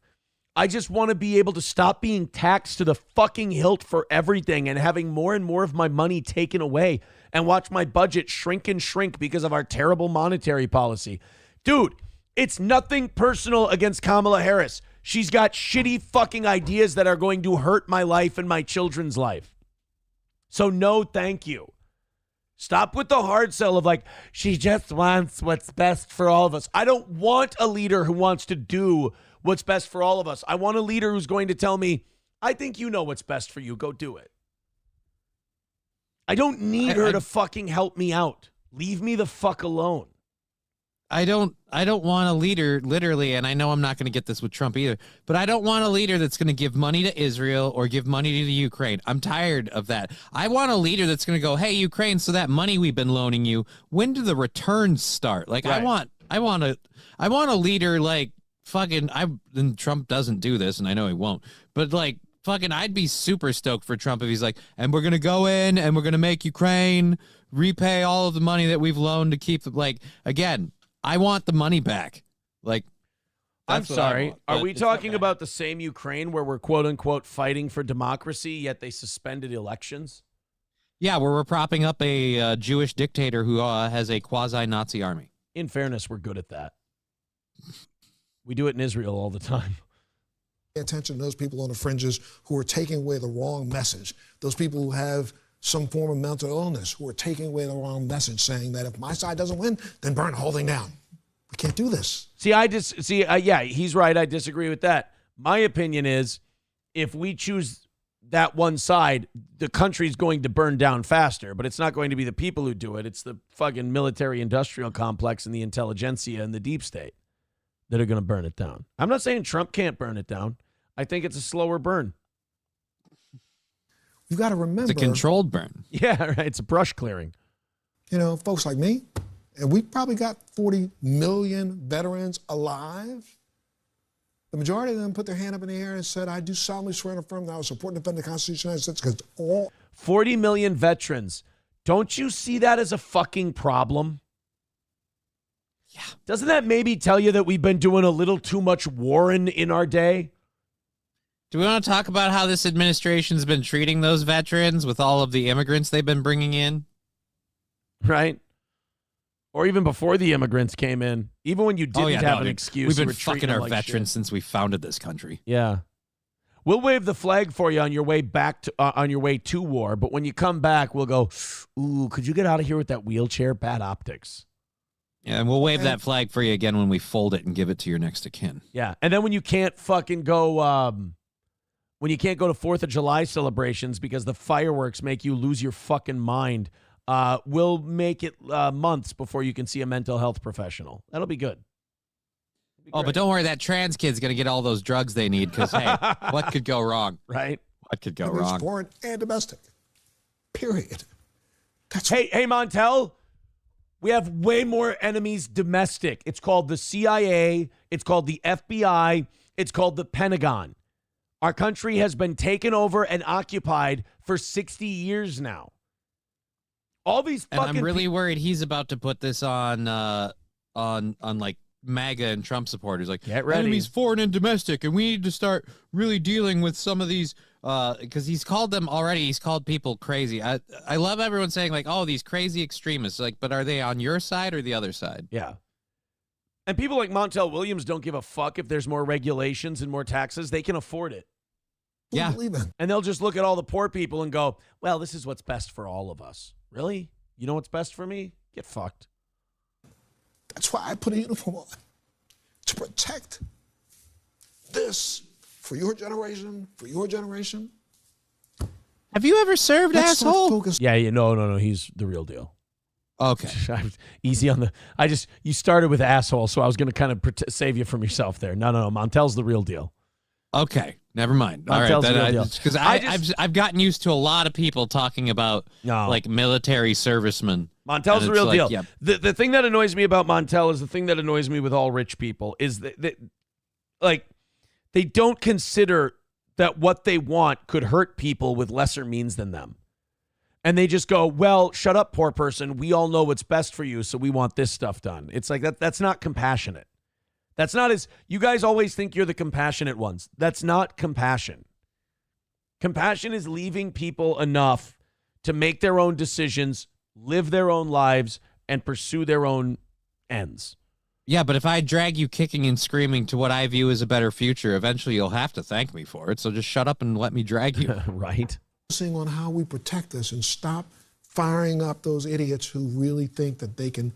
Because at the end of the day, what do you want? You want to eat out of a garbage can? Because that's what's going to happen. If we go to a civil war, remember, more deaths in the American Civil War than any other conflict. Why are we going right to civil war? So if you don't win. So if Kamala Harris doesn't win, we're eating out of garbage cans, or what? If we don't vote for Trump, there's going to be a civil war. How? What? I don't follow. He lost me. He got a little emotional there. Talking about duty, Will Heron has a great take on it. He says, I believe my duty is to the booty.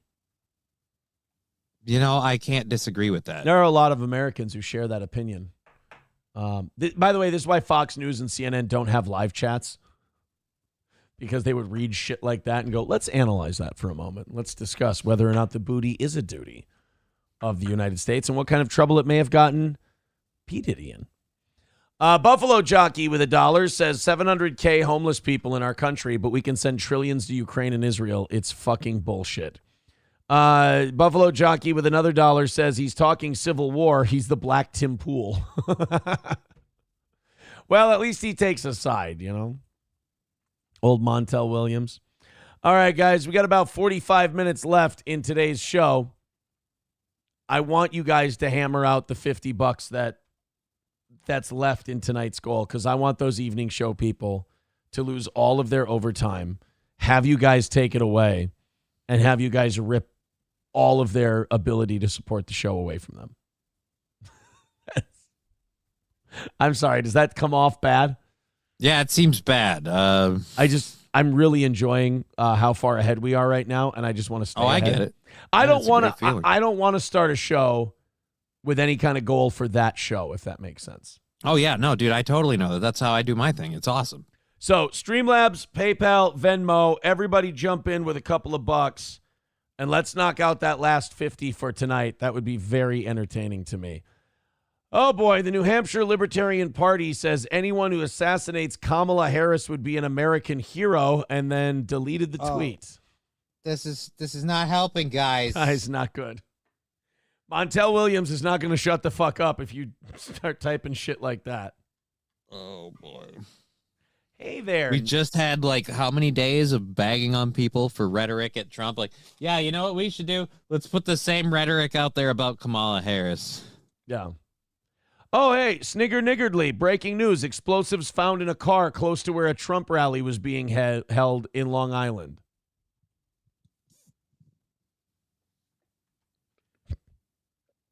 So we're just going to go after the rallies in general now? Like, was Trump there, or was it just a Trump rally? How long are these assholes going to be able to deny that their rhetoric has anything to do with this shit? And it's starting to feel really, really weird that the government can't get a handle on this. If nothing else, you should be well aware that apparently Trump is a target. Right. Hold on. Trump. Should we write car bomb? Breaking news, cops find explosives in car near Trump rally on Long Island after second assassination attempt. And by the way, that guy was waiting in a fucking bush with a gun poking out of the fence. I mean, he was close. He was on the next hole at the golf course. Yeah. That was the real deal. Police reportedly found explosives in a car near former President Donald Trump's rally site on Long Island ahead of his speech this evening. If it is confirmed, it would be the latest shocking security breach and comes just 3 days after a would-be assassin was arrested at his Palm Beach golf club. It's not shocking to any of us anymore. You're trying to kill Donald Trump. You don't like what he says or what he wants to do. Mostly that he just won't play by the rules for you. By the way, how many of these are going to happen before the FBI just decides, fuck it, we're not going to contract this out to psychos on the internet. We're just going to do it ourselves. Like, how long until the FBI just finally does their own dirty work and just kills them? Because right now they're trying to use patsies. They're trying to do it the old school way. Right. But they're all lunatics. Well, the first guy they got did a good job. Trump just miraculously turned his head at the right time. Right. The second guy was an Elmer Fudd idiot. Yeah. Be very quiet. I'm hunting presidents of the United States. Somebody just sent this to me. What the fuck is this?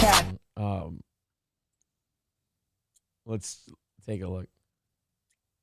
Eating the dogs, they're eating the cats. Eat the cat, eat the cat. They're eating the dogs, they're eating the cats. Eat the cat, eat the cat. They're eating the cats, they're eating the dogs. Eat the cat, eat the cat. Eat the cat, eat the cat. Seeing red, so don't push me. Ain't Donald Trump. I don't want to listen. I don't like MAGA rap. I like the little funny Trump thing at the beginning. MAGA rap. They did. So there is a cringe. TikTok song of "Eat the Cats" that's really just all Trump and none of somebody is it? else.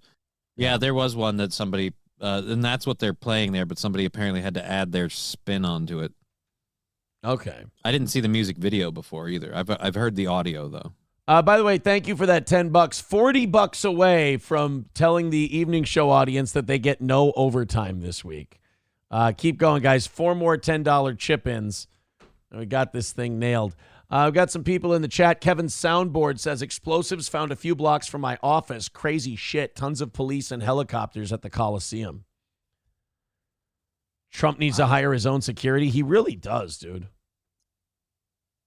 Like, it might just be time for Trump to say, look, you guys are all trying to kill me. I'm just going to have my own guys. Of all the people that should be doing, like, really closed press conferences and not going out and doing public events and just kind of speaking from a basement, it shouldn't be Kamala Harris. It really should be Donald Trump. Because Right. apparently, every time he's out in the open, they're trying to kill this motherfucker. They really are. Here's the scene from where they found the explosives.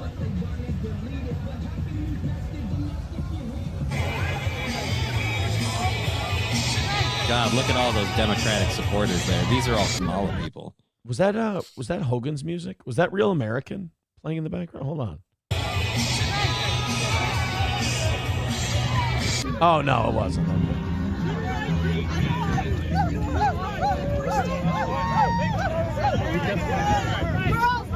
Fuckers are running. Come on, babe. See, Trump's so impressive. He's making fat people run. Yeah, right? A lot of these people are very large. It's a good cross-section of America.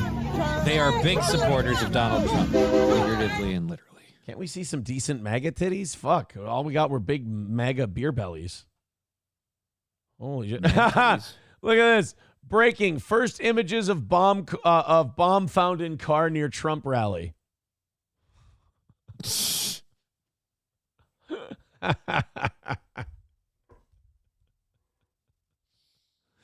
a cat bomb. It's fucking adorable. Yep. It's the cutest bomb I've ever seen.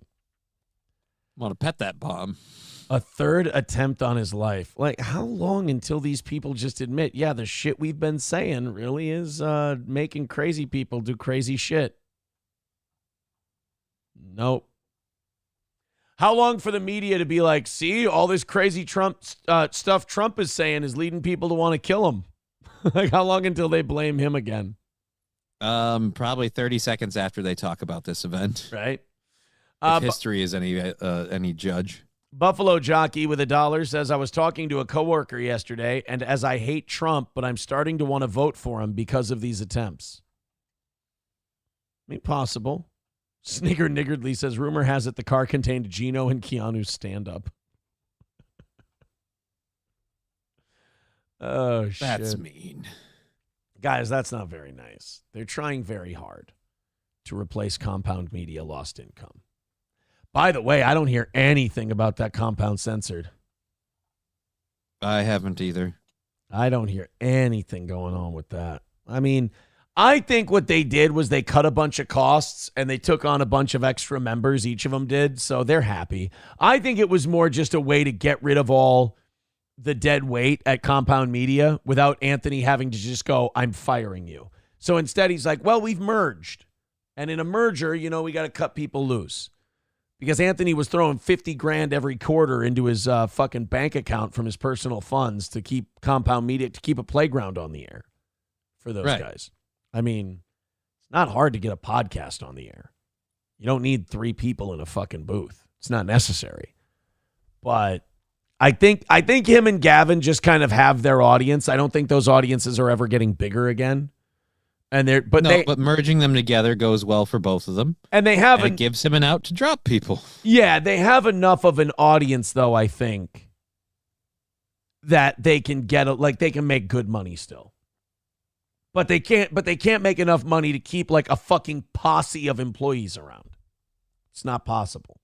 We got some Springfield news in just a little bit here. We've got the hoax story coming up. We've got the NYPD jumping a homeless shelter supervisor because she asked them for a warrant before they could come in. Oh, yeah, dude. I had that video I haven't gotten to yet. Yeah, that video is crazy. That's fucking weird, dude. We're going to get to all that. Johnny, I'm going to let you run the show for a little bit. We're $40 away from beating tonight's goal and denying the evening show all their overtime today. If you'd like to contribute, Streamlabs, PayPal, Super Chats, Rumble Rants, etc., go ahead, throw a couple of bucks in. I'll be back in a second. Johnny's in charge. Be nice. Fuck that. We don't need to be nice. Actually, I told him I had to leave at 10, so if he takes more than 4 minutes, I can just leave. Because he knows. Like, I'm only booked from 6 to 10. Not have to do overtime. So I only have 4 minutes left on my clock before I jump the fuck out of here. I've got some things to take care of, appointments and shit, but I will be live today at 2 p.m. Central Standard Time on Twitch, YouTube, and Rumble. We've been having fun going over a lot of different stuff. So feel free to come on over and enjoy that show. I don't really do the drama verse, the dabble stuff. I just do stories and stuff. It's a chill show, a chill vibe, and we're less than 97 people away for taking membership. So that's awesome too. All right, he's got 3 minutes left. Like I'm counting the time. I will be loyal to my agreed contract. Hey, do you have? Damn it! Oh wait, you have 3 minutes before you have to leave. Yeah, technically. I just had a tummy attack. Can you give me 1 second? I'm gonna handle this thing. Go for it. Handle it. We'll see what happens first. He has to go take his shirt off too, so that's gonna add more time. If I don't get it taken care of by 10, you can leave an empty screen. Oh, I'm totally going to. All right. The shirt is coming off, says Sam Show. Yeah, the shirt is coming off. I'm amazed he came back. It's almost comical at this point. If it weren't for the actual danger to life, I can see it being a plot line in a bad comedy movie, The Unkillable Man. Yeah, no, 09 Canyon, you're right. It is really, literally, like I keep saying, it's like a fucking Bugs Bunny cartoon, only Donald Trump is Bugs Bunny. It's just Elmer Fudd keeps coming around, we're hunting presidents. And then Donald Trump's like, what's up, Doc? I saw this doc. I said, what's up? Like, that's literally what's going on. A tummy attack effing F word, says Buffalo Jockey. Well, how else are you going to say that your bowels are about to blow? Let Johnny cover the homeless leader story.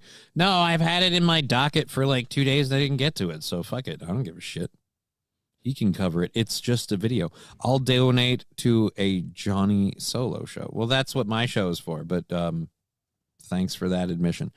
Tell him about your goal, Johnny. What goal? My goal is on October 1st or 2nd. I haven't checked today. So, holy shit, Dan Lodemeyer gifting 5 memberships to the Steel Toe Morning Show. Missy Chavez, Kyle, Rexstart parody account, and Paul Blunt getting a gifted membership. That is awesome. Oh, and King Kong Dong as well. Thank you, Dan Lodemeyer, for that support. Mayor Quimby was the mayor of Springfield. Okay, now we're just talking about Springfield. I don't know what to do with that. I'm sorry. But yeah, I'll be on it too. Aaron's apparently blowing his guts out. Nope, we're back. Shirts on, facing forward. He checked. It's a little easier than I thought it was going to be. Yeah, dude, you came in just under the wire because I got like a minute left. Yeah, I was totally going to bail. That was a pretty straightforward deal. All right. A lot of caffeine lately. Yeah. A lot of caffeine. I mentioned a few thank yous for 2 of Buffalo Jockey's now 3 comments, and then Dan Lodemeyer, but you might want to put that all in. Yeah, thank you, thank you, Dan, for the 5 gifted memberships. Lots of I like gifted memberships.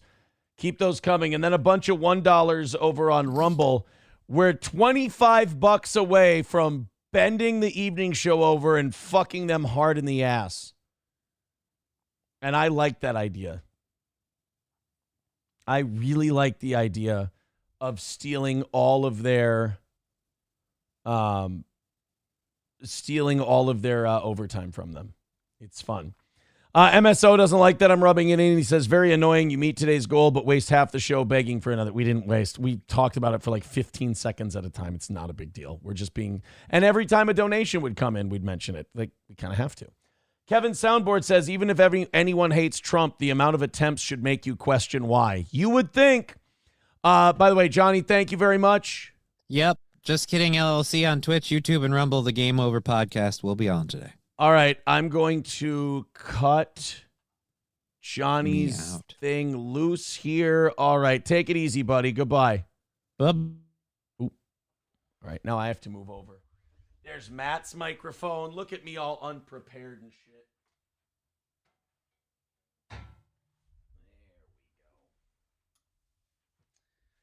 There we are. All right. How's your dicks? We've got a little less than a half hour left this morning. Hendy with $1. Let's catch up with these. There were a few Uno dollars coming in while I was gone. Are you convinced that Michelle Obama has a penis and Barack Obama smoked crack and got blown by men? Or do we need to dedicate another Rumble Friday to this subject? I'm leaning towards the Michelle Obama had a dick thing at one point. Obama smoked crack and got blown by men. He's admitted to doing blow, so yeah, he probably smoked crack. Got blown by men. He seems like the adventurous sort. I'll go with it. Buffalo Jockey with $1 says a genobomb would target black people, not Trump. Oh. Kevin Soundboard says Gavin saw Gino draining Kumia's life and decided to save him. Jesus. Buffalo Jockey with $1 says let Johnny cover the homeless leader story. Oh, like let him do it on his show? All right. It's not a bad idea. I mean, we got plenty. I got 2 hours worth of stuff, so I guess I don't need to do it. All right, fine. You know what? if you guys knock out the rest of the evening goal, I'll let Johnny have the homeless story. That sounds fair. Johnny's a good guy, says Kevin Soundboard. Never work overtime for free. Yes, he certainly doesn't have to, ever. Johnny, be careful. Make sure your door's locked. Aaron is trying to kill you. $1 from Buffalo Jockey. He says, tummy attack, you fucking gay F word. Buffalo Jockey with another $1 says his stomach will blow harder than April is a better way to explain it. Why? Buffalo Jockey with $2 says, spend the next half hour begging for money just because fuck these retards. No, I'm not. I'm only mentioning it when people contribute. Larry from the bar with $1. Thank you very much. On the 20 side of $25 left for today, for tonight. I'm sorry. Dive Bar says, every time someone donates, an angel gets its wings. Yes, that's actually a true statement. The mayor of Springfield has come out and criticized the pet eating conspiracy theories. I don't know if he came out and said they're not true. He said the rumors are out of control. I'm not sure if that means that he's saying it's not happening or if he's saying that people have gotten carried away with it, because those are two different things. You know, like saying Haitians aren't eating cats, ducks, and geese is different than saying, all right, people, look, they've eaten a few cats and ducks and geese, but people are going fucking retarded over it. It's a bit much. Now, this statement that he gave to Politico did not age well. The mayor, Rob Rue. Rob Rue is the mayor of Springfield, Ohio. Says any political leader that takes the national stage and has the national spotlight needs to understand the gravity of the words that they have for cities like ours and what they say impacts our city. And we've had bomb threats the last 2 days. We've had personal threats the last 2 days, and it's increasing because the national stage is swirling this up. Springfield, Ohio is caught in a national political vortex, and it's a bit out of control. We are a wonderful city, a beautiful town, and for what it's worth, your pets are safe in Springfield, Ohio. Now, he mentions the threats they're getting. He mentions all the bad things that are happening to Springfield, Ohio. There's a problem with that. The problem with that is that Mike DeWine, the governor of Ohio, confirmed yesterday that a wave of 33 bomb threats against the town of Springfield, Ohio, every single one of them have been hoaxes. And that some originated from one specific foreign country. 33 threats, 33 hoaxes, DeWine said, of threats against government buildings, schools, and medical facilities during a press conference. I want to make that very, very clear. None of these had any validity at all. I wouldn't doubt if they were started by like Democrat phone banks. Apparently, they all came from overseas numbers. So this all originated from overseas, or was people hiding the phone number? But all of them hoaxes.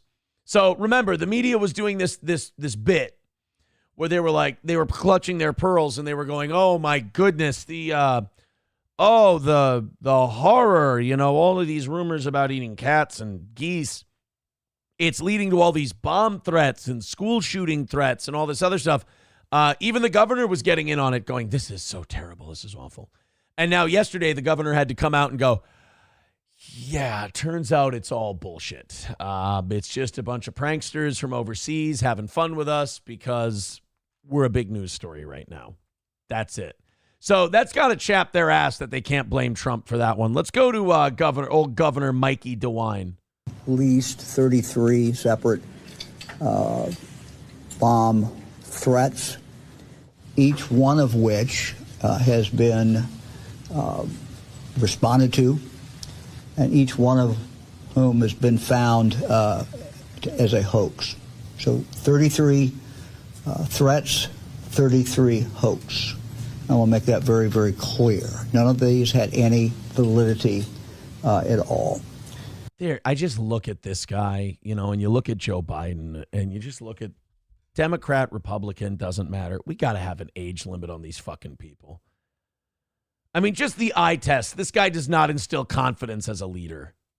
We know that people are very, very concerned, and we have taken some actions, and in a moment I'll let Andy Wilson go into more detail. Kind of reminds me of Jimmy Stewart a little bit. We're going to, here in Springfield, Ohio, we're going to make sure that everybody knows these are hoaxes. But we've moved resources into Springfield.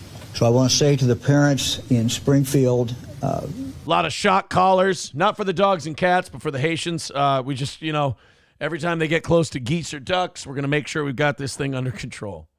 These hoaxes, these threats have all been hoaxes. None of them have panned out. We have people. That's a weird thing to celebrate.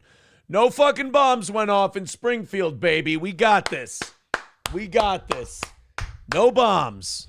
Unfortunately, overseas, who are taking these actions. Some of them are coming from one particular country. We think that this is, one more opportunity to mess with the United States. It's Israel. They called the wrong number. They were trying to call all their pagers, and they fucked up. States. See, those bomb threats were real. Those ones, the Jordanian ones, those ones, turns out they existed. And they're continuing to do that. So we cannot let the bad guys win. Who are the bad guys? Our schools must remain open. Boy, I wish you guys had that same attitude during COVID. We can't let the bad guys win. Our schools need to stay open. That would have been nice. That would have been another win for Ohio. Birdman with $19.99 says $5 left. Let's do it in ones. Well, we got $10 left. We take home 15 of that one. So we got $10 left. I agree with Birdman. That would be, I think, 12 or 13 $1 contributions to knock out the last $10. So $10 left for Monday night, and then you guys get an extra hour tomorrow. That's awesome. I love that the evening show misses one fucking goal after being total troopers, and the morning show audience just goes, fuck you guys. Let's show you how it's done. All right. Can we actually do this $1 at a time, though? Because we do this thing where we get down to $10, and then, we're like, oh, this is fun. All right, let's do it $1 at a time. And then some asshole throws $10 in there. Buffalo Jockey with $1. Thank you. All right, we got 11 more, and then we've knocked out tonight. Somebody says, you're lucky it's the same audience. No, it's not. Crunchy ain't listening in the mornings. She's a seepin'. So 11 more of those $1, and we've got tonight hammered out. All right, somebody said, check your Twitter. Hezbollah's handheld radios explode in second wave of remote. Fucking hell. Oh, here we go. All right, let's check this one out. Hezbollah's handheld radios explode in second wave of remote detonated attacks on terror group. Yeah, I'm sure Israel is celebrating, and I'm sure no kids or innocent people were harmed in this at all. That's what I don't get. Like, you sit there and you demonize this one group for killing civilians. What are we supposed to do when you kill civilians? Hold you to a different standard because your bombs are good killing bombs? I don't get. To me, killing civilians is killing civilians. If you're going to shit on your enemy for killing civilians, then you have to keep your hands clean of civilian blood. And if you can't do that, then shut the fuck up. It's war. This is what happens. Or don't go to war. A second wave of blasts rocked Hezbollah on Wednesday as thousands of radios and other devices used by the terror group were detonated across Lebanon. Dude, at what point is Lebanon going to go, we're fucking getting involved? Like, at what point is Israel just low-key starting World War III? They're blowing up Hezbollah radios, and Iran's like, we're going to fuck you up. They're in Lebanon now, blowing shit up in Lebanon. At what point are the Lebanese going to go, yeah, we don't really appreciate this shit happening? At what point is it going to be another 4 or 5 on 1 against Israel again? Additional explosions were reported through the capital of Beirut and in the country's south following Tuesday's massive security breach that caused Hezbollah pagers to explode, killing at least 12 people and injuring 2,800. Some thousands of personal walkie-talkie-like radios were targeted in Wednesday's operation. I just kind of imagine someone going over and then like just getting the black smoky face like Wile E. Coyote. All of which were ordered from the terror group 5 months ago, around the same time as the deadly pagers. Now you're just afraid to like turn on a fucking PlayStation if you're in Lebanon. You're just sitting there turning on a PS5 going, God! All right, we're good. We're fine. It's like the power goes out and you're like, hey, I'll turn on a flashlight. No, don't! What the fuck? All your batteries just blowing up. At least one of the new blasts heard took place near a funeral organized by the terror group for those killed in the first wave of explosions, which Hezbollah has blamed Israel for. Oh, and by the way, I'm sure that just like America does, Israel will say, oh, no innocent people were killed. They were all around the terrorist funeral, so they're all guilty. That's what we do to keep civilian deaths down. We drone bomb funerals and kill a bunch of women and children and go, well, they were around the terrorists, so they're guilt by association. The AR-924 pagers that were detonated on Tuesday were all the latest models acquired by Hezbollah. Ooh, so we are making new pagers. 5 months ago and allegedly manufactured in Budapest, a Taiwanese firm that authorized the use of its brand on the pagers, reported. Hungarian officials, however, deny those allegations, saying it has no such manufacturing facility in the country. It's funny. Nobody wants to be associated with this. Everyone's like, this is some crazy, dirty Mossad war criminal shit. I don't want my country fucking associated at all. I don't need... See, like, Romania, they're smarter than the United States.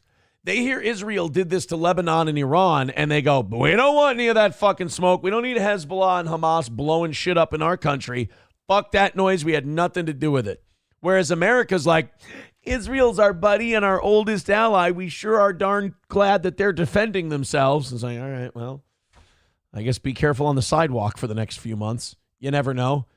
Authorities have confirmed that the company in question is a trading intermediary with no manufacturing or operational site in Hungary. Did I say Romania? Hungary. I'm sorry. Listen to me being an ugly American. So now we're blowing up radios. I'm going to wait for the rest of the week to see what else is coming in. I bet you we got a lot more coming. Thank you very much, Buffalo Jockey, for that story. God damn it, Kotod. Thank you for the $5, but he says, since I won't be here Friday, here's my Rumble link. Okay, thank you, bud. We'll get to that in a second. Rusty Grammar with $1 just calls me the gay F word. Silver Wolf with $1 says, how do they make them blow up is my question. That's a good question. I mean, the pager thing I get because you can just, have the pager itself. You can page it and maybe it triggers the battery. But the radio, I don't know. I guess you radio the radio and don't make me lie. Silverwolf, thank you for the $1. Appreciate that. Loopy with $1 and Rachel with $1. That's 2 more. 3 more dollars and we've knocked out tonight's goal. 3 more $1 gives. Don't anybody fuck this up and throw a 5 in. 3 more people with $1 and we've got this thing knocked out. Oh, God, are you kidding?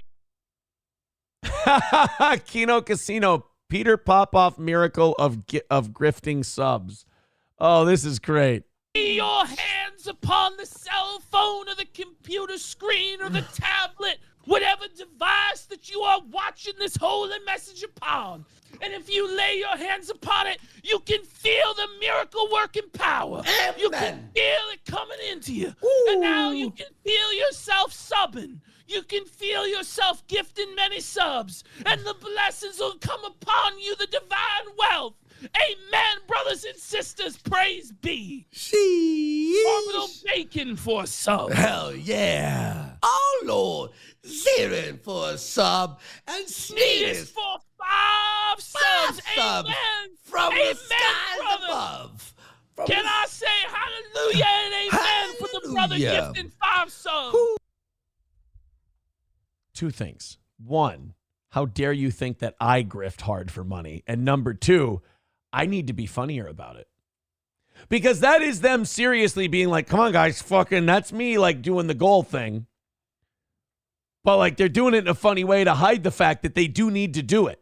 Fuck. I need to try harder. I'm not putting enough effort in. Silver Wolf with $1 says, so it wasn't video that killed the radio star. It was the juice. Jesus Christ. God damn it, Approachable. We were 2 $1 gives away, you motherfucker. $5 from Approachable says, no, fuck your $1 gimmick. Cunt. Fucking cunt. Buffalo Jockey with $1 says, apparently there's downside to the CIA and Mossad being sister agencies. Fucking think so? Oh, wait, Loaded Wrench with $1. Plankton with $1.99. You fuck. Everybody ruins it when we get like $1 away. Birdman with $1.99. BJ with $1 was being really nice and doing it the right way. We were literally 2 $1 gives away from doing it that time. Does that mean Approachable gets to pick the movie tonight? Well, no, that was if we did the Quint in the one day. That was we said that was a 1 day offer. But you know what? What do you guys want to do tonight? Because we're done with goals for the week. I mean, there is a certain amount you guys can give on Rumble Friday, and I'll do an extra hour or half hour for you. Do you guys want to do Rumble only the rest of the week and just do the Rumble clip shows and just play goofy shit? Do you want to do a movie watch along is kind of tough in 2.5 hours. That's kind of difficult to do. I don't know. Or do you want to just do a regular normal show? Your call. Your call. Kevin Soundboard says, lots of SWAT activity by the rally. Cops checking every car now. Hopefully the rally doesn't get canceled. I just... It's fucking annoying, man. It's just really... It sucks knowing what it is. And, like, nobody will admit what it is.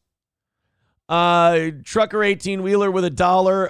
Thank you over on PayPal. I can't read that, buddy. Why are they always a problem? I don't know. Buffalo Jockey says Rumble only. Chevy Fan says drunk stream.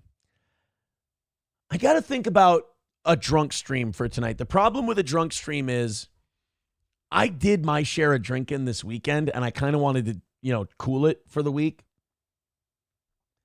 But I guess I got the kids all weekend, so I won't be drinking a lot anyway. I could do I wouldn't do a purposely drunk stream, but we just, we'd have a couple. Build some old fashions together. I think I got enough Bloody Mary mix for, how about a Bloody night? Should we do a Bloody night? How about Bloodies and $5 clip show tonight? That could be fun. Your tits show you've been drinking heavily, says somebody. That hurts my feelings. Death beholden, that shirt really makes your titties jiggle.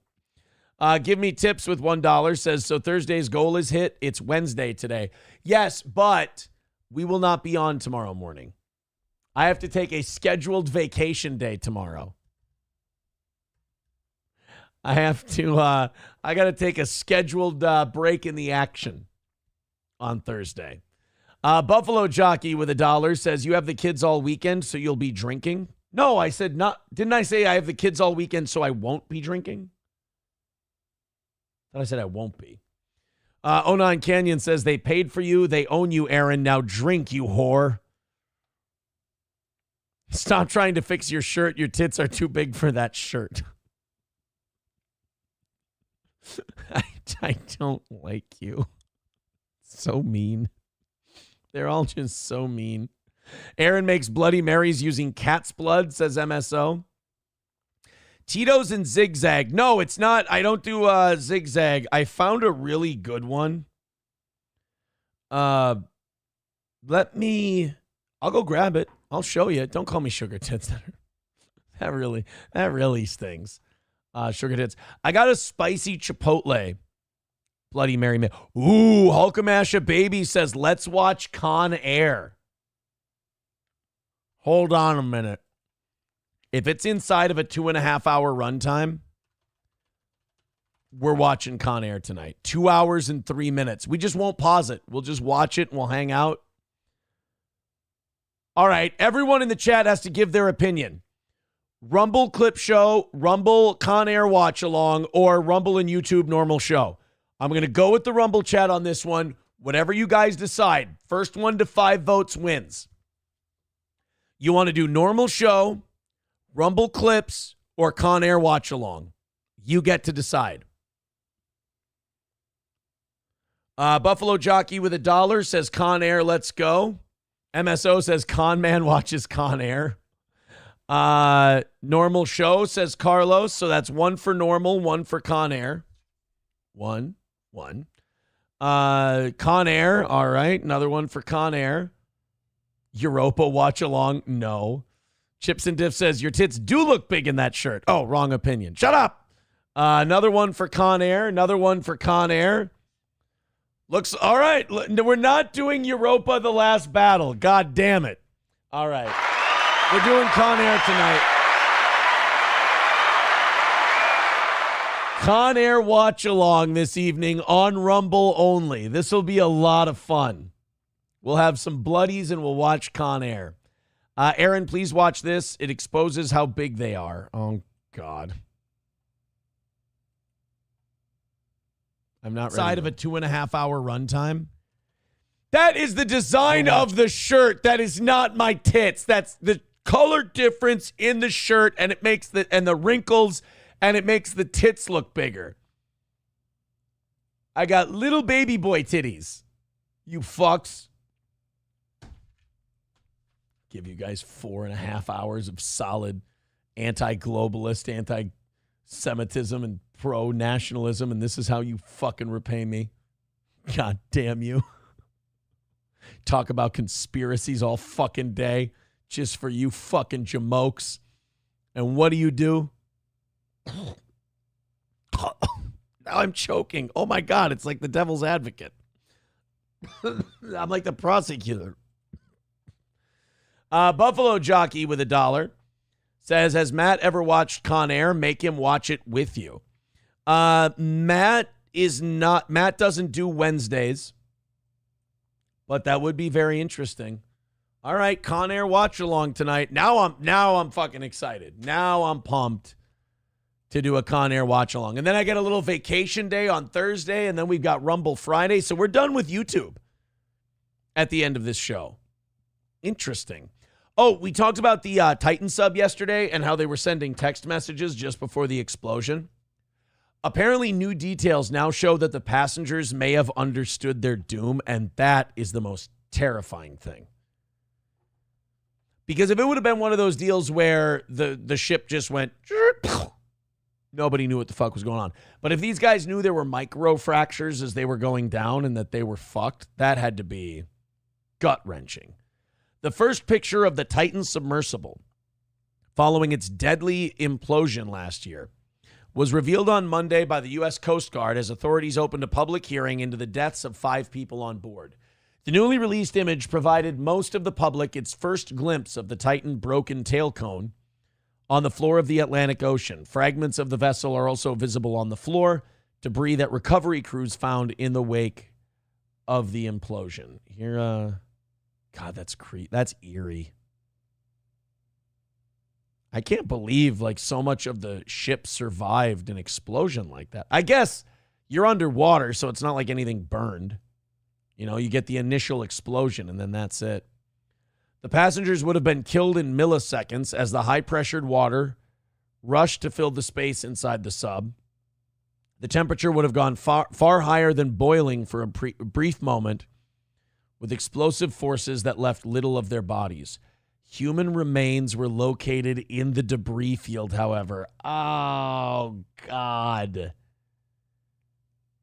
So they found, at that rate, you're just finding pieces like fingers and ears and partial faces and legs and shit. Ugh. The ongoing investigation revealed further details about the incident, including testimonies from engineers and contractors who said they did not feel that the carbon fiber hull was safe and felt rushed during its production. In a final message, Titan's crew texted, "Drop 2 WTs." Woman tits? CNN reported, meaning that the submersible had shed 2 measures of weight in hopes of returning to the ocean surface. Oh, drop 2 weight. So they were trying to float back up. So they might have known something was fucked. Moments later, the mothership pinged the sub for the last time. Ooh. That sucks, man. So they might have known that they were in trouble. See, now that makes this a horse of a different color. That sucks. Toad Climbs Mountain says it's an implosion, Aaron. But I thought there was an I know that the thing imploded, but I watched I'm so dumb. I watched the animation thing. I watched the cartoon that showed that there was an explosion. Titan implosion. Where's the cartoon that I saw? Before we go, I'm finding the goddamn cartoon. Oh, creepy. Do I even want to watch this video? Yes, I do. No sound, by the way. Oh. Wouldn't it be fucking creepy as hell if a fucking head popped out of there? Ah!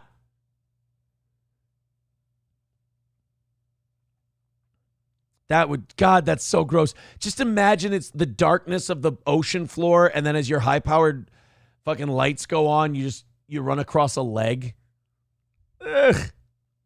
I'd want to puke and get to the top immediately. I'm not cut out for this line of work. I am not cut out to be working in that line. What is this? Traffic implosion revealed. Imagine the tension. All good here. Those were some of the last words sent from the ill-fated Titan submersible during its doomed June 2023 dive to the Titanic wreck. Fast forward to today. The U.S. Coast Guard has just unveiled these chilling details in a 2-week hearing into the tragic implosion that killed all 5 aboard. As the Titan descended nearly 400 meters, communication abruptly stopped, leaving rescue teams scrambling in the dark. The Coast Guard's revelations have ignited fresh waves of shock as they also... I love how the Titanic is at the bottom completely intact. That's what the Titanic looks like on the ocean floor. All we got to do is float it to the surface and it can complete its maiden voyage. Shared haunting images of the Titan's debris on the ocean floor. Wait.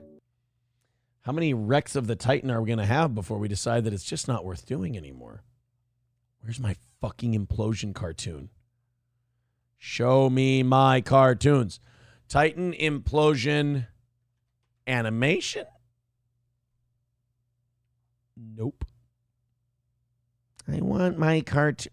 Oh, here we go. This is the one. Why the blood, though? Do we have to have the blood? Ah, see, now you just be fucking dead.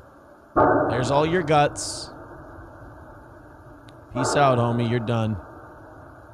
That is game, set, and match right there. Do we have to have the blood spurting out of the vessel, though, in the animation? I don't know if that... Didn't you find it a bit much to see the crack in the Indian's bottom? All right, guys, that's it. We're done. Let's get the fuck out of here. Tonight, we watch Con Air, and then I take a one-day vacation, and we come back on Friday. I'm excited for it. No more YouTube. If you're on YouTube, suck my dick. It's Rumble Wednesday and Rumble Friday. Talk to you guys later. Thanks for being so awesome this week and getting us so far ahead. We will talk to you again tonight at 7.